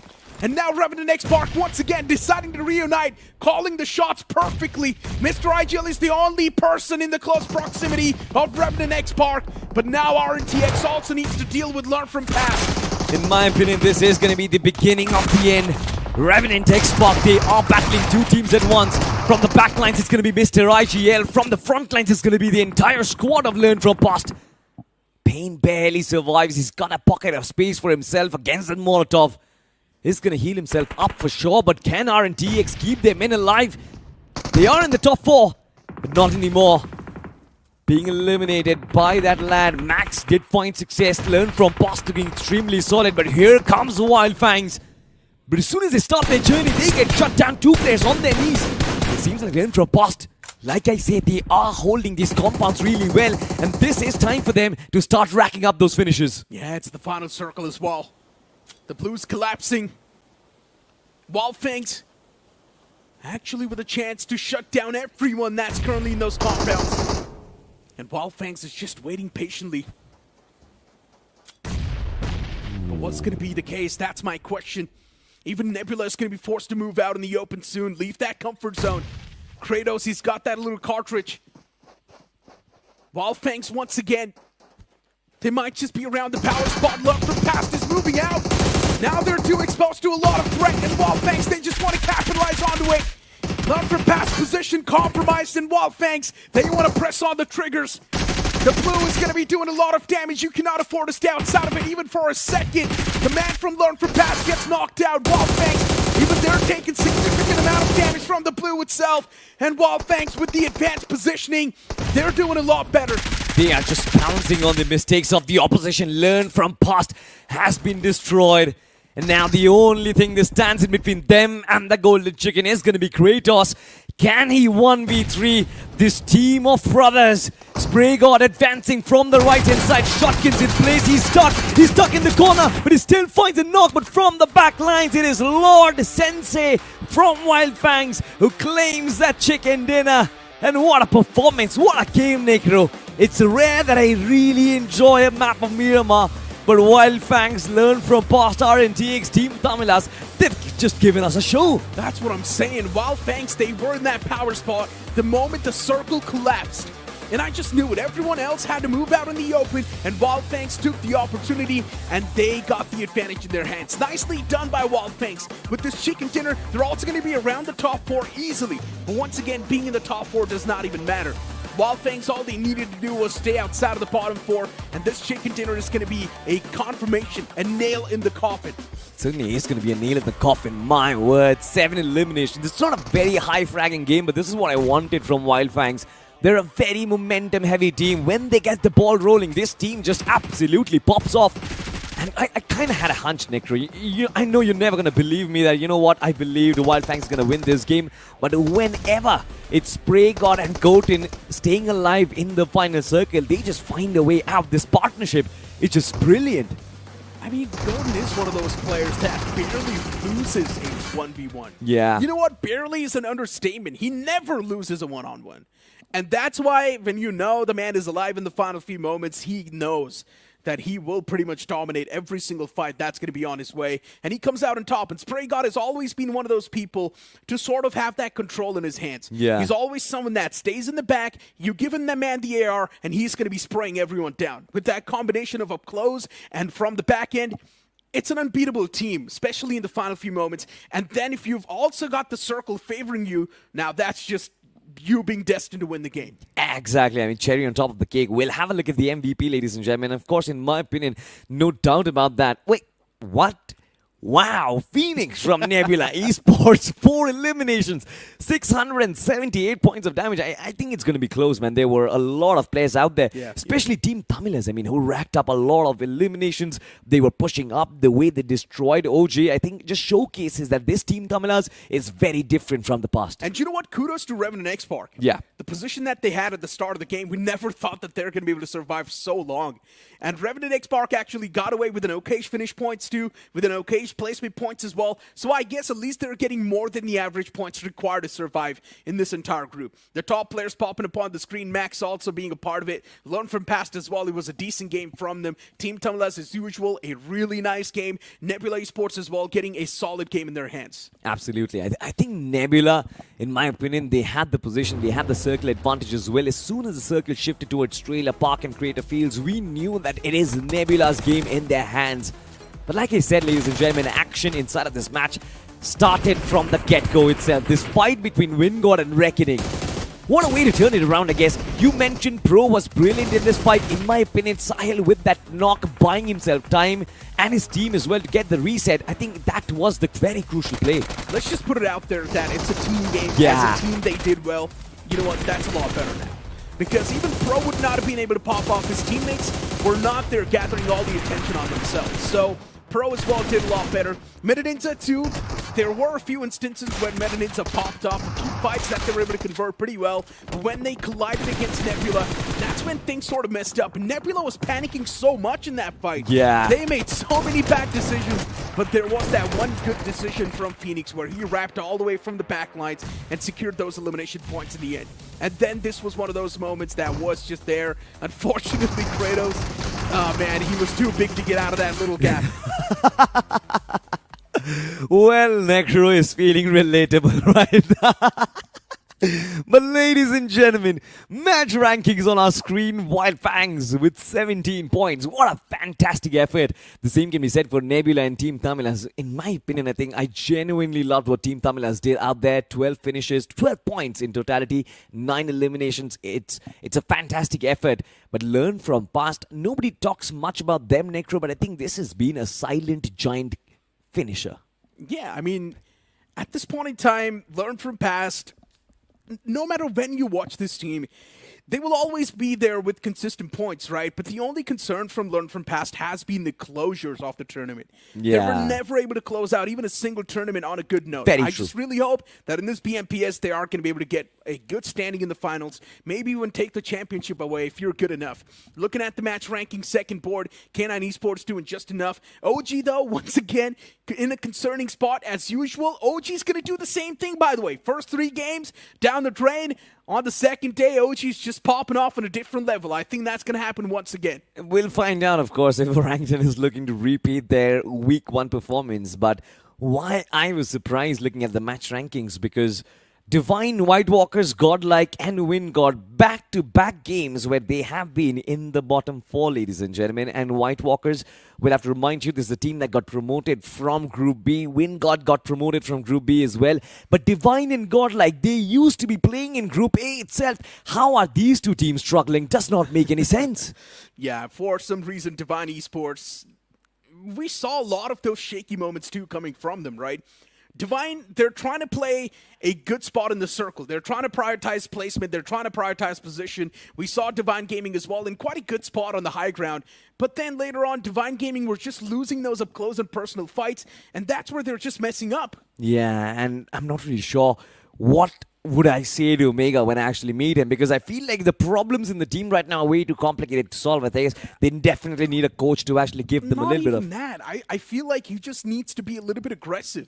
I just Aggressive. feel like Divine Gaming is not opportunistic enough. Yeah. The way Team Tamilas is playing right now, if they play the same way, I'm pretty sure Divine Gaming will find a lot more success. But if they're just going to be staying away from the fights, avoiding as many eyes as they can, and then taking those fights once in a blue moon, it's going to make sure that your assaulters are going to be rusty enough that actually when the situation is on them, they are not going to be able to perform that well. But as of now, we got to toss to a short break because the last game is still going to be on the way later on.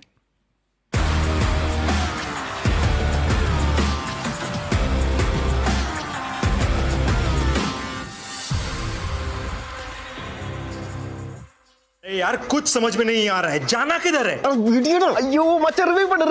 What revive? I don't understand, bro. No यार पहली बार कर रहे हो क्या तुम लोग shoot guys मचा क्या कर रहे हो यार? நீங்களாச்சும் கொஞ்சம் தமிழ் கத்துங்களேன்டா अरे कोई ट्रांसलेटर बुलाओ यार ऐसे कैसे चलेगा உங்களால தான்டா தோத்தோம் क्या करते हो तुम लोग भी? IPL champion of CSK.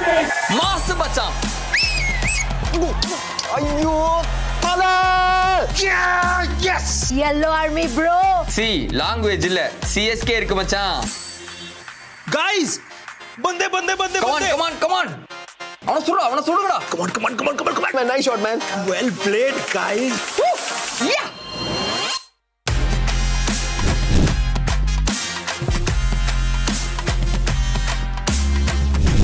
bro CSK skins இது நம்ம கொலாபுடா Now we don't need call outs. Just whistle podu. BGMI laddu whistle போடு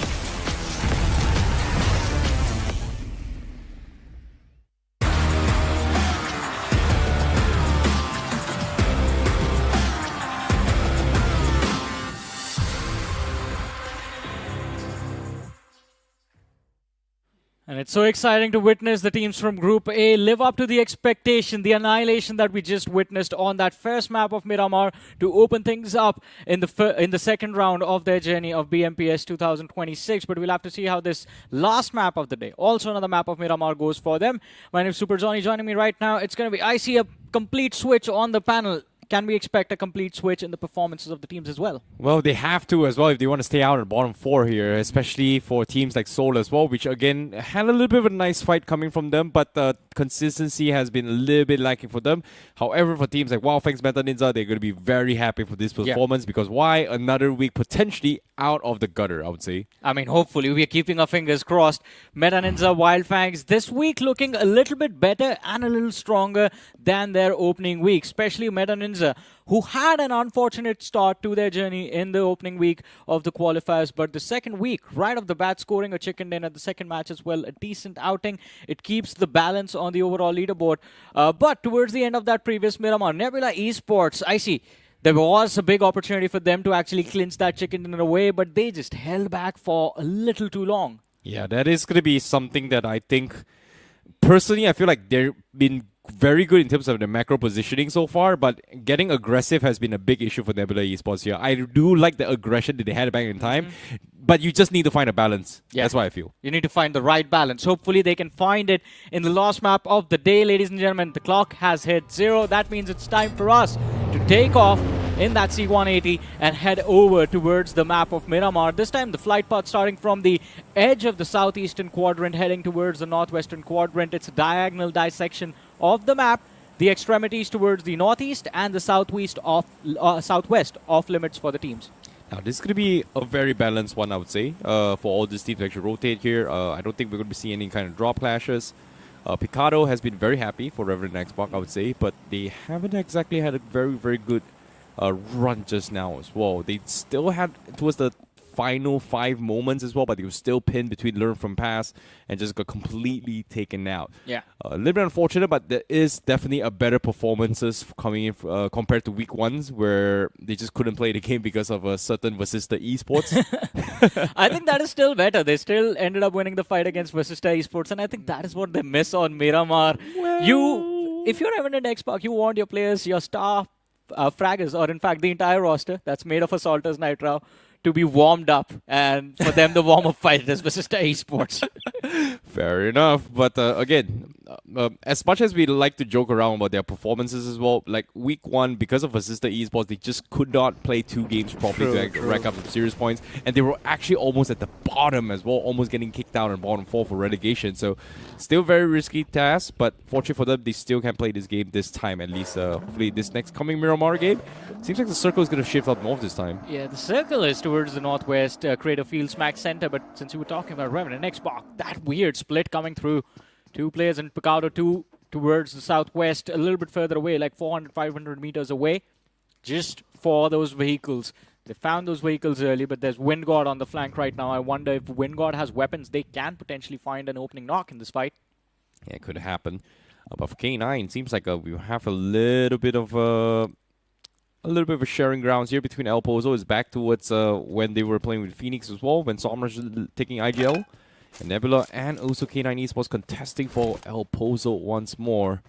I think this is going to be a little bit of a trickier spot here. They have found some sort of a common ground over the past few months so far, even the previous season. But I don't think this is beneficial from either or as well, because one small little misstep, maybe trying a new rotation, you know, in terms of looting pathway, if they cross path, we are going to be in for a long, drawn-out battle, which in this case, not exactly something that I think both teams want to happen as well. I'm pretty sure Nebula doesn't exactly want to stick around, considering how their playstyle has completely changed in dynamic as well for the past 2 weeks so far. Let's see how things turn out now. Team Tamilas, Wyld Fangs sharing Los Leones as of now. Sensei, he's used to those early clashes, having faced it against Team Tamilas and 8-bit at the same time multiple times. Wyld Fangs, they know which buildings they need to take and where they need to be in order to provide proper cover fire to each other if they want to engage in this fight. But Team Tamilas, they're keeping their distance, sticking around the western periphery of the city. as of now, there's a little bit of a development with Learn from Past also lurking towards the northern side. But considering the circle itself is towards the northwest of the map, all three of these teams, in fact, all five of these teams, because White Walkers and Seven Gods are also present in the southeastern quadrant, will be required to move out early to find that rotation, to find some space towards the northwestern quadrant. And as you were talking about K9 Esports a few moments ago, let's not forget there's a drop clash in El Pozo as well. Nebula Esports, they have control of the western edge of the city, but we still have to see, is Nebula going to look to engage? Well, I don't know, man. Like, it's just comes down towards a stalemate, right? Like, both teams don't necessarily want to be caught up in towards this engagement, just because number one, circle is still in their favor. Yeah. If it shifts back down towards El Pozo, it's great for both teams. Actually, they can actually work together to take out everybody else on the outsides. So it is going to be a little bit of a stalemate here. We are going to be expecting the fights to start during stage 3, stage 4. I don't see stage 1 having early drop clashes. Maybe mid rotations, we are going to see a couple of scuffles here and there. But again, getting caught out on open, not exactly what you want to be in. But for WINDGOD, early push in towards the center here. I guess they are trying to go for those mountain terrains in front of them, which in this case, K9 is also going to call dips in front of them as well if you are paying attention towards the minimap itself. Or in this case, the big map in general, K9 has pretty much abandoned El Pozo to try and scout out for center control. Hero Extreme Godlike, they have been top northwest for the longest time.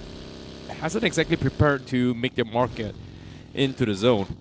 For WINDGOD, they are finding a very nice compound to take a little bit of pit stop here to try and gather a little bit of their bearings here. So I think WINDGOD, they are going to huddle down until for the second circle. Yeah. Meanwhile, Saw May, he's already in position in those highest mountains. He is going to try and get a little bit cheeky, but he's only got what? 75 plus 60, that's 155 bullets.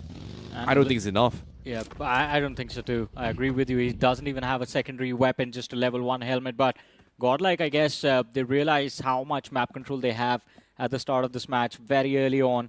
And they want to gather information of the teams closing in from the southern side. This high ground, Somme can scout out the opponents, inform his team about which compounds they need to avoid, which ridges they can't really push.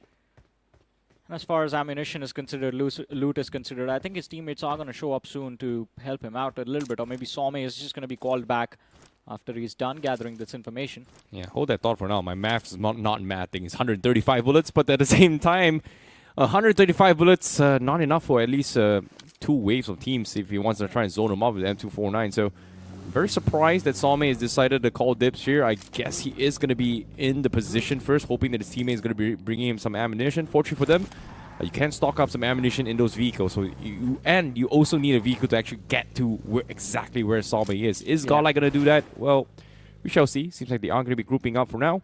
But let's talk about the teams outside the zone for now. Wyld Fangs a little bit too late. 7 Gods one of the furthest away from the zone. Same can be said for Learn from Pass. But for White Walkers, it seems like where are they going to go? Are they going to traverse all the way to Picado directly, where REVENANT XSPARK hasn't exactly left the building yet?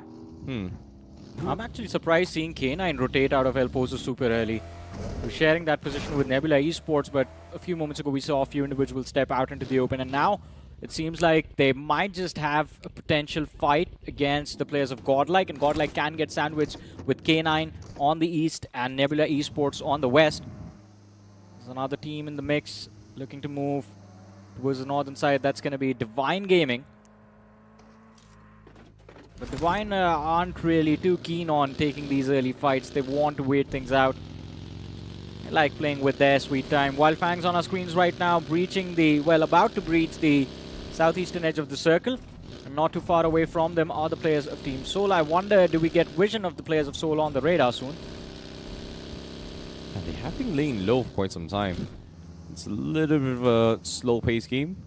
But even for 7 Gods, it seems like they themselves are finally making a little bit of push inside the zone themselves. I don't think they're going to be able to find a lot of easy spots here. A majority of the hotspots has been occupied by a lot of this team, so they do have to get a little bit lucky with the edge zones. And fortunately for them, north side is completely unoccupied, so that is going to be a little bit of forced maneuver if they encounter anyone. But on screen now, So finally takes a couple shots through. Wyld Fangs, in this case, Sensei getting scouted out. A small little shack. Knuckle is going to take shots through. Sensei almost dropped down low. He needs to bandage himself up. But Knuckle runs out of ammunition.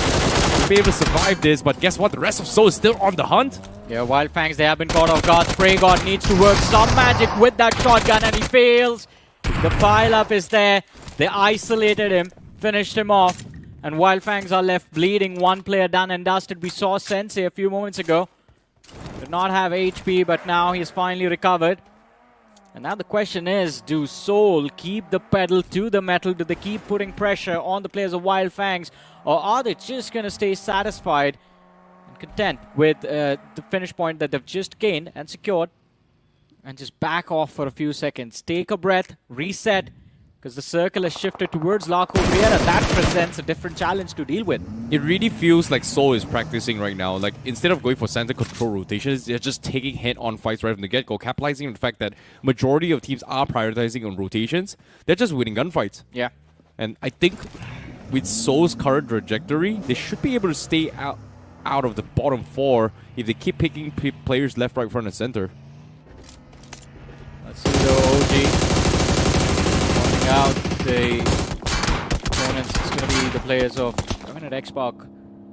Shots taken, not enough damage dished out, though Trace and Proton do manage to evade the pressure and do manage to regroup with the rest of the team. REVENANT XSPARK, they found a decent spot to work with inside of the play zone, but it's still towards the edge and on the flat ground as well, on the low ground. So information for future rotations. It will be a big challenge for REVENANT XSPARK to gather that piece of information to move out. It's going to be tough here. OG, they've heard a lot of commotions. Don't exactly want to push down the dip here where WINDGOD is going to be lying in wait. So they are going to rotate around them.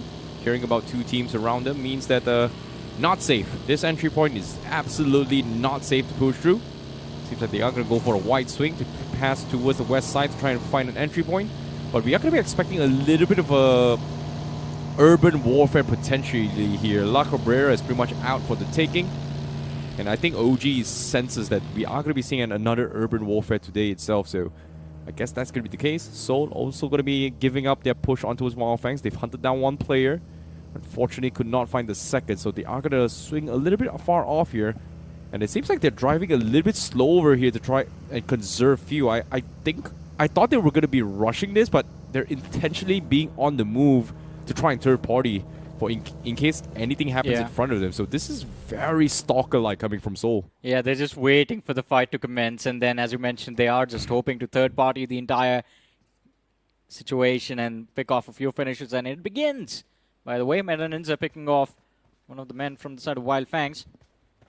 Are we actually going to see the players of Seoul turn around and just re-engage into the conflict between the two sides, ninza and Wyld Fangs? Because by now they've just moved further ahead. Godlike Esports now pushed off center. Reckoning Esports have been spotted out. It will be a difficult engagement. Wyld Fangs moving back towards their direction. I don't think Shadow, he should be allowed to survive over here. Just a single shot. But Shadow somehow still escapes. Ghana failing to find the last point of contact. Sensei is down in the gutter as well. Wyld Fangs need to go in for the reset, but this is going to put them a little bit of deficit. And ninza is not going to make this revival a little bit easier for them. They are going to pin them out in the open. ninza is chipping away that utilities as well. But this is taking so much time. The circle actually shifts into his La Cabrera. We are going to be seeing that urban warfare. Wyld Fangs, ninza, they're a little bit late to the party. Even so, they are going to be going for a mad dash. The PIP, Fierce, gets a very nice connection. Hoping for a little bit of re-knock here. But with that damage being done from Fierce, guess what? It was enough to get Goten knocked from the zone. Yeah, stage 3 play zone. It's a little bit of AM damage now.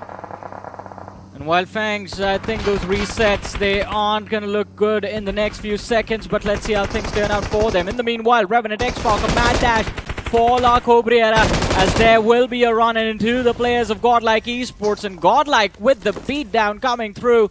Leave REVENANT XSPARK down to their last 2 players. Not really what RNT were hoping for.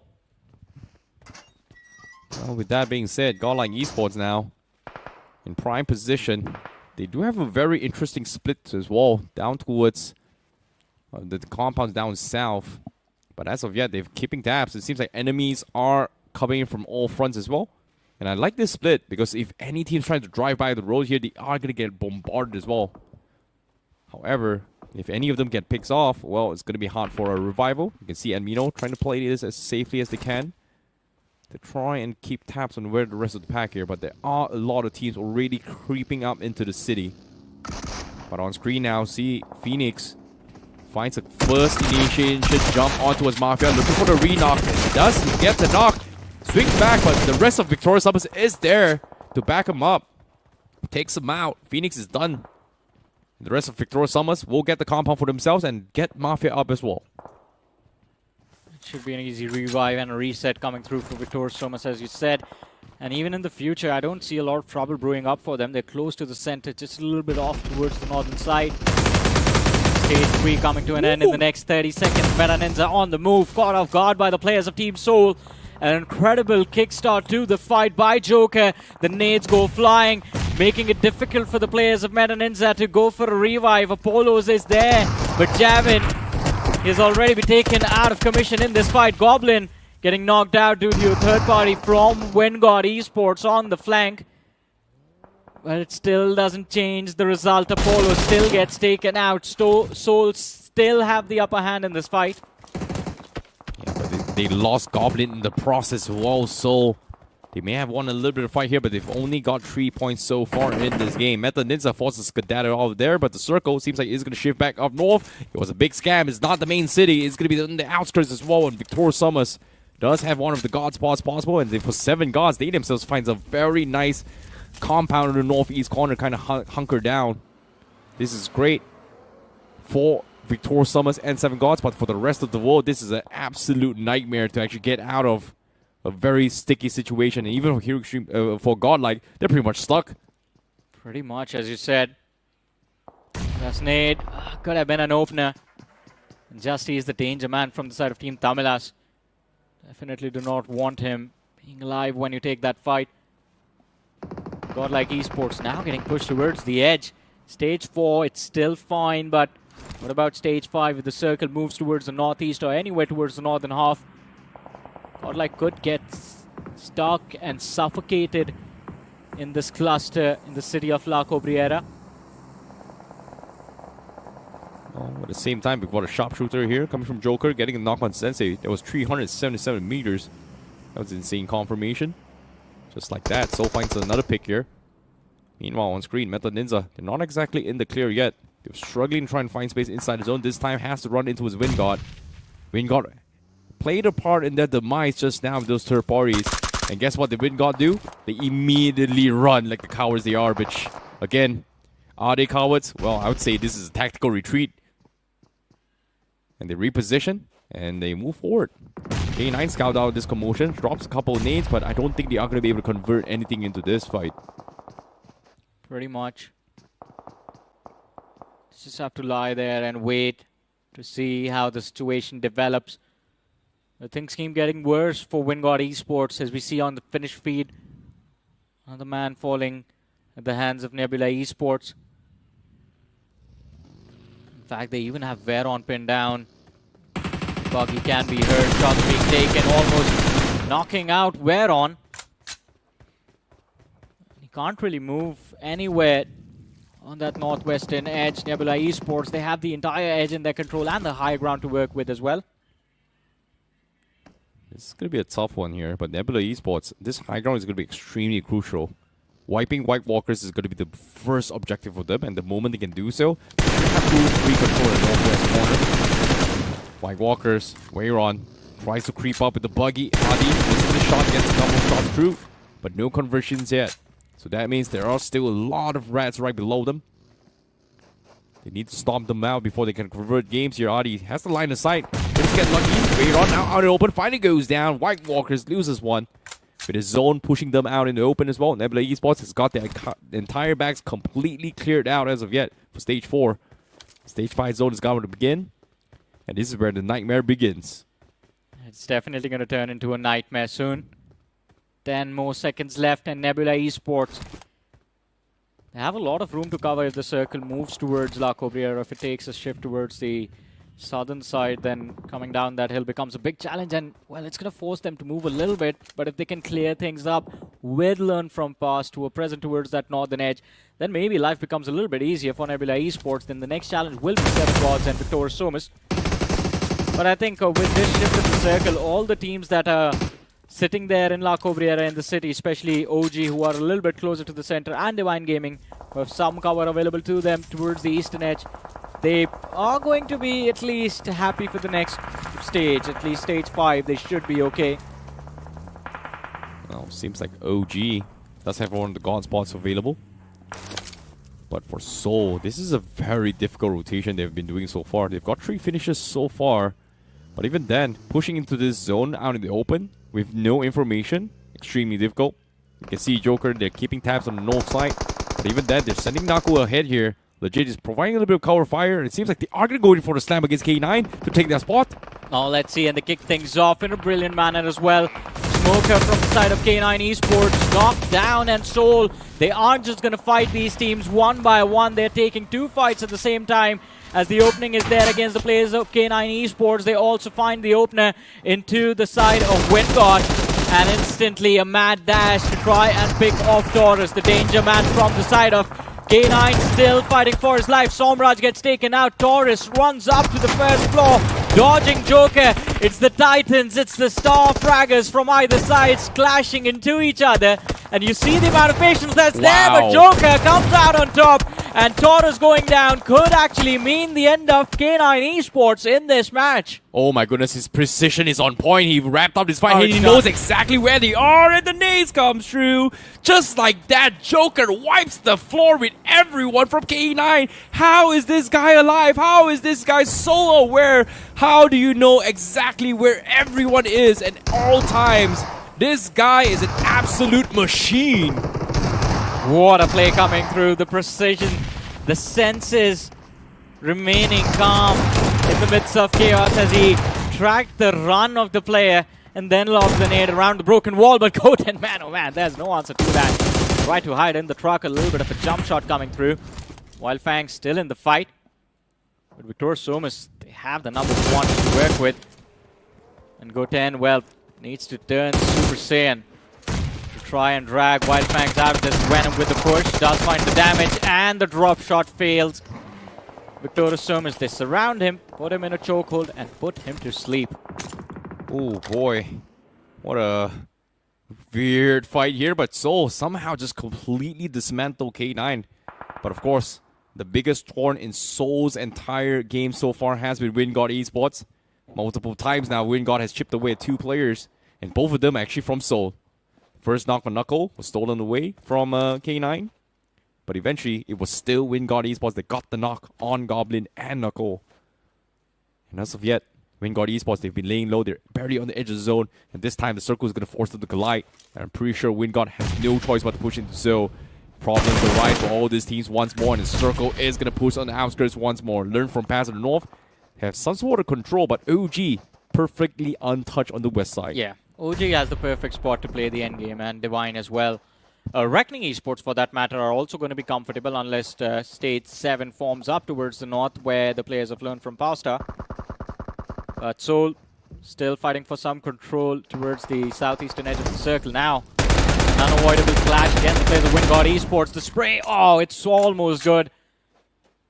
So much damage onto the players of WINDGOD. In the distance they fall. And now it will be a scramble for the elimination points. Well, Joker claims that point before anyone could steal them, but Legit finally hears the footsteps coming in from the rear. The shotgun. Oh, that has to be a sigh of relief for Legit. The range is what saves him, but not for the second time. Shadow finally finds a knock, but the trade is instantaneous. 1v1. Fierce versus Joker. Let's see who comes out on top. Okay, Joker, the machine, you just don't miss, don't you? Like, he's been hitting every single shot. This cover fire was beautiful, but now he's got to buy a little bit more time here to try and pick himself legit up. But Fierce still on top, being a thorn in the sides. With the zone coming in through, seems like Joker has realized that maybe with the help of the zone, he's in trouble. But no, waits for the perfect timing, sees Fierce out in the open. Now he's going to try and bait him out. Fierce is panicking, swinging his way through. Eventually gets the connection. Complete outplay from Joker once more. Mind games just phenomenal from this machine. Pretty much. That's why he's considered one of the best players in the country right now, if not the best. But Nebula Esports, in their journey to become the West, it seems like, finally gonna find an answer to the side of learn from past that nade from Nomi. Very precise, although they have lost 2 players in that fight. Oof. 11 teams remaining. Seems like the chaos in the city has not been concluded yet. And Mino has been laying low for the longest time, is waiting for freebies. And Team Tamilas now, he knows exactly where he is. Needs are trying to chip him away. The rest of Godlike, even Sami as well. I don't think he has a very good crosshair as well. The crossfire doesn't connect, but it seems like it's not needed because S-Power has got the other side completely covered. So Team Tamilas, they can't seem to cross over. This is getting interesting by the second. Godlike, they have the numbers to work with, but need to be cautious of the players of OG, of White Walkers. If they find that angle, then Godlike could be caught off guard. Ooh. Seems like they were tunnel vision towards Team Tamilas. Admino getting knocked out by Reaper. A decent nade to kick things off, but can they find the confirmation? And yes, they do. Second follow-up nade, deterring Godlike from the pressure that they would have needed. Survive in the late game stages. Some as well, position compromised. Oh no, things are not looking good if you are Godlike right now. It's a little bit spread off as well. Godlike in a lot of trouble. Sami now loses the forehand opener, but Reaper actually accidentally naded his teammate. So Team Tamilas, now with his own pressuring his way through, they might just crumble. And OG heard all these commotions. They're going to be joining in to try and snatch up all these points. Aru finds a very small little window to go in for those taps. Snatches a few points away. That gives a little bit of space for Godlike to rotate away, but Reaper's still there. Sami wants to reposition. They're not exactly in zone. They need to get out. It's all about timings as of yet for Godlike Esports, I would say. Oops. Yeah, as you said, it's just about that timing. This power. Now it falls a bit short. 5 points for Godlike. Not gonna cut it last week as well. Just barely avoiding that bottom 4. Although it's surprising the kind of performance we are seeing from Godlike right now. I think with the addition of Sami, S-Power, and Admino, we were expecting big things, but it seems like they're still getting their synergy in check. It's going to be a little bit tricky spot to be in. But for Victorious Sumus, they are going to be coming in from the north side, but Soul being eliminated, ran out of space, completely shut down. On 10th position, but now we're down to the final 8. Divine Gaming now has to go in for the push. They've got the knock on the Victorious Summons. This might be the opener. You hear all these vehicles. They're making a run for it as well. This time to chase. Divine Gaming pushes up. As Victorious Summons has to abandon the player to go in for the zone. Divine Gaming still unsure if there's any people in the smoke here. Or to continue with the pressure. They don't have any utility. Had they had any nades, any Molotovs, well, nades would have made their life a whole lot easier, but they're forced to push out completely dry with no suppressing util coming in.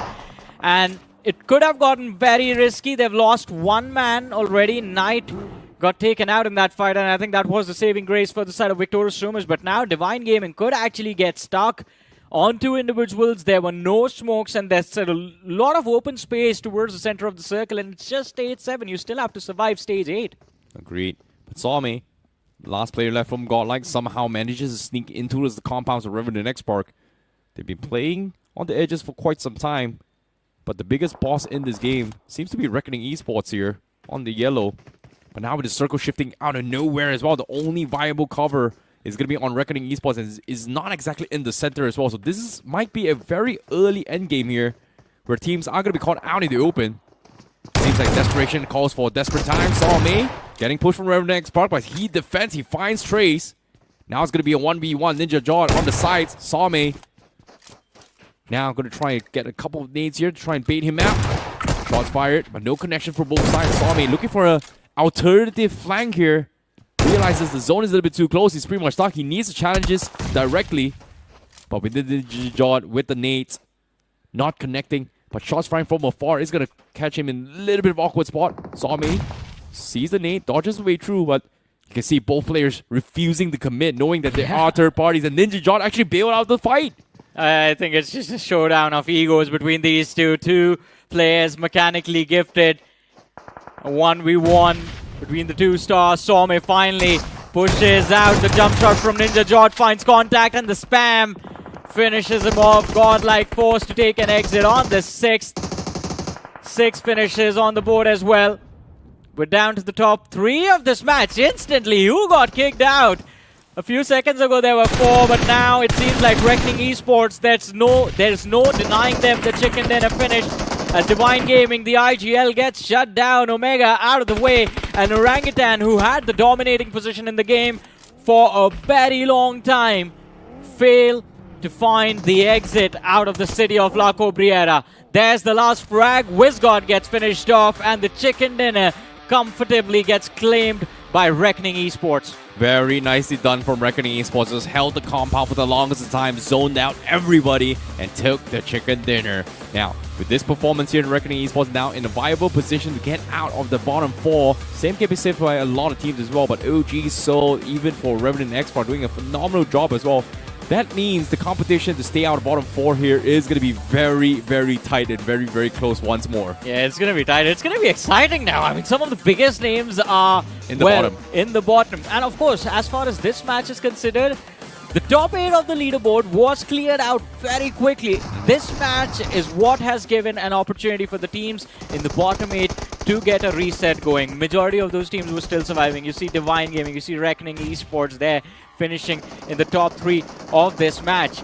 And now I just want to see what the leaderboard looks like, because the teams that were there, me and Necro were having this conversation in the morning that in order to have a comfortable finish inside of the top 4, you need about 9 to 10 points per game. But incentive for Group A is different. For them, it's about staying in the top 8, and it makes their life a whole lot easier. But considering the kind of teams we have in Group A, that bottom 4 that's fighting for their life, that's fighting for their survival, they're going to be a menace to deal with. Yeah, it is going to be very, very difficult. But let's talk about the MVP here. It's about the machine. My goodness, Joker, he just does not miss. His sprays has been on point. 9 finishes all by himself. His cover fire was on point. And even then, down towards the last wire, I think he was just fighting to his death as well. Like he had no choice. He was pretty much out in the open. But even then, he was still getting knocks. Hey man, this is what happens when Joker, you know, Knuckle is called Batman in the Indian gaming community, right? So that's Batman and Joker working together inside of Soul, and this is the result. And they have Goblin as well. Yeah, fair enough. But look at this. Joker is just an absolute menace. 1,272 damage by himself alone. Whereas the rest of the pack here, pale in comparison to him. Sawmei's only got 699 damage from that game. Couldn't really blame them. They had to mark the entire La Cabrera for themselves for the longest time. Reaper with 547. Scary Job with 514 here. It was very well split off as well with this urban warfare. And a lot of us actually expected the circle to end into a city. But one of the biggest prank, that final zone forced everybody outside of cover except for Reckoning Esports. And it wasn't just us, I see. I think a lot of these teams also expected the circle to form afterwards. La Cabrera, there was OG, there was Team Tamilas, Reckoning Esports, there was Godlike. A lot of these names actually ended up getting stuck inside of those buildings. But as we were talking about Soul, I think this was the moment where we saw Joker in his prime yet again. Best fight we've witnessed in those 1v1s. Joker against Taurus. The fans were waiting for this as soon as K9 got promoted to Group A, and we get to see it on day 1 itself. Yeah, the amount of details Joker brings to the table is just phenomenal. Like, every pixel he's moved, everything he's done so far, it's no wasted movement. And which is insane. And in the hit the moment to be this precise is just unheard of, right? That outplay against Taurus was impressive. But the wipeout against K9 and then immediately, you know, identifying where the rest of his teammates were, it was like, wow, how do you know? That was just so spot on. Hey man, I keep seeing this form of content where there's just a man sitting with a sign that he will argue about anything. I will argue that Joker is the best player in the country, and I'm saying that Joker is the best player in the country right now. Every single team he goes to does well. Individually, his stats are some of the best. And again, all in all, a complete player. We have to see how this BMPS turns out for him. He has won it twice. Can he win it thrice? Yeah, be the only player who wins the trophy thrice. I think Joker has won it all. The only thing is missing is just I would say the global representation. Yeah, literally, that's the only thing. That's the only thing he's missing. Yeah, pretty much. I agree with you. That's literally the only thing that's left for him to do. But I think, let's see, we have the match rankings on our screens, but we want to see the overall ranking. We would like to see what day one for this Group A in their second week concludes as, because 3 matches done and dusted, halfway journey of the second week is done. And of course, as we were talking about it, teams at the top taking an early exit. K9 forced out early. You had 7 gods who weren't really able to do well, so they are going to be in the middle pack now again. And the overall leaderboard, there it is. Team Tamilas, 27 points. ninza, 26. Reckoning Esports with his chicken dinner, 24 points. Wyld Fangs, 23. Nebula take a tumble. They are there on the 5th. Soul climbs up to 21 points, which is 1 placement point. Yeah, it's a little bit unfortunate as well. They've just been taking fights left, right, front, and center as well, which is very, very impressive. But from this game as well, Joker has stashed so many points for the team, and they should be, you know, safe and comfortable to get out of the bottom 4 at least. But even then, bottom 4 is not exactly in the clear yet. It's 7 points between them and Learn From Past, who's currently in the bottom 4. Godlike, White Walkers, and WINDGOD currently sitting in the bottom 4. I see nothing against you, but I would love to have had Necro alongside with me right now, because he was, he was very skeptical about Team Tamilas performing in the second week. 27 points. You know what? It's not just him. I'm on the same board with Necro as well. Yeah, let's have a conversation with you now. 27 points, 9 points per game average. Do we have hope for Team Tamilas to finish in the top 4? Truth be told, I had no expectations of this team. Week 1, I did not expect them to do well. Yeah, they got tabletoppers. Okay, 6 games might be luck. And now, after 3 games, they're still tabletop. Did something happen to them? Like there's no way, you know, in one season they can grow from one of the, you know, almost last team, and then now being one of the tabletoppers 2 weeks back to back against one of the best teams in the entire country itself. Against the toughest lobby in the entire competition. And this is the Pro Series. Everyone stepped up their game. And Team Tamilas, I think it's beautiful to witness the way they are playing right now. Very controlled. The aggression is there since Justy has been added to the roster. But we did see Dhruv be the eliminator for this this day as well. Well, he still stays at the top, but Taurus, the chase is on. He's just 3 finishes behind. Yeah, he's been very, very consistent as well. But if Taurus won that fight against Joker, maybe he would be gotten a little bit higher as well. Yeah. It was a very, very tough battle. But let's talk about the MVP ranking still as of yet here. Dhruv is still number 1 at the top. Lobster getting a 2nd place here from Autobots. Punk from True Rippers with 3rd here. We have Huntro from Godsend and Taurus from K9 itself. But interesting enough here, I think True Rippers and Godsend for Hunter and Punk, it would get even higher. But it is going to be tougher because of the fact that True Rippers and Godsend Huntro, they're both pretty much started all the way from the bottom from Group B, and now they are going to be playing Group B in Week 3 itself. So that is going to be interesting to watch, whether or not can they maintain that kind of performances in Group B in particular. But I think the best thing out of everything, I mean, we've been talking about a lot of individuals, and I think huge praises to Punk for his performance within the first few weeks, within the first 6 days, in fact, of BMPS starting. He has been incredible. He is there at the top of every single leaderboard. He's there in terms of the MVP ranking. He's there for eliminators, and he's there for the IGL as well. What has gotten into this man? He has just turned into a monster. And talking about our daily monsters, it was Zeref for today, performer of the day with 12 finishes, 8 knocks, 1800 damage dished out, 632 healing done, and an average survival time of 28 minutes 46 seconds. Wow. That's impressive. Red Ross did well today. Exactly. They did really, really well coming from Group D, and hopefully they will be able to maintain it for tomorrow as well if they want to get promoted in towards Group C. And of course, the highlight, most memorable moment from Zeref here has to be that one nade that completely wiped off Phoenix in the map of Ringo. That map itself here. But let's talk a little bit more towards the entirety of day summaries here. We saw a big comeback from Oops Official. We saw the glimpse and moments during BGIS. Week 1 was complete flop, but now they are back in action to try and push themselves in for promotion. Versatile Esports also making a little comeback. Team Doxy did pretty okay as well with the center compound control, but the rest of the pack here, we do in Group A in particular, Meta Ninza, Wyld Fangs, Reckoning Esports, 3 names that were struggling to try and make into the top 8 during the Week 1 itself, and now has taken a chicken dinner for themselves. So the mix-up for bottom 8 is bottom 4 is gonna be tough now. Hey, does it make it up for the performance, the letdown that was there in Week 1? Because we had big expectations from Meta Ninja. That is a very stacked roster they have, and the worst possible finish I expect from Meta Ninja in a lobby like this is a top 8. They've done it before. They can do it again. Getting the grand finals shouldn't be too hard, but winning the trophy, I don't know, man. I'm going to keep my feelings aside. Pretty much. I mean, the story is still unfolding with every single day. We are turning yet another page to find out at the end who will be the champions of BMPS 2026. But with that being said, that brings us to an end of our broadcast today. That's ICBB12. This is Super Johnny. We're going to bid you guys adieu. Make sure you tune in tomorrow to see how the action continues. Until then, take care. Good night. Bye-bye.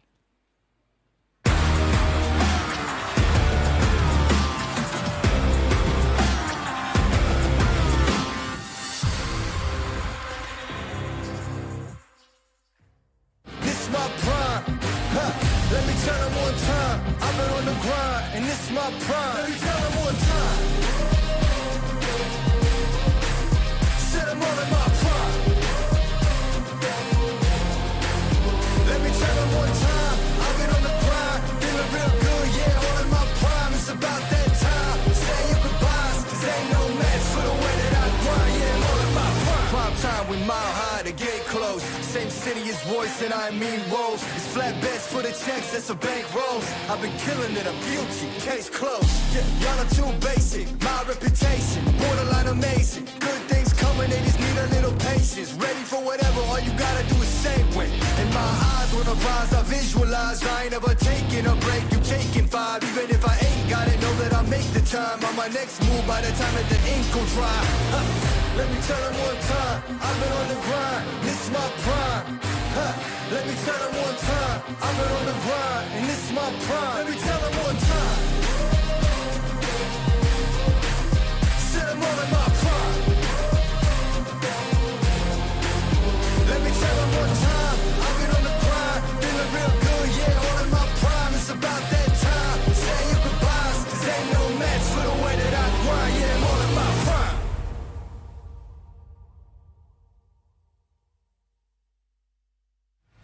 Let me tell them one time, I've been on the grind, this is my prime. Let me tell them one time, I've been on the grind, and this is my prime. Yeah, I'm sorry for the wait, didn't think I'd come up, y'all just need a little faith. I've been patient, just waiting on the river with an ace. Gotta move real careful, we coming surveying the place. I touch down in your city, that's a rival. Y'all got one thing on your mind, it's survival. But if you wanna take a shot at the title, call the medic, we checking your vitals. Let me tell them one time, I've been on the grind, this is my prime. Let me tell them one time, I've been on the grind, and this is my prime. Let me tell them one time. Said I'm all in my prime. Let me tell them one time, I've been on the grind, feeling real good, yeah, all in my prime. It's about that time. Say your goodbyes, 'cause ain't no match for the way that I grind, yeah, I'm all in my prime. Prime time, we mile high to get close. Same city as voice and I mean woes. It's flat bets for the checks, that's a bank rolls. I've been killing it, I'm guilty, case closed. Yeah, y'all are too basic, my reputation, borderline amazing. Good things coming, they just need a little patience. Ready for whatever, all you gotta do is say when. In my eyes, when I rise, I visualize. I ain't ever taking a break, you taking 5. Even if I ain't got it, know that I make the time. On my next move, by the time that the ink will dry. Let me tell them one time, I've been on the grind, this is my prime. Let me tell them one time, I've been on the grind, and this is my prime. Let me tell them one time. Said I'm all in my prime. Let me tell them one time, I've been on the grind, feeling real good, yeah, all in my prime. It's about that time. Say your goodbyes, 'cause ain't no match for the way that I grind, yeah, I'm all in my prime.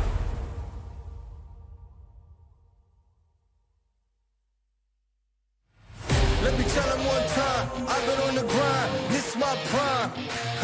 Let me tell them one time, I've been on the grind, and this is my prime. Yeah, I'm sorry for the wait, didn't think I'd come up, y'all just need a little faith. I've been patient, just waiting on the river with an ace. Gotta move real careful, we coming surveying the place. I touch down in your city, that's a rival. Y'all got one thing on your mind, it's survival. But if you wanna take a shot at the title, call the medic, we checking your vitals. Let me tell them one time, I've been on the grind, this is my prime. Let me tell them one time, I've been on the grind, and this is my prime. Let me tell them one time. Said I'm all in my prime. Let me tell them one time, I've been on the grind, feeling real good, yeah, all in my prime. It's about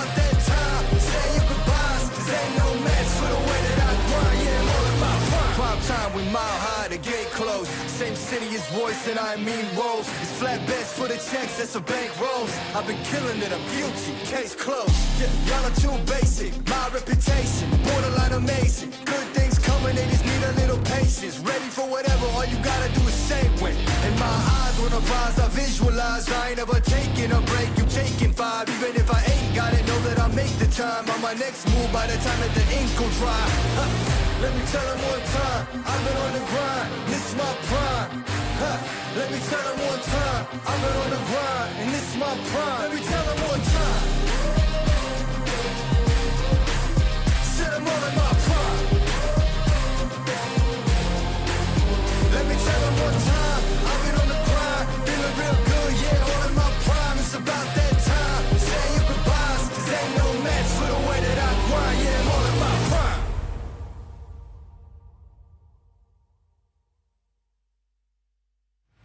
Let me tell them one time, I've been on the grind, this is my prime. Let me tell them one time, I've been on the grind, and this is my prime. Yeah, I'm sorry for the wait, didn't think I'd come up, y'all just need a little faith. I've been patient, just waiting on the river with an ace. Gotta move real careful, we coming surveying the place. I touch down in your city, that's a rival. Y'all got one thing on your mind, it's survival. But if you wanna take a shot at the title, call the medic, we checking your vitals. Let me tell them one time, I've been on the grind, this is my prime. Let me tell them one time, I've been on the grind, and this is my prime. Let me tell them one time, said I'm all in my prime. Let me tell them one time, I've been on the grind, feeling real good, yeah, all in my prime. It's about that time, say your goodbyes, cause ain't no match for the way that I grind, yeah, I'm all in my prime. Prime time, we mile high, the gate closed. Same city as voice and I mean roles. It's flatbeds for the checks, that's a bank rolls. I've been killing it, I'm guilty, case closed. Yeah, y'all are too basic, my reputation borderline amazing. Good things coming, they just need a little patience. Ready for whatever, all you gotta do is say when. In my eyes, when I rise, I visualize. I ain't ever taking a break, you taking 5. Even if I ain't got it, know that I'll make the time on my next move by the time that the ink will dry. Let me tell them one time, I've been on the grind, this is my prime. Let me tell them one time, I've been on the grind, and this is my prime. Let me tell them one time, said I'm all in my prime. Let me tell them one time, I've been on the grind, feeling real good, yeah, all in my prime. It's about that time, say your goodbyes, cause ain't no match for the way that I grind, yeah, I'm all in my prime.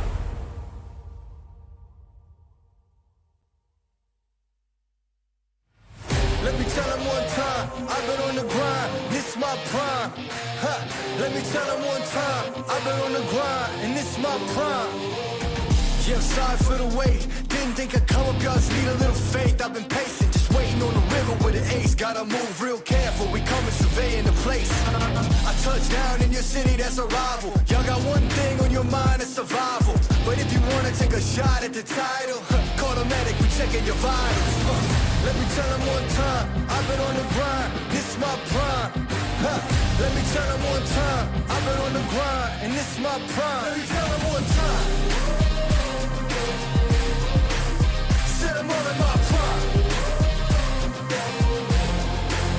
Let me tell them one time, I've been on the grind, feeling real good, yeah, all in my prime. It's about that time, say your goodbyes, cause ain't no match for the way that I grind, yeah, I'm all in my prime. Prime time, we mile high, the gate closed. Same city as voice and I mean roles. It's flatbeds for the checks, that's a bank rolls. I've been killing it, I'm guilty, case closed. Yeah, y'all are too basic, my reputation borderline amazing. Good things coming, they just need a little patience. Ready for whatever, all you gotta do is say when. In my eyes, when I rise, I visualize. I ain't ever taking a break, you taking 5. Even if I ain't got it, know that I'll make the time on my next move by the time that the ink will dry.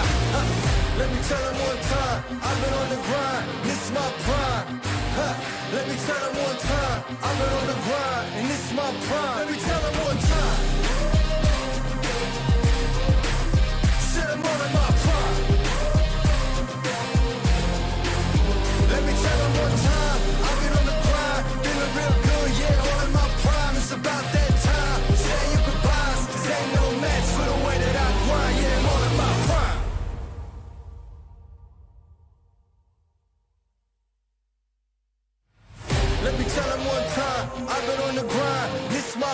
prime. Huh. Let me tell them one time, I've been on the grind, and this is my prime.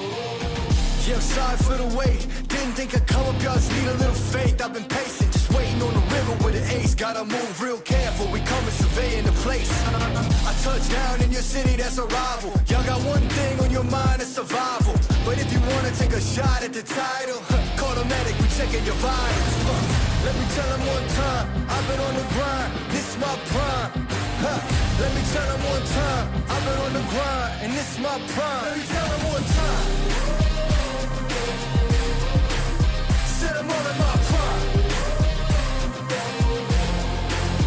Let me tell them one time, I've been on the grind, feeling real good, yeah, all in my prime. It's about that time, say your goodbyes, cause ain't no match for the way that I grind, yeah, I'm all in my prime. Prime time, we mile high, the gate closed. Same city as voice and I mean rolls. It's flat bets for the checks, that's a bank rolls. I've been killing it, I'm guilty, case closed. Yeah, y'all are too basic, my reputation, borderline amazing. Good things coming, they just need a little patience. Ready for whatever, all you gotta do is say when. And my eyes wanna rise, I visualize. I ain't ever taking a break, you taking 5. Even if I ain't got it, know that I make the time. On my next move by the time that the ink will dry. Let me tell them one time, I've been on the grind, this is my prime. Let me tell them one time, I've been on the grind, and this is my prime. Let me tell them one time. Said I'm all in my prime. Let me tell them one time, I've been on the grind, feeling real good, yeah, all in my prime. It's about that time, say your goodbyes, cause ain't no match for the way that I grind, yeah, I'm all in my prime.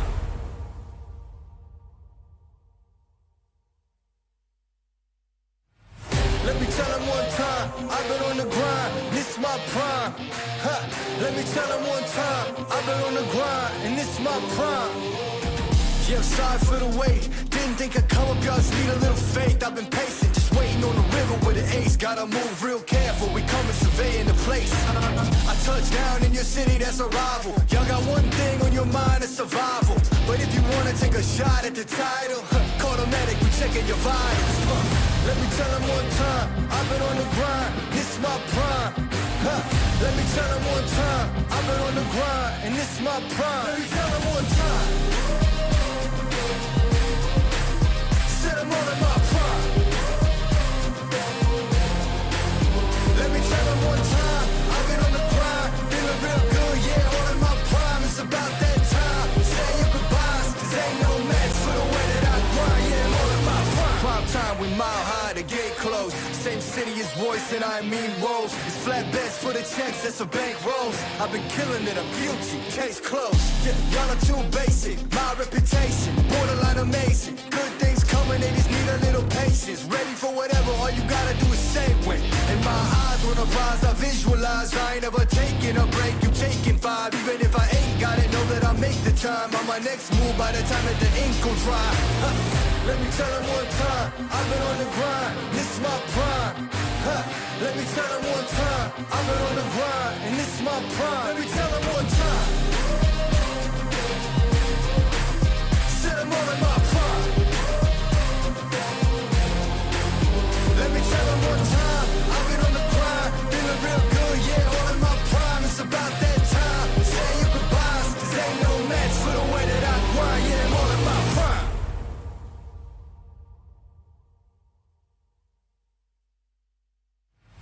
Let me tell them one time, I've been on the grind, this is my prime. Let me tell them one time, I've been on the grind, and this is my prime. Yeah, I'm sorry for the wait. Didn't think I'd come up, y'all just need a little faith. I've been patient, just waiting on the river with an ace. Gotta move real careful, we coming surveying the place. I touch down in your city, that's a rival. Y'all got one thing on your mind, it's survival. But if you wanna take a shot at the title, call the medic, we checking your vitals. Let me tell them one time, I've been on the grind, this is my prime. Let me tell them one time, I've been on the grind, and this is my prime. Let me tell them one time. Said I'm all in my prime.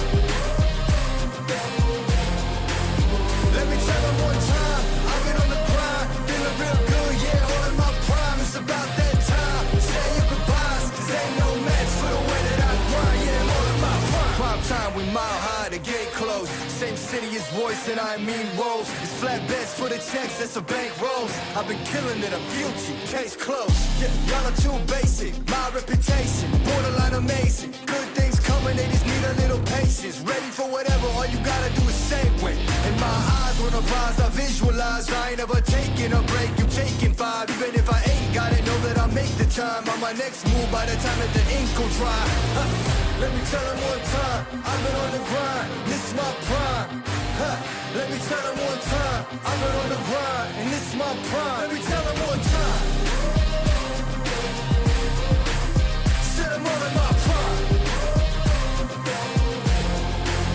Let me tell them one time, I've been on the grind, feeling real good, yeah, all in my prime. It's about that time, say your goodbyes, cause ain't no match for the way that I grind, yeah, I'm all in my prime.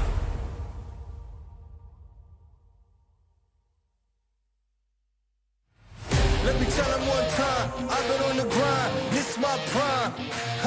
Let me tell them one time, I've been on the grind, and this is my prime. Yeah, sorry for the wait, didn't think I'd come up, y'all just need a little faith. I've been patient, just waiting on the river with an ace. Gotta move real careful, we coming surveying the place. I touched down in your city, that's a rival. Y'all got one thing on your mind, it's survival. But if you wanna take a shot at the title, call the medic, we checking your vitals. Let me tell them one time, I've been on the grind, this is my prime. Let me tell them one time, I've been on the grind, and this is my prime. Let me tell them one time. Sit them all in my prime. Let me tell them one time, I've been on the grind, feeling real good, yeah, all in my prime. It's about that time, say your goodbyes, cause ain't no match for the way that I grind, yeah, I'm all in my prime. Prime time, we mile high, the gate closed. Same city as voice and I mean woes. It's flatbeds for the checks, that's a bank rolls. I've been killing it, I'm guilty, case closed. Yeah, y'all are too basic, my reputation borderline amazing. Good things coming, they just need a little patience. Ready for whatever, all you gotta do is say when. In my eyes, when I rise, I visualize. I ain't ever taking a break, you taking 5. Even if I ain't got it, know that I make the time. On my next move, by the time that the ink will dry. Let me tell them one time, I've been on the grind, this is my prime. Let me tell them one time, I've been on the grind, and this is my prime. Let me tell them one time. Sit them all in my prime. Let me tell them one time, I've been on the grind, feeling real good, yeah, all in my prime. It's about that time, say your goodbyes, cause ain't no match for the way that I grind, yeah, I'm all in my prime.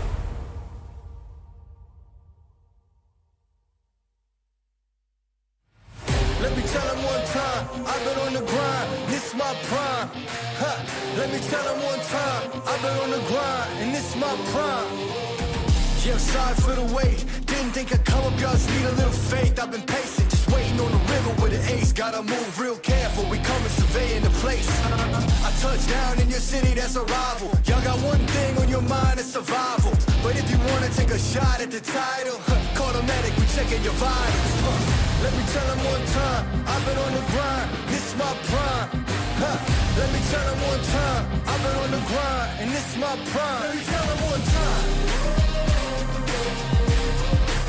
Sit them all in my prime.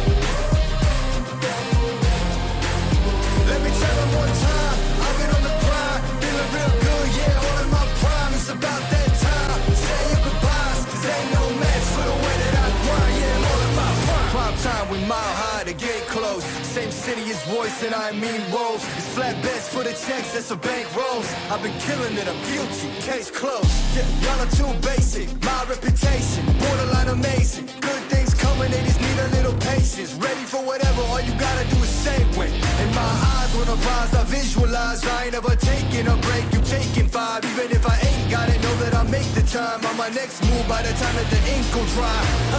Let me tell them one time, I've been on the grind, this is my prime.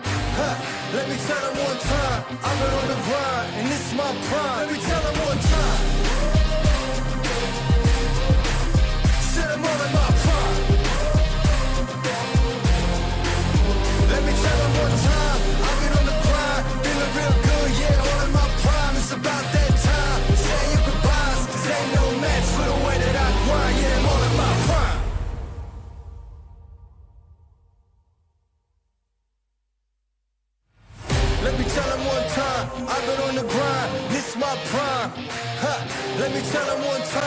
been on the grind, and this is my prime. Yeah, sorry for the wait. Didn't think I'd come up, y'all just need a little faith. I've been patient, just waiting on the river with an ace. Gotta move real careful, we coming surveying the place. I touch down in your city, that's a rival. Y'all got one thing on your mind, it's survival. But if you wanna take a shot at the title, call the medic, we checking your vitals. Let me tell them one time, I've been on the grind, this is my prime. Let me tell them one time, I've been on the grind, and this is my prime. Let me tell them one time. I'm all in my prime. Let me tell them one time, I've been on the grind, feeling real good, yeah, all in my prime. It's about that time, say your goodbyes, cause ain't no match for the way that I grind, yeah, I'm all in my prime. Prime time, we mile high, the gate closed, same city as voice and I mean rolls. It's flat bets for the checks, that's a bank rolls. I've been killing it, I'm guilty, case closed. Yeah, y'all are too basic, my reputation, borderline amazing. Good things coming, they just need a little patience. Ready for whatever, all you gotta do is say when. In my eyes, when I rise, I visualize. I ain't ever taking a break, you taking 5. Even if I ain't got it, know that I'll make the time. On my next move, by the time that the ink will dry. Let me tell them one time, I've been on the grind, this is my prime. Let me tell them one time, I've been on the grind, and this is my prime. Let me tell them one time. Said I'm all in my prime. Let me tell them one time, I've been on the grind, feeling real good, yeah, all in my prime. It's about that time, say your goodbyes, cause ain't no match for the way that I grind, yeah, I'm all in my prime.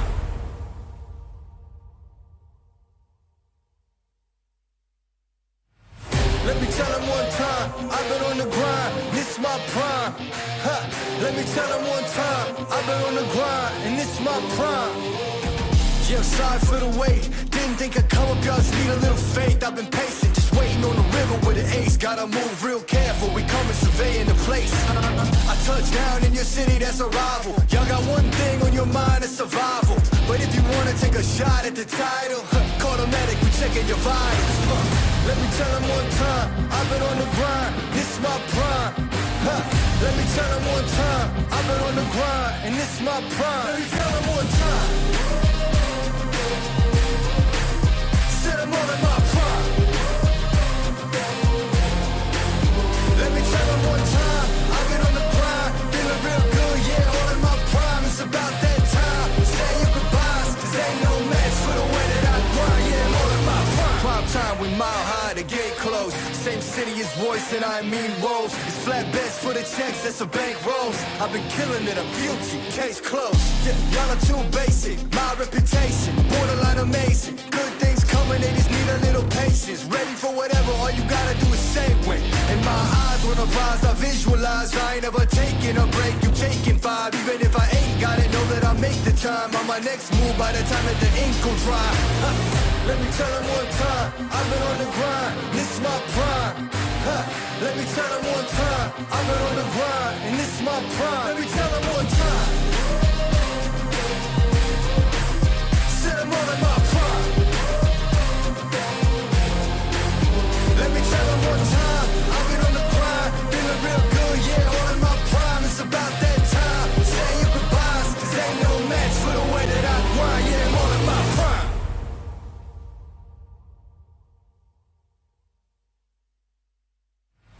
Let me tell them one time, I've been on the grind, this is my prime. Let me tell them one time, I've been on the grind, and this is my prime. Yeah, I'm sorry for the wait, didn't think I'd come up, y'all just need a little faith. I've been patient, just waiting on the river with an ace. Gotta move real careful, we coming surveying the place. I touch down in your city, that's a rival. Y'all got one thing on your mind, it's survival. But if you wanna take a shot at the title, call the medic, we checking your vitals. Let me tell them one time, I've been on the grind, this is my prime.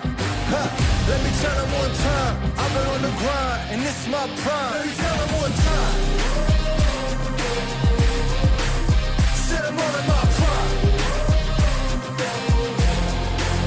Let me tell them one time, I've been on the grind, feeling real good, yeah, all in my prime. It's about that time, say your goodbyes, cause ain't no match for the way that I grind, yeah, I'm all in my prime. Prime time, we mile high, the gate closed, same city as is voice and I mean woes. It's flat bets for the checks, that's a bank rolls. I've been killing it, I'm guilty, case closed. Yeah, y'all are too basic, my reputation borderline amazing. Good things coming, they just need a little patience. Ready for whatever, all you gotta do is say when. In my eyes, when I rise, I visualize. I ain't never taking a break, you taking 5. Even if I ain't got it, know that I'll make the time. On my next move by the time that the ink will dry. Let me tell them one time, I've been on the grind, this is my prime. Let me tell them one time, I've been on the grind, and this is my prime. Let me tell them one time.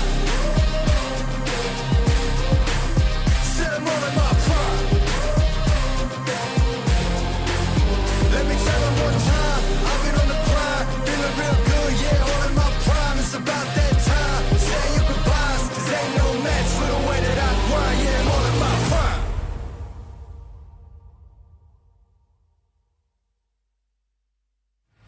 Let me tell them one time, I've been on the grind, this is my prime. Let me tell them one time, I've been on the grind, and this is my prime. Yeah, sorry for the wait, didn't think I'd come up, y'all just need a little faith. I've been patient, just waiting on the river with an ace. Gotta move real careful, we coming surveying the place. I touched down in your city, that's a rival. Y'all got one thing on your mind, it's survival. But if you wanna take a shot at the title, call the medic, we checking your vitals. Let me tell them one time, I've been on the grind, this is my prime. Let me tell them one time, I've been on the grind, and this is my prime. Let me tell them one time. Said I'm all in my prime. Let me tell them one time, I've been on the grind, feeling real good, yeah, all in my prime. It's about that time, say your goodbyes, cause ain't no match for the way that I grind, yeah, I'm all in my prime. Prime time, we mile high, the gate closed. Same city as voice and I mean rolls. It's flat bets for the checks, that's a bank rolls. I've been killing it, I'm guilty, case closed. Yeah, y'all are too basic, my reputation borderline amazing. Good things coming, they just need a little patience. Ready for whatever, all you gotta do is say when. In my eyes, when I rise, I visualize. I ain't never taking a break, you taking 5. Even if I ain't got it, know that I'll make the time. On my next move by the time that the ink will dry. Let me tell them one time, I've been on the grind, this is my prime. Let me tell them one time, I've been on the grind, and this is my prime. Let me tell them one time. Said I'm all in my prime. Let me tell them one time, I've been on the grind, feeling real good, yeah, all in my prime. It's about that time, say your goodbyes, cause ain't no match for the way that I grind, yeah, I'm all in my prime.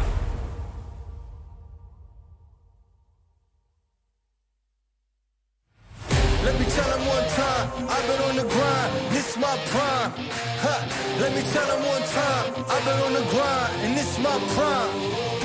Yeah, sorry for the wait, didn't think I'd come up, y'all just need a little faith. I've been patient, just waiting on the river with an ace. Gotta move real careful, we coming surveying the place. I touched down in your city, that's a rival. Y'all got one thing on your mind, it's survival.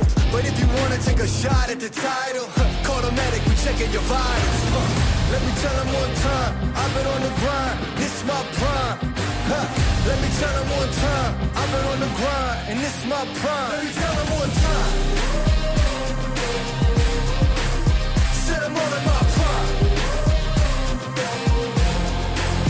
Let me tell them one time, I've been on the grind, feeling real good, yeah, all in my prime. It's about that time, say your goodbyes, cause ain't no match for the way that I grind, yeah, I'm all in my prime. Prime time, we mile high, the gate closed. Same city as voice and I mean rolls. It's flat bets for the checks, that's a bank rolls. I've been killing it, I'm guilty, case closed. Yeah, y'all are too basic, my reputation borderline amazing. Good things coming, they just need a little patience. Ready for whatever, all you gotta do is say when. In my eyes, when I rise, I visualize. I ain't never taking a break, you taking 5. Even if I ain't got it, know that I'll make the time. On my next move by the time that the ink will dry.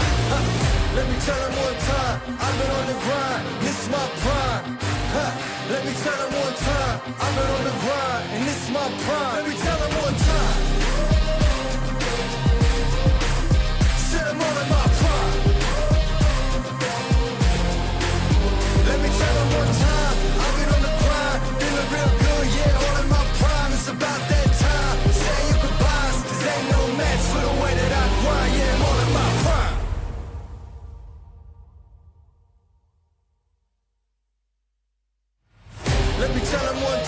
I've been on the grind, this my prime. Huh. Let me tell them one time, I've been on the grind, and this my prime. Yeah, sorry for the wait. Didn't think I'd come up, y'all just need a little faith. I've been patient, just waiting on the river with an ace. Gotta move real careful, we coming surveying the place. I touch down in your city, that's a rival. Y'all got one thing on your mind, it's survival. But if you wanna take a shot at the title, call the medic, we checking your vitals. Let me tell them one time, I've been on the grind, this my prime. Let me tell them one time, I've been on the grind, and this my prime. Let me tell them one time. Set them all in my prime. Let me tell them one time, I've been on the grind, feeling real good, yeah, all in my prime. It's about that time, say your goodbyes, cause ain't no match for the way that I grind, yeah, I'm all in my prime. Prime time, we mile high, the gate closed. Same city as Royce and I mean Rose. It's flat bets for the checks, that's a bank rolls. I've been killing it, I'm guilty, case closed. Yeah, y'all are too basic, my reputation, borderline amazing. Good things coming, they just need a little patience. Ready for whatever, all you gotta do is say when. And my eyes wanna rise, I visualize. I ain't ever taking a break, you taking 5. Even if I ain't got it, know that I make the time. On my next move by the time that the ink will dry. Let me tell them one time, I've been on the grind, this my prime. Let me tell them one time, I've been on the grind, and this my prime. Let me tell them one time. Set them all in my prime. Let me tell them one time, I've been on the grind, feeling real good, yeah, all in my prime. It's about that time, say your goodbyes, cause ain't no match for the way that I grind, yeah, I'm all in my prime.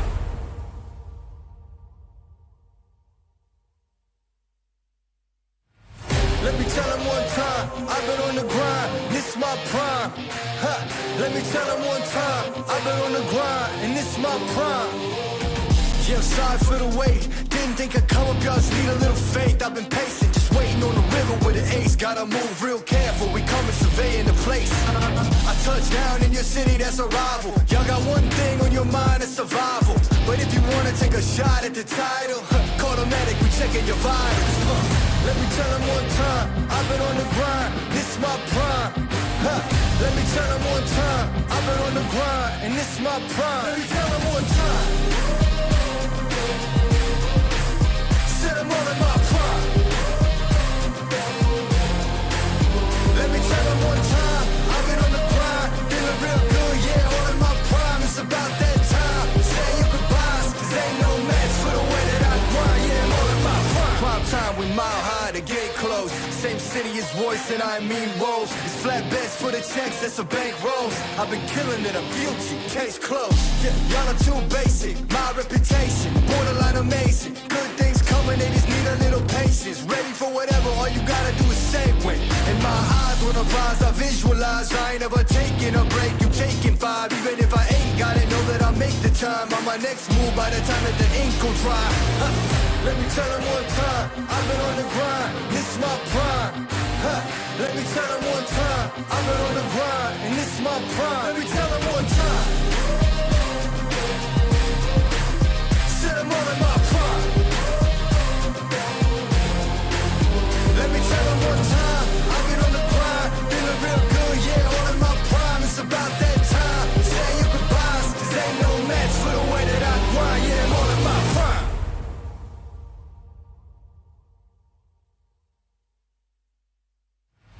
Let me tell them one time, I've been on the grind, this my prime. Let me tell them one time, I've been on the grind, and this my prime. Yeah, sorry for the wait, didn't think I'd come up, y'all just need a little faith. I've been patient, just waiting on the river with an ace. Gotta move real careful, we coming surveying the place. I touch down in your city, that's a rival. Y'all got one thing on your mind, it's survival. But if you wanna take a shot at the title, call the medic, we checking your vitals. Let me tell them one time, I've been on the grind, this my prime. Let me tell them one time, I've been on the grind, and this my prime. Let me tell them one time. Set them all in my prime.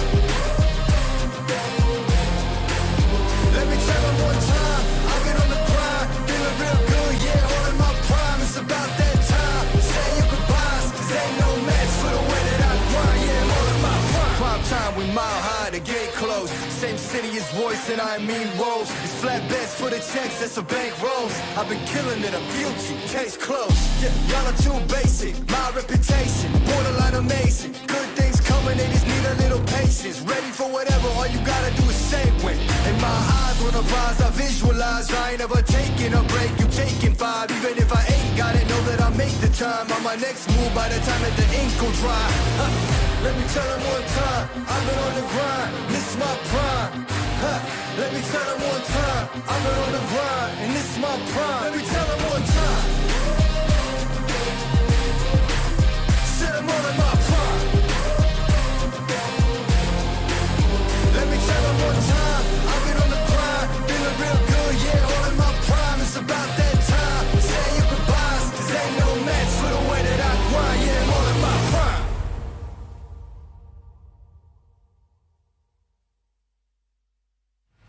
Let me tell them one time, I've been on the grind, this is my prime.